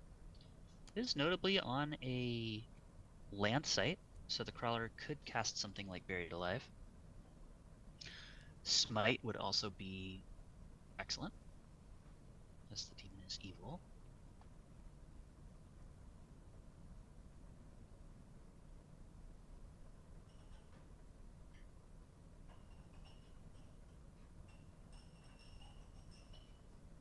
And he does kind of have to deal with this demon, because it plus the meat hook is going to just be throwing Bruce's minions into the meat grinder if that doesn't happen.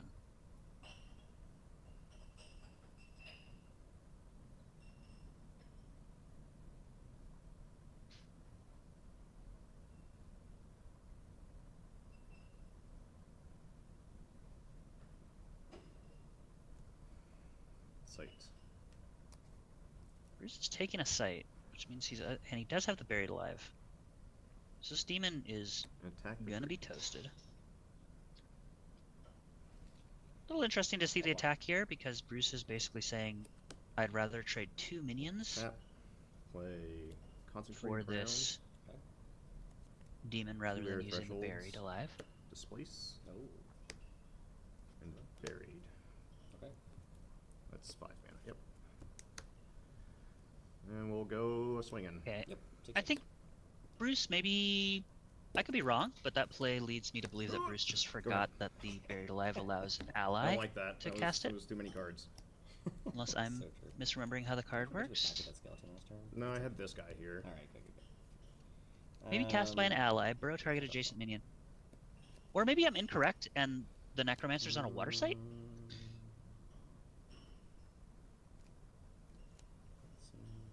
Even so, though, I think Bruce could have just displaced the demon onto the Autumn Bloom and then buried it if that was the thought process anyway. Again, sorcery, a very difficult game. But I think, assuming that is, I'm pretty sure that's just a Wasteland of the Necromancer, so yeah, just a little bit of a misstep here, and we'll see if it ends up costing Bruce anything serious. He has been able to hit for 6 though, dropping Christian down to 11 life. And now Christian, a little bit on the back foot here, down on mana, but and likely still down on spells, due to Spellslinger being on the draw and getting the extra spell. Let's see if he can leverage what he's got on the board into anything right now. He can, at the very least, trade the Flaming Skull and a Skeleton for the Crawler or the Murrows, and then get in for one of the Skeleton, produce another Skeleton, and likely an additional threat this turn. So looks like he's valuing killing the Crawler over the Murrows, which means he's likely not on drown removal, and more likely on some kind of projectile. There's a Gloam Toads. Attack this site for 1, which is 17. Here's Gloam Toads, so another card that we saw out of the last Necromancer opponent. See if Bruce can deal with it in a clean manner. Sure. So 3 mana left. Yep. Looks like he's cracking a Wicked's Tools right now. 3 mana left.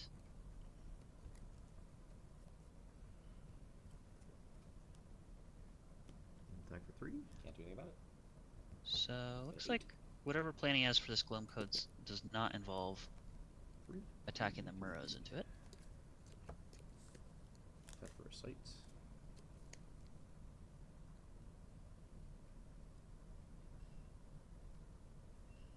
It's possible that Bruce is just thinking, I've got my opponent down to 8 now. If I could just play some minions on this consecrated ground, throw them into the meat grinder that is the Gloam Toads. Oh, okay. Lots of skeletons. Okay. Got some skeletons. So the Gloam Toads is still going to be able to eat the Murrows, because notably it is not a projectile in the same way that Pudge Butcher is. Oh, and there's not a skeleton on the Gloam Toads, of course, because the ambush excludes that adjacent site. So yeah, Bruce is just looking to close this game. Is not a projectile, is a target. And maybe just let the Gloam Toads be right now, and hope that he can push enough damage to door the Necromancer before the Gloam Toads can kind of take over. I will...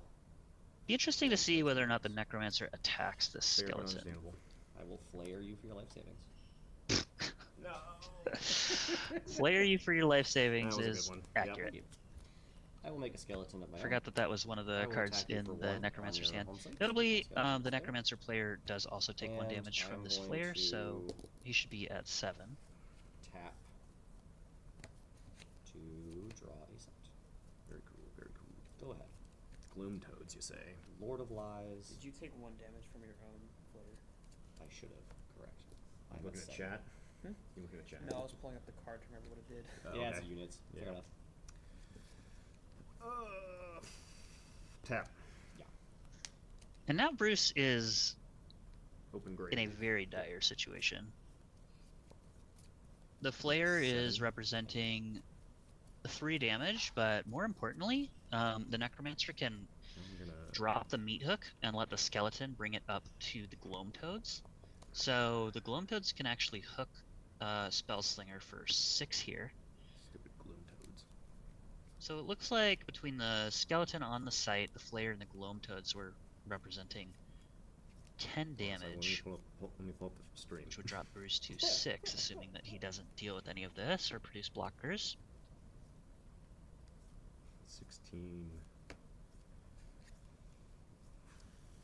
Walk up. Oh, that's so horrible. That's so mean. Well, the Gloam Toads can't walk. Well, you walk up with the hook, give it to Toads. Yes. And notably now, if Bruce had not used the Displace to reposition the Order. Shackled Demon, And he could have Lots of words. displaced the Gloam Toads back onto the Accursed Desert, where it couldn't hurt anybody with the meat hook.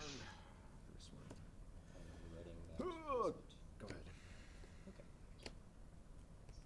This Order of the White Wing is going to at least Man, that trade. get in the way of the meat hook Gloam Toads flare line, dealing 9 damage. Those 2. Well, Although given its effect on displays, Necromancer, Barry it's pretty and unlikely that the minion. Christian is going to want to let this thing survive. And then just attacking into it. You would have still had Barry. That would have been pretty good. That would have been pretty good. Yeah. Oh my goodness, that was so good. Skeleton, take out your ward. Yeah. Do I have this flare?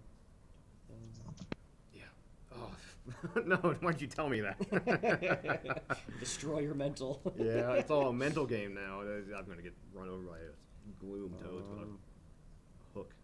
Yeah. How do I deal with that stupid Night Watchman all the way over there? That's fine. Leave him alone.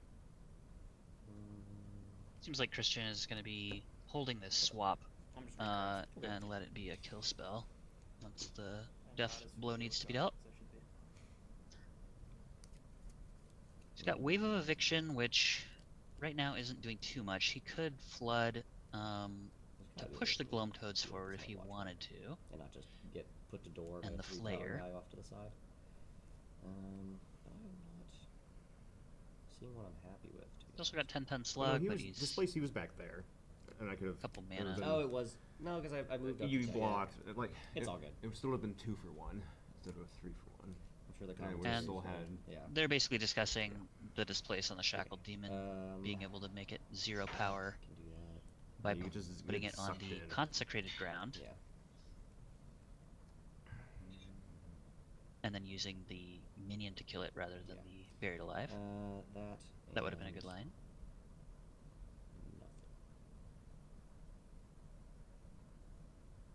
I think I still would have preferred the just clean buried alive play off of the ally. Too good. I will trade. Because in that situation, you want to be attacking with your minion rather than using it to trade with the demon.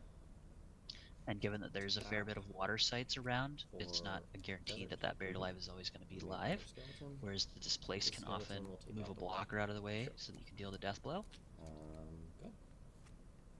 It looks like swap is just going to be used. I am so I far think behind. to a It's not even funny. not a great effect We here, wanted to honestly. use that swap to move the Golem Toads to be able to attack, but I'm a little surprised by the usage of swap here. That is one of the Good. best ways to end the game once your tap opponent's also. on death's door.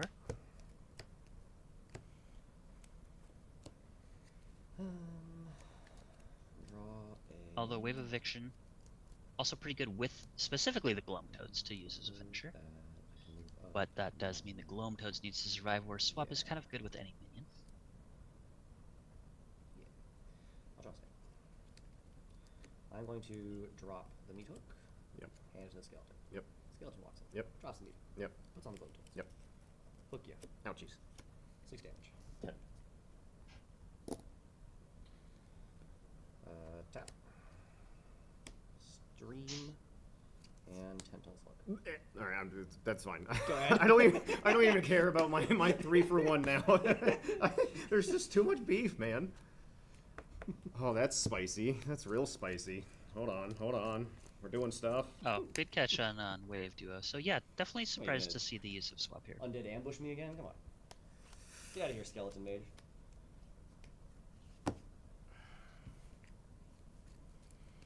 Problem is, you have a Gloom Toads. No, this is Pudge. Now it's Pudge. It's just like I get hit by 7, or I get hit for 6. Oh. Being at And 10, this is my site I drew. Yep. which is, This is my graveyard. Make sure I don't mess things up. and again, a little surprised to see the 10-ton slug in the position it's in, just because it can be chump blocked by the Ascendant. So 7. I think I would have preferred to put the 10-ton slug on the desert and next threaten the Autumn turn. Bloom. There aren't a whole lot of proximity-based effects. I don't know that in Earth and Air there are any proximity effects that could take out both the slug and the Gloam Toads at the same time. So I think by playing the slug here, it's essentially delaying Death's Door by 1 turn.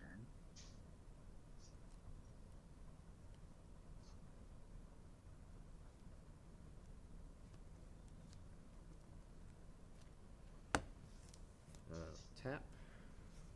And play a Troubled Town. Sure. Get a 2/2 somewhere. We have no townsfolk. We don't. So you can use the now at the town, it looks like even if the slug had been placed on the desert, the town could have gone adjacent to the Autumn Bloom, produced a chump blocker. They don't come in the box topper packs. They only come in the pre-con packs. Yeah, sure. I didn't realize those were different. That's cool. The then box there's topper packs also have double-sided. Displace on the board. Yeah, I do like that. Although I'm not sure what that's doing. The number of people ask that, is this a curio or a misprint, is hilarious.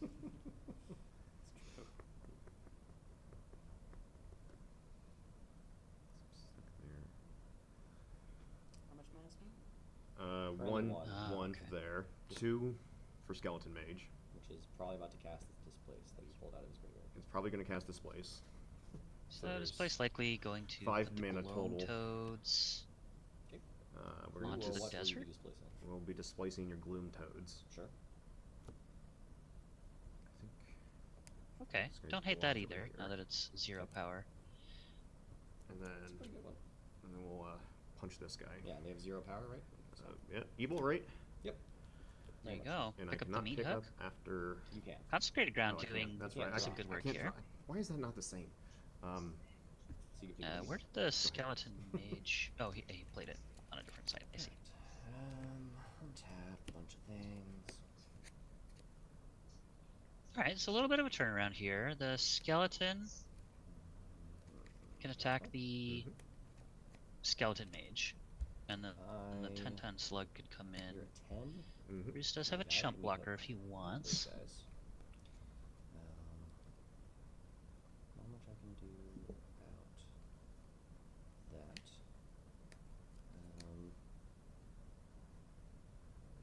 that. And the meat hook, notably the meat hook, being able to drag the slug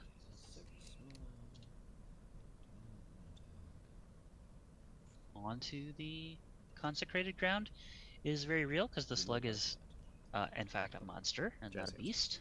Flaming Skull? Mm-hmm. Fortune Destroy. Nice.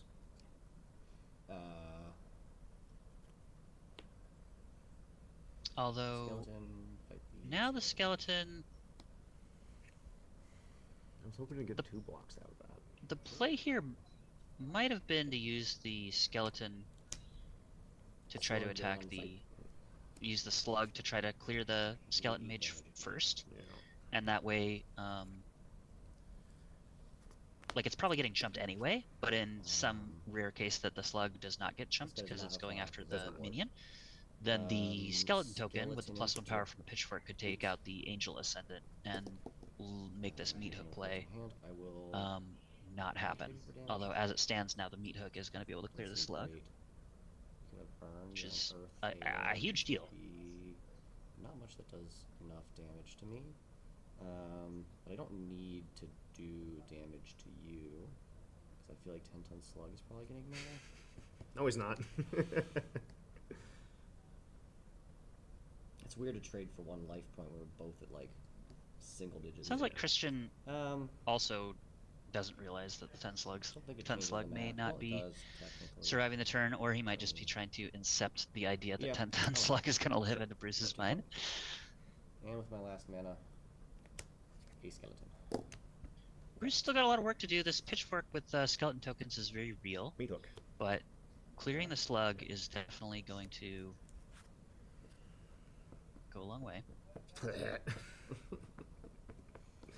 And this pitchfork Stressful. This is stressful. has to attack either the Fields of Fixus or the open grave if it wants to deal damage. Probably the Fields of Fixus, since that's closer to the other ordinary minions.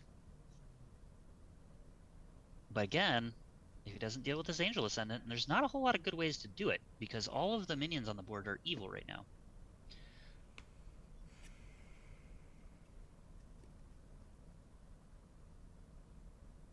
Bruce punch skeleton should not attack the skeleton because it's going to make the skeleton 2 power. Fortunately for Bruce, though, he can walk this back because the skeleton can't move to block, so there was no actual information, hidden information revealed to Bruce by Christian. If you're coming from a game like Magic the Gathering, Christian announcing that it is in fact 2 power to Bruce would be considered new information, but not the case here, fortunately. Yeah, Ocho, this has been a great game. Agreed. I think if Bruce had not used the displace in the berry and instead just done one or the other, I've had my 4 good rounds and it would have been a little closer, but or a little more in his favor. But as it stands right now, this is looking pretty good. You're done. Assuming that this Angel Ascendant survives, I have 1 spell. Yep. he's in a pretty good spot. I almost wonder if the Spellslinger is just supposed to back off to the fields and plan to end up on the consecrated ground so that he's not in any danger of dying to skeletons. Snellgaster is great. This card can defend just about anywhere on the board.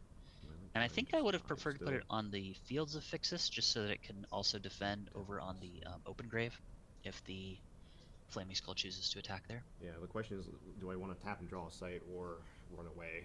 Mm-hmm. Attack for 3. I definitely like moving back.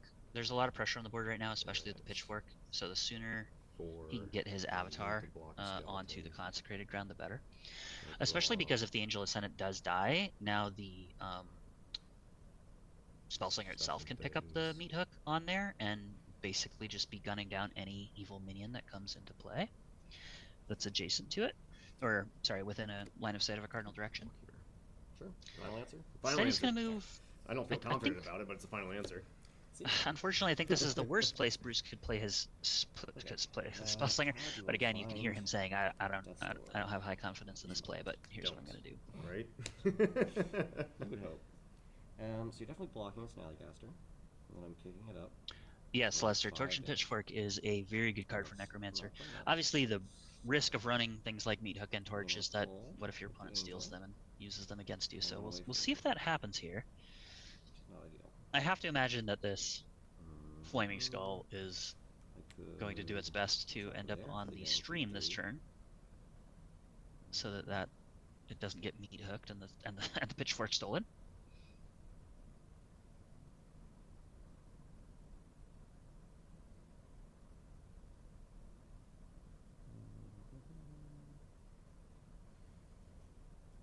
Attack with skeleton for 2. So this is 2 damage. Essentially trying to bait the Snallygaster into a block so that the other skeleton can kill it. Take 2. Okay. And I think Bruce correctly takes the 2 damage here, just so that he can now block. Okay. Yep. And now the Necromancer either needs to attack the Snallygaster to finish it off, taking 3, or go in with the Flaming Skull. And of course, this is all based on no hand information, so there could be something like a projectile to finish off the Snallygaster or whatever.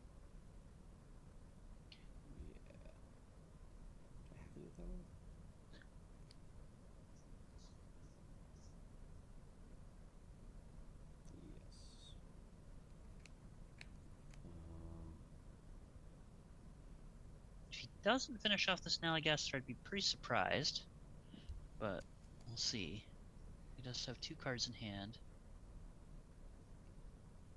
Looks like maybe he's just gonna trade. Just reading all my spells one more time. Attack the site for 3. Yep. Okay. Can't do anything. Take then 2. Gonna put Bruce to 2. Attack your site for 1. At 1. Ghost fire you in the face. And there's the Ghost Fire. Okay, well. If you run away from the projectile, but I'm gonna make a skeleton. Yeah. Ghost Fire can be cast from the cemetery, so this is probably gonna be impossible for Bruce to get away from, unless he has some tactical way to banish. Eat this guy. Yep. Banish the Ghost Fire Pick up the thing. and deal with Pick up. 2 attackers. Not ordinary. Yep. He's got the Snallygaster, so that's 1 blocker available. The other option would be that if he can somehow door Christian, and also end up with a minion on both the Autumn Bloom and the Wasteland, he can prevent Christian from being able to walk onto that to be able to cast the Ghost Fire without getting the Deathblow out to him too. But it looks like it's going to be pretty difficult to do all of that this turn. 2 minions is what you're saying. Yeah, between 3 attackers and a projectile, I'm hoping, there's no teleport. If you could just like fly yourself all the way over there, you'd be pretty good. But yeah.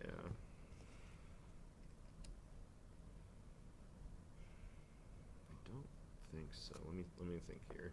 Okay. I don't. So like, yeah, the walking on top of me is the problem. Yeah. Then I would also need to door you to try to do stuff. I punch you for 2. Door. Yeah, looking at the way the game shook out, I really think if Bruce had could door you access to had used the berry or the displace instead of both to deal we with have to demon, rewind the angels. we'd be in a better spot. But then you have the problem of me having a flaming skull here, which yes. And the torch Very close game. My skeletons are 2 power. But I think Bruce just has a way to summon skeletons in his hand as his last spell. Sure. And there's no real way I think for you him have to it. be... So hypothetically, I attack here for 1, and then here for 3 and then 2, and that would be door, and then I could cast this. Problem here is that this And play leaves the would Flaming get Skull stupid alive. skeleton. Although it is... Necromancer good. Necromancers are pretty Yeah, good. I think Bruce has an Undead Ambush here, and it's just going to produce 2 skeletons that aren't in a position to be able to defend the one skeleton that he Skeleton has. just takes care of it.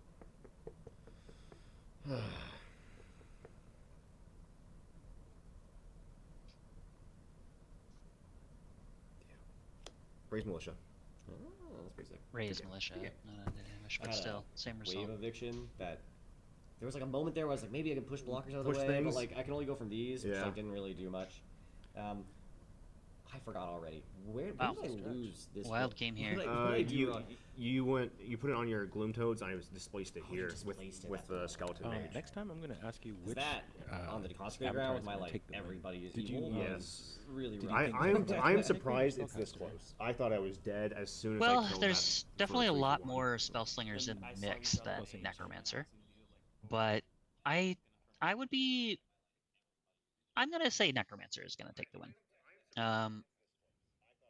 We're seeing it winning here, and I think that if you went and looked at the top tables at the end of the day, there'd be a disproportionate number of Necromancers among them. Got it. Got It's it. just it's just so powerful. Like you saw at this game, just the ability to constantly have minions on the board, especially starting early. Like you saw the turn 3 where he had 3 skeletons and a flaming skull. It's just very hard for any other deck to kind of keep up with that, and it just never stops. It's good on defense when you're at door because it produces a block every turn. It's good on offense when your opponent's at door and you're chasing them down because you're producing an attacker every turn. There's basically no point in the game where it's not a bad deal. Yeah. I mean, I just feel like sometimes as a necromancer, it's very good to keep having bodies. Turn 1, you'll always have a body, and then on door, you can always produce a body. So Yeah, and this isn't to say that you don't need some help from your spellbook, obviously. Like we saw in the case of Roaring Tricky's game, just the tempo of being able to play Renata's Trueblood ahead of curve into a 5/5, and then attack both of those units into it for 9 and bounce the Gloamtoads with the Town Priest. You can definitely take games away from Necromancer by leveraging your spellbook well.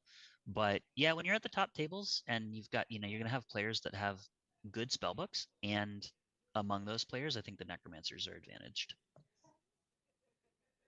so interesting. So interesting. Do you know how many avatars that the game has right now? Total? Yeah. Let's see. There's 13 from Gothic, and there's what, 4 or 5 from AL? Let me just get on Curiosa here. Yeah, I'm going to Curiosa right now. There's also. 34 avatars total in the game.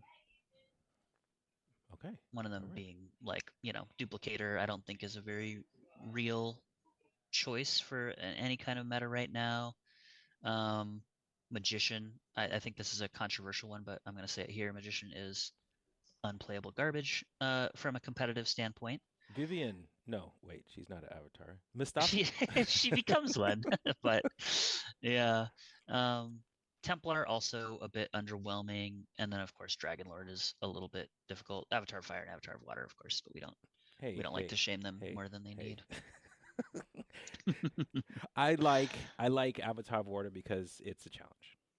But Avatar of Water, with water being so strong, wouldn't you think that it can? Well, and here's the real thing, especially in Constructed right now, is that the power level on some of the elites and uniques that we have, like Lord of Lies, Mesmerism, Atlantean Fate.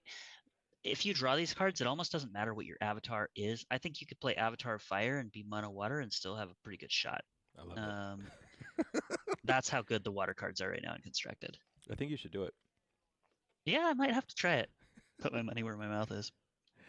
Oh man. I mean, you're going to be at a disadvantage against another mono water deck that has an actual avatar that does something, but you'll definitely be able to steal games just with no avatar. They'll laugh at you just because of your avatar, and then while they're laughing, it's like, all right, now you're a dork. you're gonna really throw them for a loop, right? Because they're gonna be like, okay, well, I got to worry about these fireballs, and that informs their mulligan decisions, and then maybe their first play or two, and then all of a sudden you're like, here's my deep sea and my floodplain and mesmerism. They'll never expect it. We just finished round 5. There is the 6th round coming, and a little birdie told me that we're only doing 6 rounds now. Okay. Or initially we were gonna get up to 8, but we have one more round until Top Cut. Sweet. Well, it should be an exciting one. What avatar do people want to see? I'm not sure. If it has to be out of the Gothic run. We haven't seen a Harbinger. We haven't seen a Harbinger. This could just be my bias, but I always like to see decks that are winning. So if we could find an interesting avatar that's like 5-0, I would go for that. But for the last round going in a top cut, I think it might be interesting to see, just the players who are at the top and see how good their spell books look. All right. But So that's just my vote. We'll work on that, and then we'll be able to see you all very soon. All right. We'll see you around for the next one.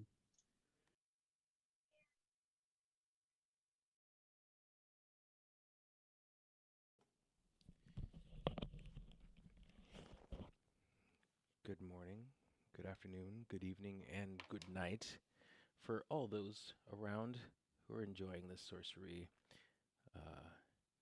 here in Indianapolis. I think your mic just cut out, 2, Marcellus. 2, 1. Can you hear me?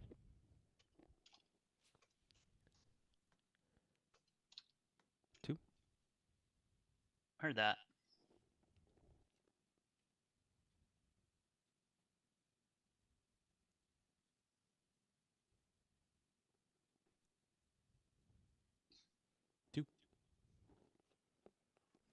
Good morning, maybe. Good afternoon to some. Good evening to others.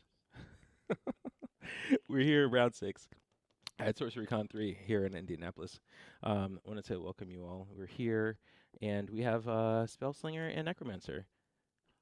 How is this possible? I mean, is the whole top like set of players are either Necromancer or Spellslinger?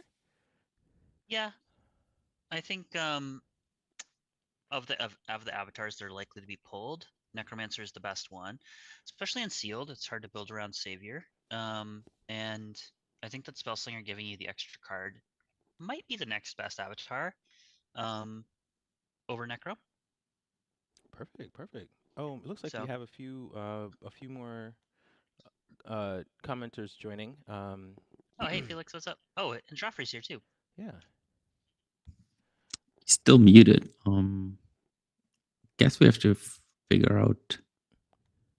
Is Marcellus, like, how does that work? Is Marcellus like giving us a countdown or something? Like no, we're live. Last time. We're live. Are we already live? All right. Welcome on, Felix. For those of you watching this stream, I'm Kyle, and we just had Felix join us for some coverage. And then Joffrey is lurking as well, may throw in a little bit. Here he is. Got a big party.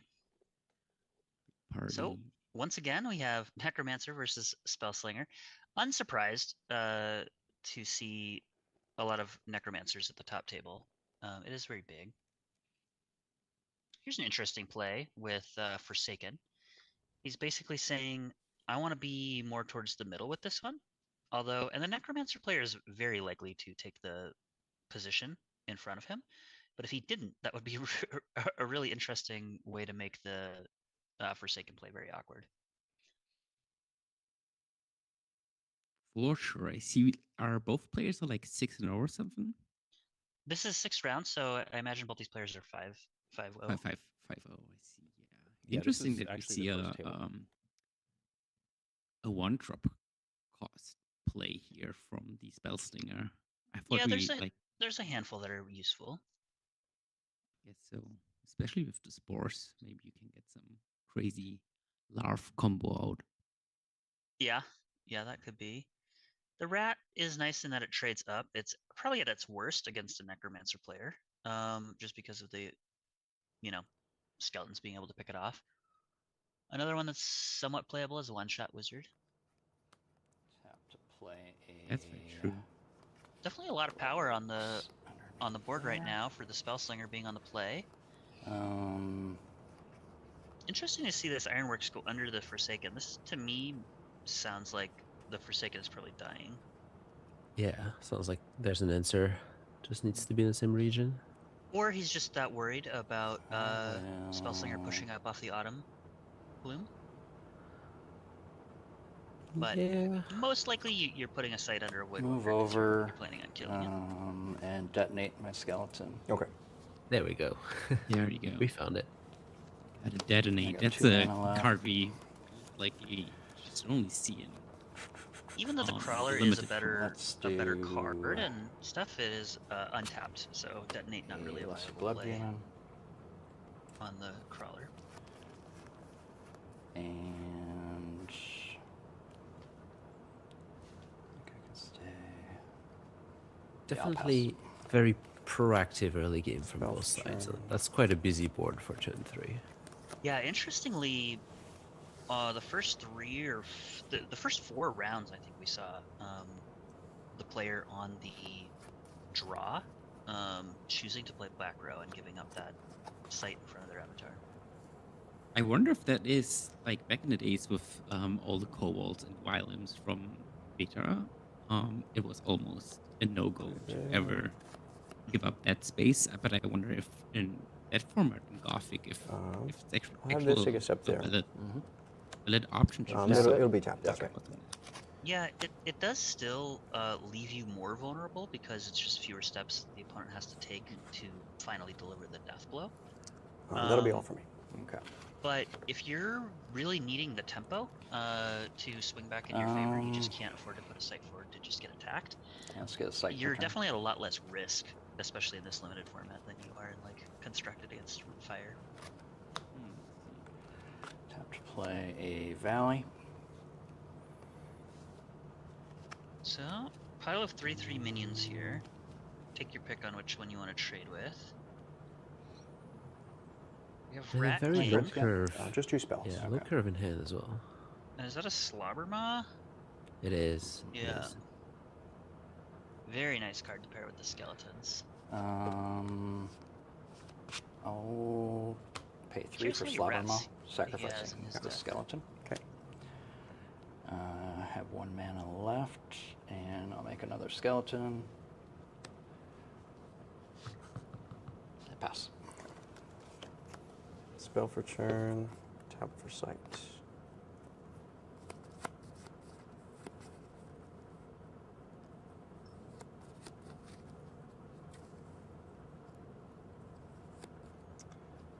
I'll bury this Slobbermaw. Alright, pulling the trigger with thinking this is a good enough Tap for target 3. for a bury. And I think I agree. Yeah, for I think sure. like removal spells should be always. Especially when wasted. you're on the offensive here. Yeah, I'll trade. Okay. The trade here does Yeah, I'll open up attack the crawler skeleton. to just eat the skeleton for free, but The if you Plague don't Rat's going to step forward, and that's all block for me. there, Okay. then the rat can just hold back and protect the crawler Spell for again. turn. Yeah, Ochoa. Ochoa said, I can't even imagine where they'd go. Now rat moving up now somewhat protects Tap to the draw crawler. sight. It does, yep. I'm not sure where they'll go for set 4. I think There's something about dinosaurs and Journey to the Center of the Earth in your view. yeah. if Anything that's anything next that has to step, do with like history or the world or things in general. Yeah, I last year during SorceryCon they announced Gothic. So there's a Q&A tomorrow with I wonder if you're the Spellslinger player, are you almost like a little bit intimidated playing against the Necromancer? And like I think I would be like, I want to close that game as soon as possible so the Necromancer can get too much value out of his avatar ability. Yeah, I'll do Flare. So Absolutely. I might be. Yeah. If I'm on Spellslinger Yeah, and I'll I'm take 1 5-0, damage. I've probably got a pretty good spell book, but I don't really have a good avatar. So I'm gonna be, especially at the top tables, you're probably looking around and seeing a lot of Necromancers. Yeah, I guess like Necromancer and Savior. I don't know. Probably 3 guys. spells one side over there? Savior. play Savior's as hard to well build during the around in day. Seal. But if you get the right pool, Yeah. Savior is even better than Necromancer, I think. Haystack.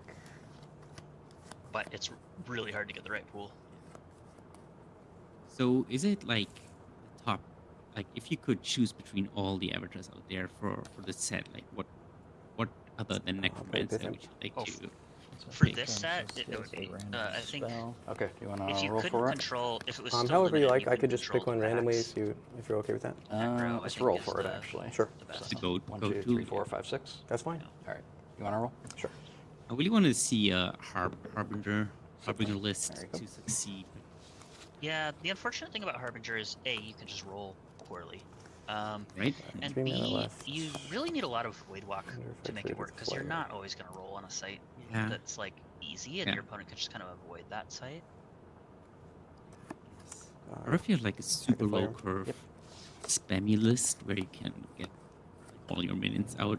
If you have like one or two decent rolls and you can like spam some minions and just like flip early on, and for your opponent doesn't have too many. I think if you're many low mass curve move though, cards. you just run out of cards too fast and your avatar doesn't do anything. Yeah. So if I was low curve aggro, I think I'd want to be like Persecutor or Blade Dancer. Wasteland. Or Interrogator. Yeah, Yeah, well, if yeah. you- If you're aggro, Interrogator's got to be the best. But It's Interrogator is a little worse against Necro specifically. It is also not many people know that, but Persecutor is the coolest. The movement, yeah. If you're an Avatar of Air fan, Persecutor is like a way Rat worse King. version of that, but still Can I read it? kind of Yeah, gives go a little for bit of those vibes, you know, free movement.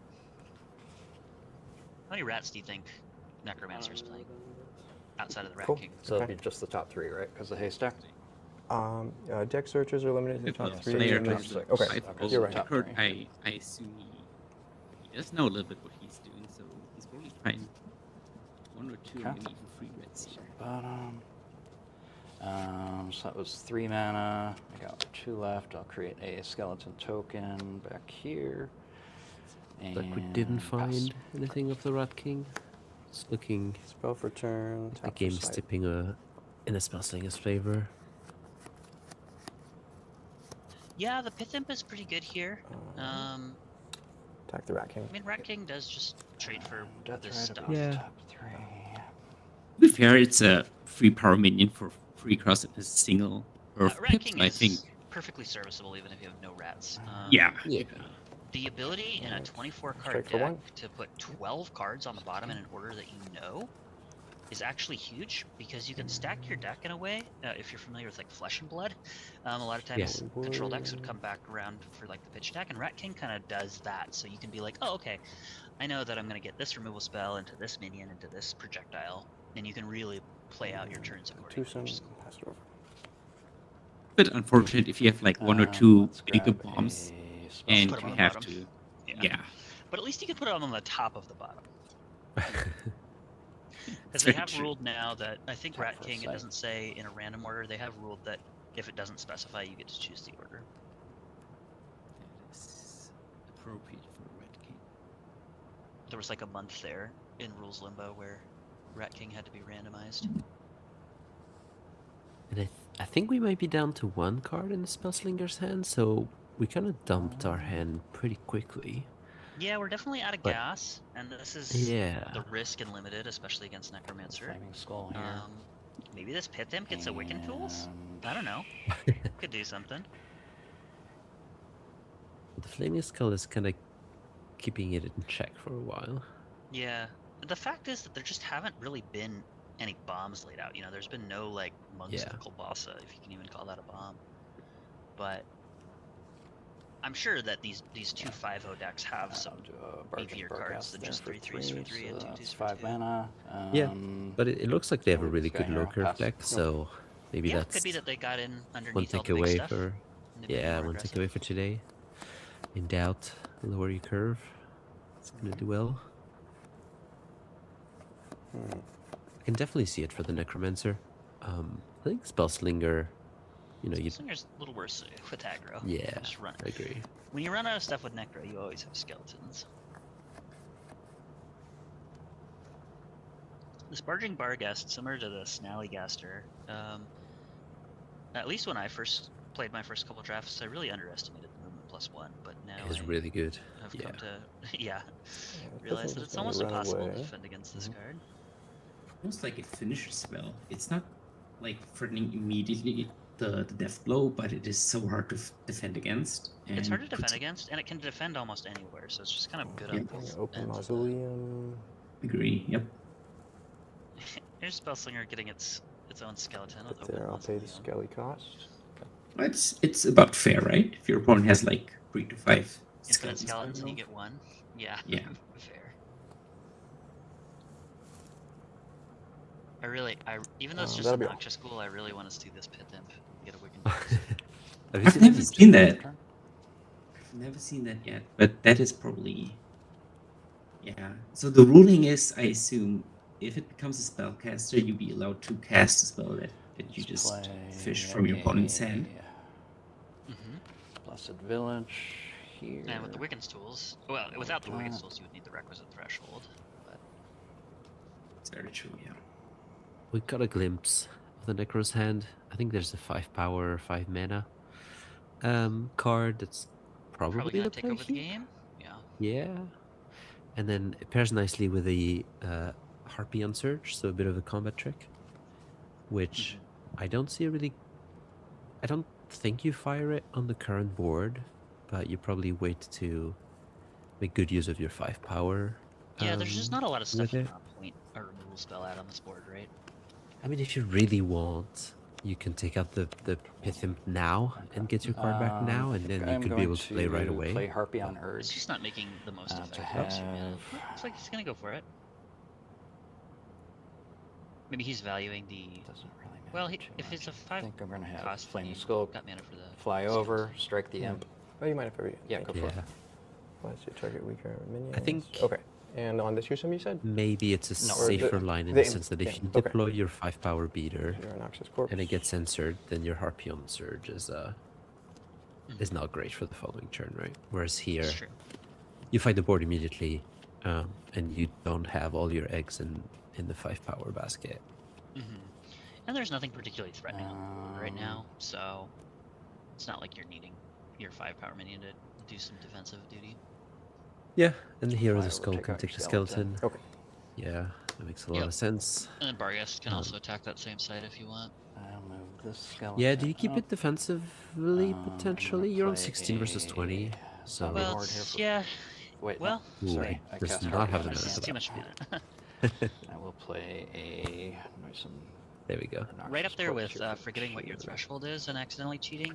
And Forgetting where your mana reserves are in a long turn because of the way that the turn structure in Sorcery is a big thing that happens even to I have 1 experienced mana players. left. Make a skeleton.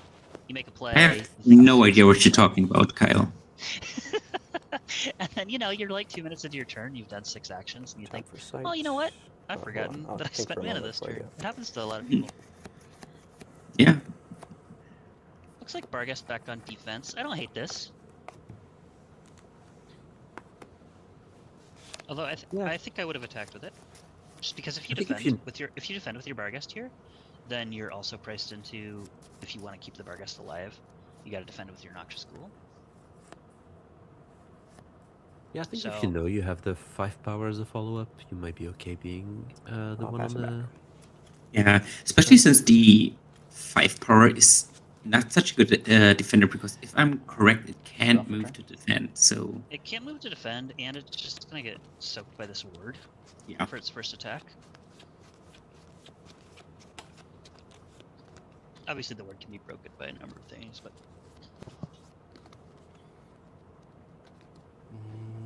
the risk if you attack with the Barghest, obviously, is that your for 2 opponent like here. 8. attacks you and then drops something big. But I don't know. With the Noxious Ghoul, I feel like I would have pushed to be a little more aggressive with it. Yeah, maybe the Necromancer's relying on the end game. He knows he can spam those skeleton tokens and doesn't really need to rush the game for pushing some get damage here. I don't know like what the situations with like hand cards are both like equally down on cards, or is it the zombie horde here? a huge difference? Yeah, hard to say. Pay 1 for another He's now getting skeleton. aggressive. Tap to draw Barghest. Does he move a second skeleton forward? I And wonder. then I will have a skeleton move up. Okay. I like doing that. And pass. Yeah, I like this turn. Yeah. I think it's a good time for the Barghest to now come in. You threaten to win the race. And you have 2 defenders to defend your 5 power beater. I'd be a bit worried otherwise to put it in front of a Smite the warded zombie minion horde. because... Yep. Well, there you go. Yep. But, you know, it's 4 mana spent on a 6 mana turn, so it is most of your turn. I think you're still winning the race here, so I don't hate it. Smite, a premium removal spell. It's not gonna For have much sure. utility. And 2 mana left Scared over. to play it up front. 3 mana left over. Ooh. So Withering Heights, very good sight. That's Yeah. a side the Necromancer wants to see in his deck for sure. I kind of like playing the Withering Heights forward because then you can build behind that and 3 then mana left will defensively get move me yours, like for late game, defensively move yourself to the back corner, and now anything that steps onto the Withering Heights can be pushed back 2 steps or 1 step. Yeah. It's unfortunate it comes when the 3 middle columns are fully occupied. Yeah, already. you definitely want that in one of those 3 middle. And we're stacking in the middle, so there are a couple of cards that can be devastating if we have them in the Necro's deck. Yeah, Flame Strike would be huge. Yeah, for sure. Spell for turn.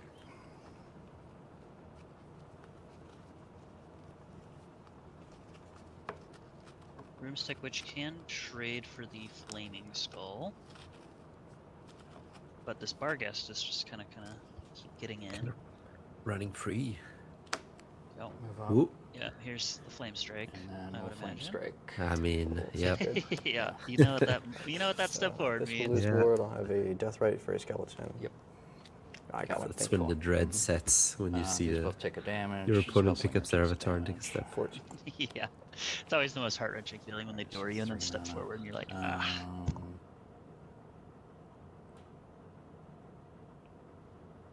Well, this now leaves the Barghest and the Flaming Skull free to attack, and I think I like putting the Barghest over on the Haystack. Do you fully clear the board here? You probably do, right? You have the 2 skeletons. You have 2 skeletons, so you can attack a skeleton. You can trade 2 skeletons for 1 skeleton here.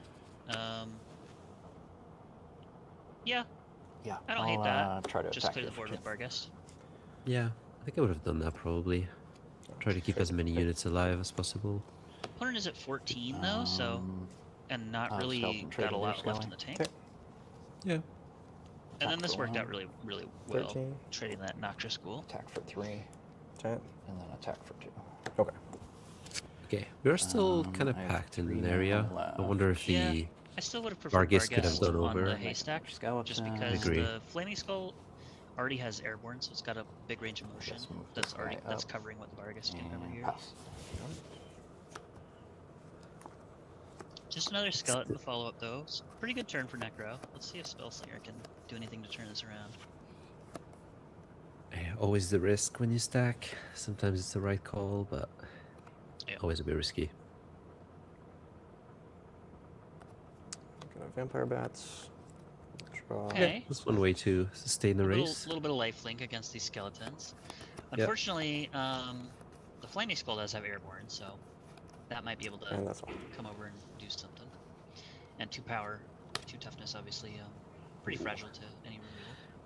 We see the lack of gas here. Playing a 2 mana spell and then nothing else for the Spellslinger. We've definitely run out. Yeah, for sure. And with the Not sure Barghest what and the that- Flaming Skull, you can just move the skeleton over to attack the Den of Evil, and you've got the opponent on 2 life. And then you can move your Necro and your skeletons out of the way so that the life gain is unavailable on the Vampire Bats, and you almost certainly guarantee door next turn. Be very surprised if you don't door here as Necromancer. Got a peek at the hand before, but I don't remember exactly what was in it. Yeah, I feel like and- just yeah, if he doing has 1 any damage reason in this to, color. Yeah. Ooh. Okay, well, Bitten Well, does it. Attack for 3, attack for 2. Oh, Aren't they yeah, beasts? Bitten's, I think. Bitten just strikes the enemy. It doesn't matter what type it is. Right? I think Bitten It is has just to be basically evil. violent. It has to be evil. Has to be evil, I think. Yeah. Yeah. Oh, target your Which weakness. which Yep, the okay. That which is the not. vampires. Do you fire the gift here, hoping that you find a solution? Pay 1 to make a I skeleton. don't think so because even well, I don't like You this. could do it on the skeleton. Tap to draw a attack. You could do it on the skeleton and attack. And It pass. still doesn't give you lethal, It unfortunately. does, doesn't it? Because No. maybe not. Yeah, there's one left. Yeah. But you would trade a skeleton for a bat, which is great, right? Yeah, you would. I just think is this one that skeleton? maybe Oh, the it way is. you Yeah, lose okay, this is your opponent plays some like just big minion that eats all your stuff. I don't know what that could be. Lord of Lies? Yeah, it's not even enough here, right? Strike the Well, skeleton. not even in these Also not in the colors. colors. Yeah. 1 life because I got River of Blood out. It's I a bit definitely tricky. I think prefer- the Up to 4. Oh, there's River one of of Blood the that- It's river as well, yeah. Oh, so actually that was lethal. It was if you lethal. fire, yeah. Interesting. card I that the still think the river Spellslinger has it. might want to see here is Murder of Crows or some of those yeah, removal definitely the spells. best card that against just- Necro. Murder, kill everything but the Yeah. Barghest. Yeah, the River of Blood, a lot of these sites that have passive abilities can kind of go forgotten. But they are very relevant. So yeah, I guess Gift was the play since it was lethal. That only I'll getting go ahead one. and play these both here. Ooh, we're stacking again. Target Jason. Yeah, an Exorcist, unfortunately, Oh, okay. not being able to hit anything. No targets, unfortunately. Yeah. You have this Yeah, on which is- board if you which is stack fair. on the mausoleum. so. Spell for turn.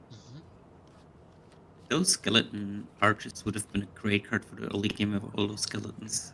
Yeah, Stygian Archers is a very, very good card. Especially with the Wuthering Height, that would be such a use advantage on the Spellslinger's side.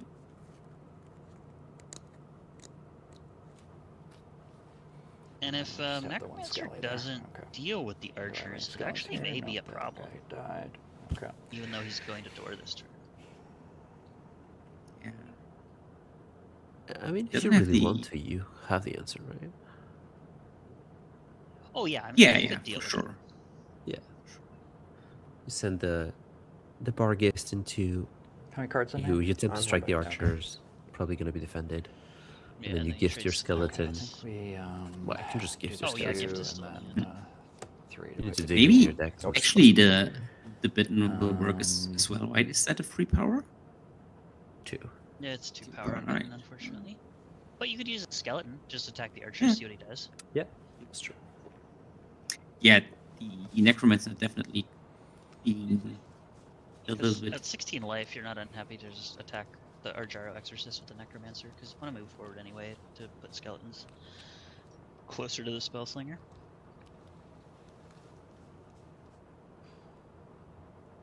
So nothing we can do about these attacks, so I assume we're on door.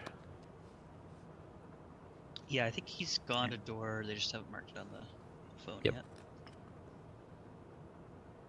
So if you the Spellslinger and you imagine you have like an Eric's Curiosa that you could crack, and you could get like any card that kind of brings you back here. Any card in these colors? Any card in these colors. What is he like? What's on his wish list here? Can you update on the tracker as well? That's I don't know that there's Oh, yeah, anything sorry. in these colors. Okay. Once And you're then at Yeah, it. it is tough. It is The Earthquake would help. It's not in the set. Yeah, Earthquake Yeah. would be good. sure. Root Spider on your avatar would be great. Oh, yeah, let's think before we move that.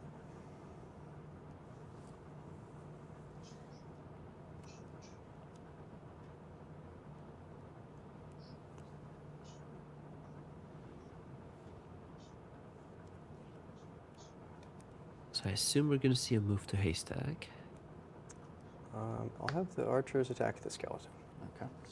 Make a skeleton, thank you. Yep. It's Mesmerism at home. This is kind of funny. I could just heal one life at True. a time if I hit you. I've seen what the better Necromancer than draw for losing what I turn, so think, because I'll go I'm for like that. very surprised that he didn't Well, you take got out these the good healing archers. damage. So I I don't assume he heal maybe so has 2 the damage. finishing blow already in hand, so he doesn't really have to worry about And Yeah, possibly. anything yet. going this way. Move to Haystack, and now we need at least one And two defender. underneath. There It's it a pretty is. good defender. That'll be all. Yep. A little surprised to see no move or attack on the Foil my Exorcist. plans. All right. think you either get in for 2 with it or move it It's your so that it can scaling. defend Yeah. next turn. Okay. Let's grab a I spell. guess if you move it up, then it just trades with 2 skeletons. Yeah, I think I like You've moving at least it dealt 2 damage. bottom blue. Right, and break the line of sight for a projectile.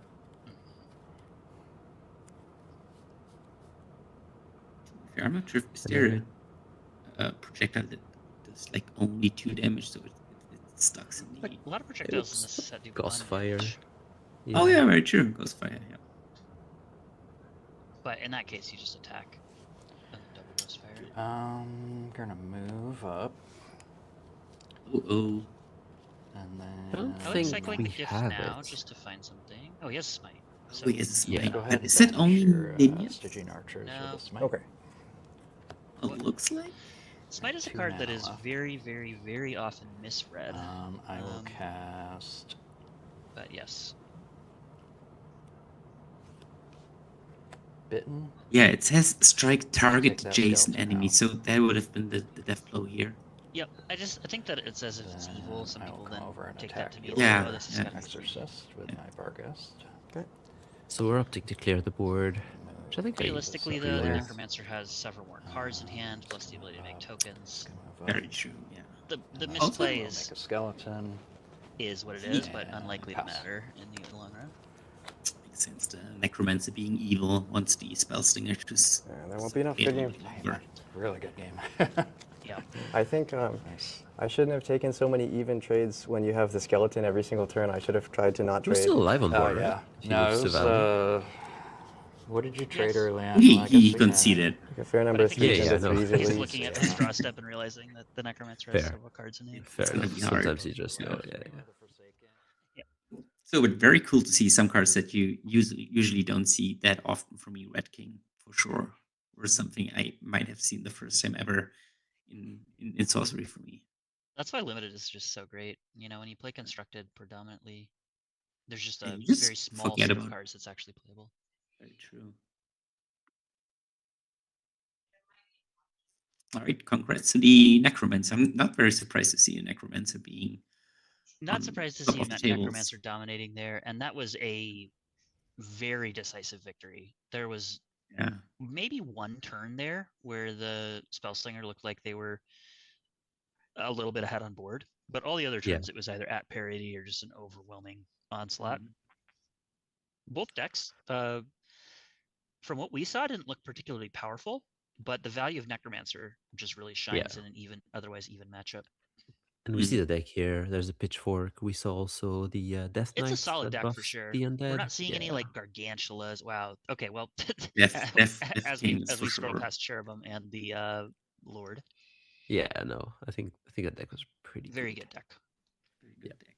Lacking like the things you would maybe shed a tear over when you get like Lord of Greed or something, Lord of Yeah. Destruction. But I have 6 Lord of Greeds. Yeah, Perfect. congrats to both players. I think they both still advance to tomorrow, I want to say, right? Yes, this was So- table 1. yes, This was the 'Cause I this think was it table was 1. So this was anyone top with a table. record of X2 or I better. think it's going to um, be about half the field ends up. Yeah. A little less than half the field ends up making it, or actually exactly half the no. field. Half the field plus one. There's 127 people, top 64. Huge event, nice. Perfect. Yeah. Very It's cool to see we SorceryCon are being actually at that full house. the day after 6 rounds. We have our top 64 cut, and tomorrow morning, 10 o'clock a.m. Eastern time, we will have 8 pods firing and making sure that we can have our winner for our limited event for SorceryCon 3 Indianapolis. I want to say And thank you I to don't know Kyle. if there's anything else scheduled after that, or if Oh, for that was the limited, end. for limited, it is it's today and tomorrow for limited. I assume that was the last game for today. So do you guys know what we're gonna see tomorrow? Can you guys hear me? Oh, I can hear you, although it sounds like maybe Joffrey and Felix can't hear you. Okay. 2, 2, 1, 2, 1, 2. Yep, can hear you now. So what I was trying to say is that we are finishing up the day here at SorceryCon 3, 2026. Tomorrow we have our top 64 breaking out into 8 pods for draft.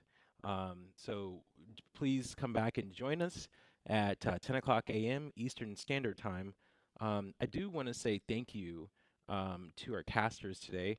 Kyle Scourge Archer, sorry, Scourge Altars, um, Joffrey and Felix, as well as Dave Rudisaurus. He was here earlier. I do want to say thank you, and I want to say have a wonderful afternoon. Is there anything else you guys want to say before we sign off?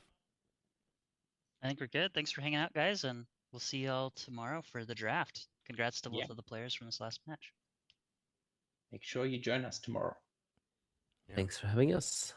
Awesome. Have a great afternoon. Bye.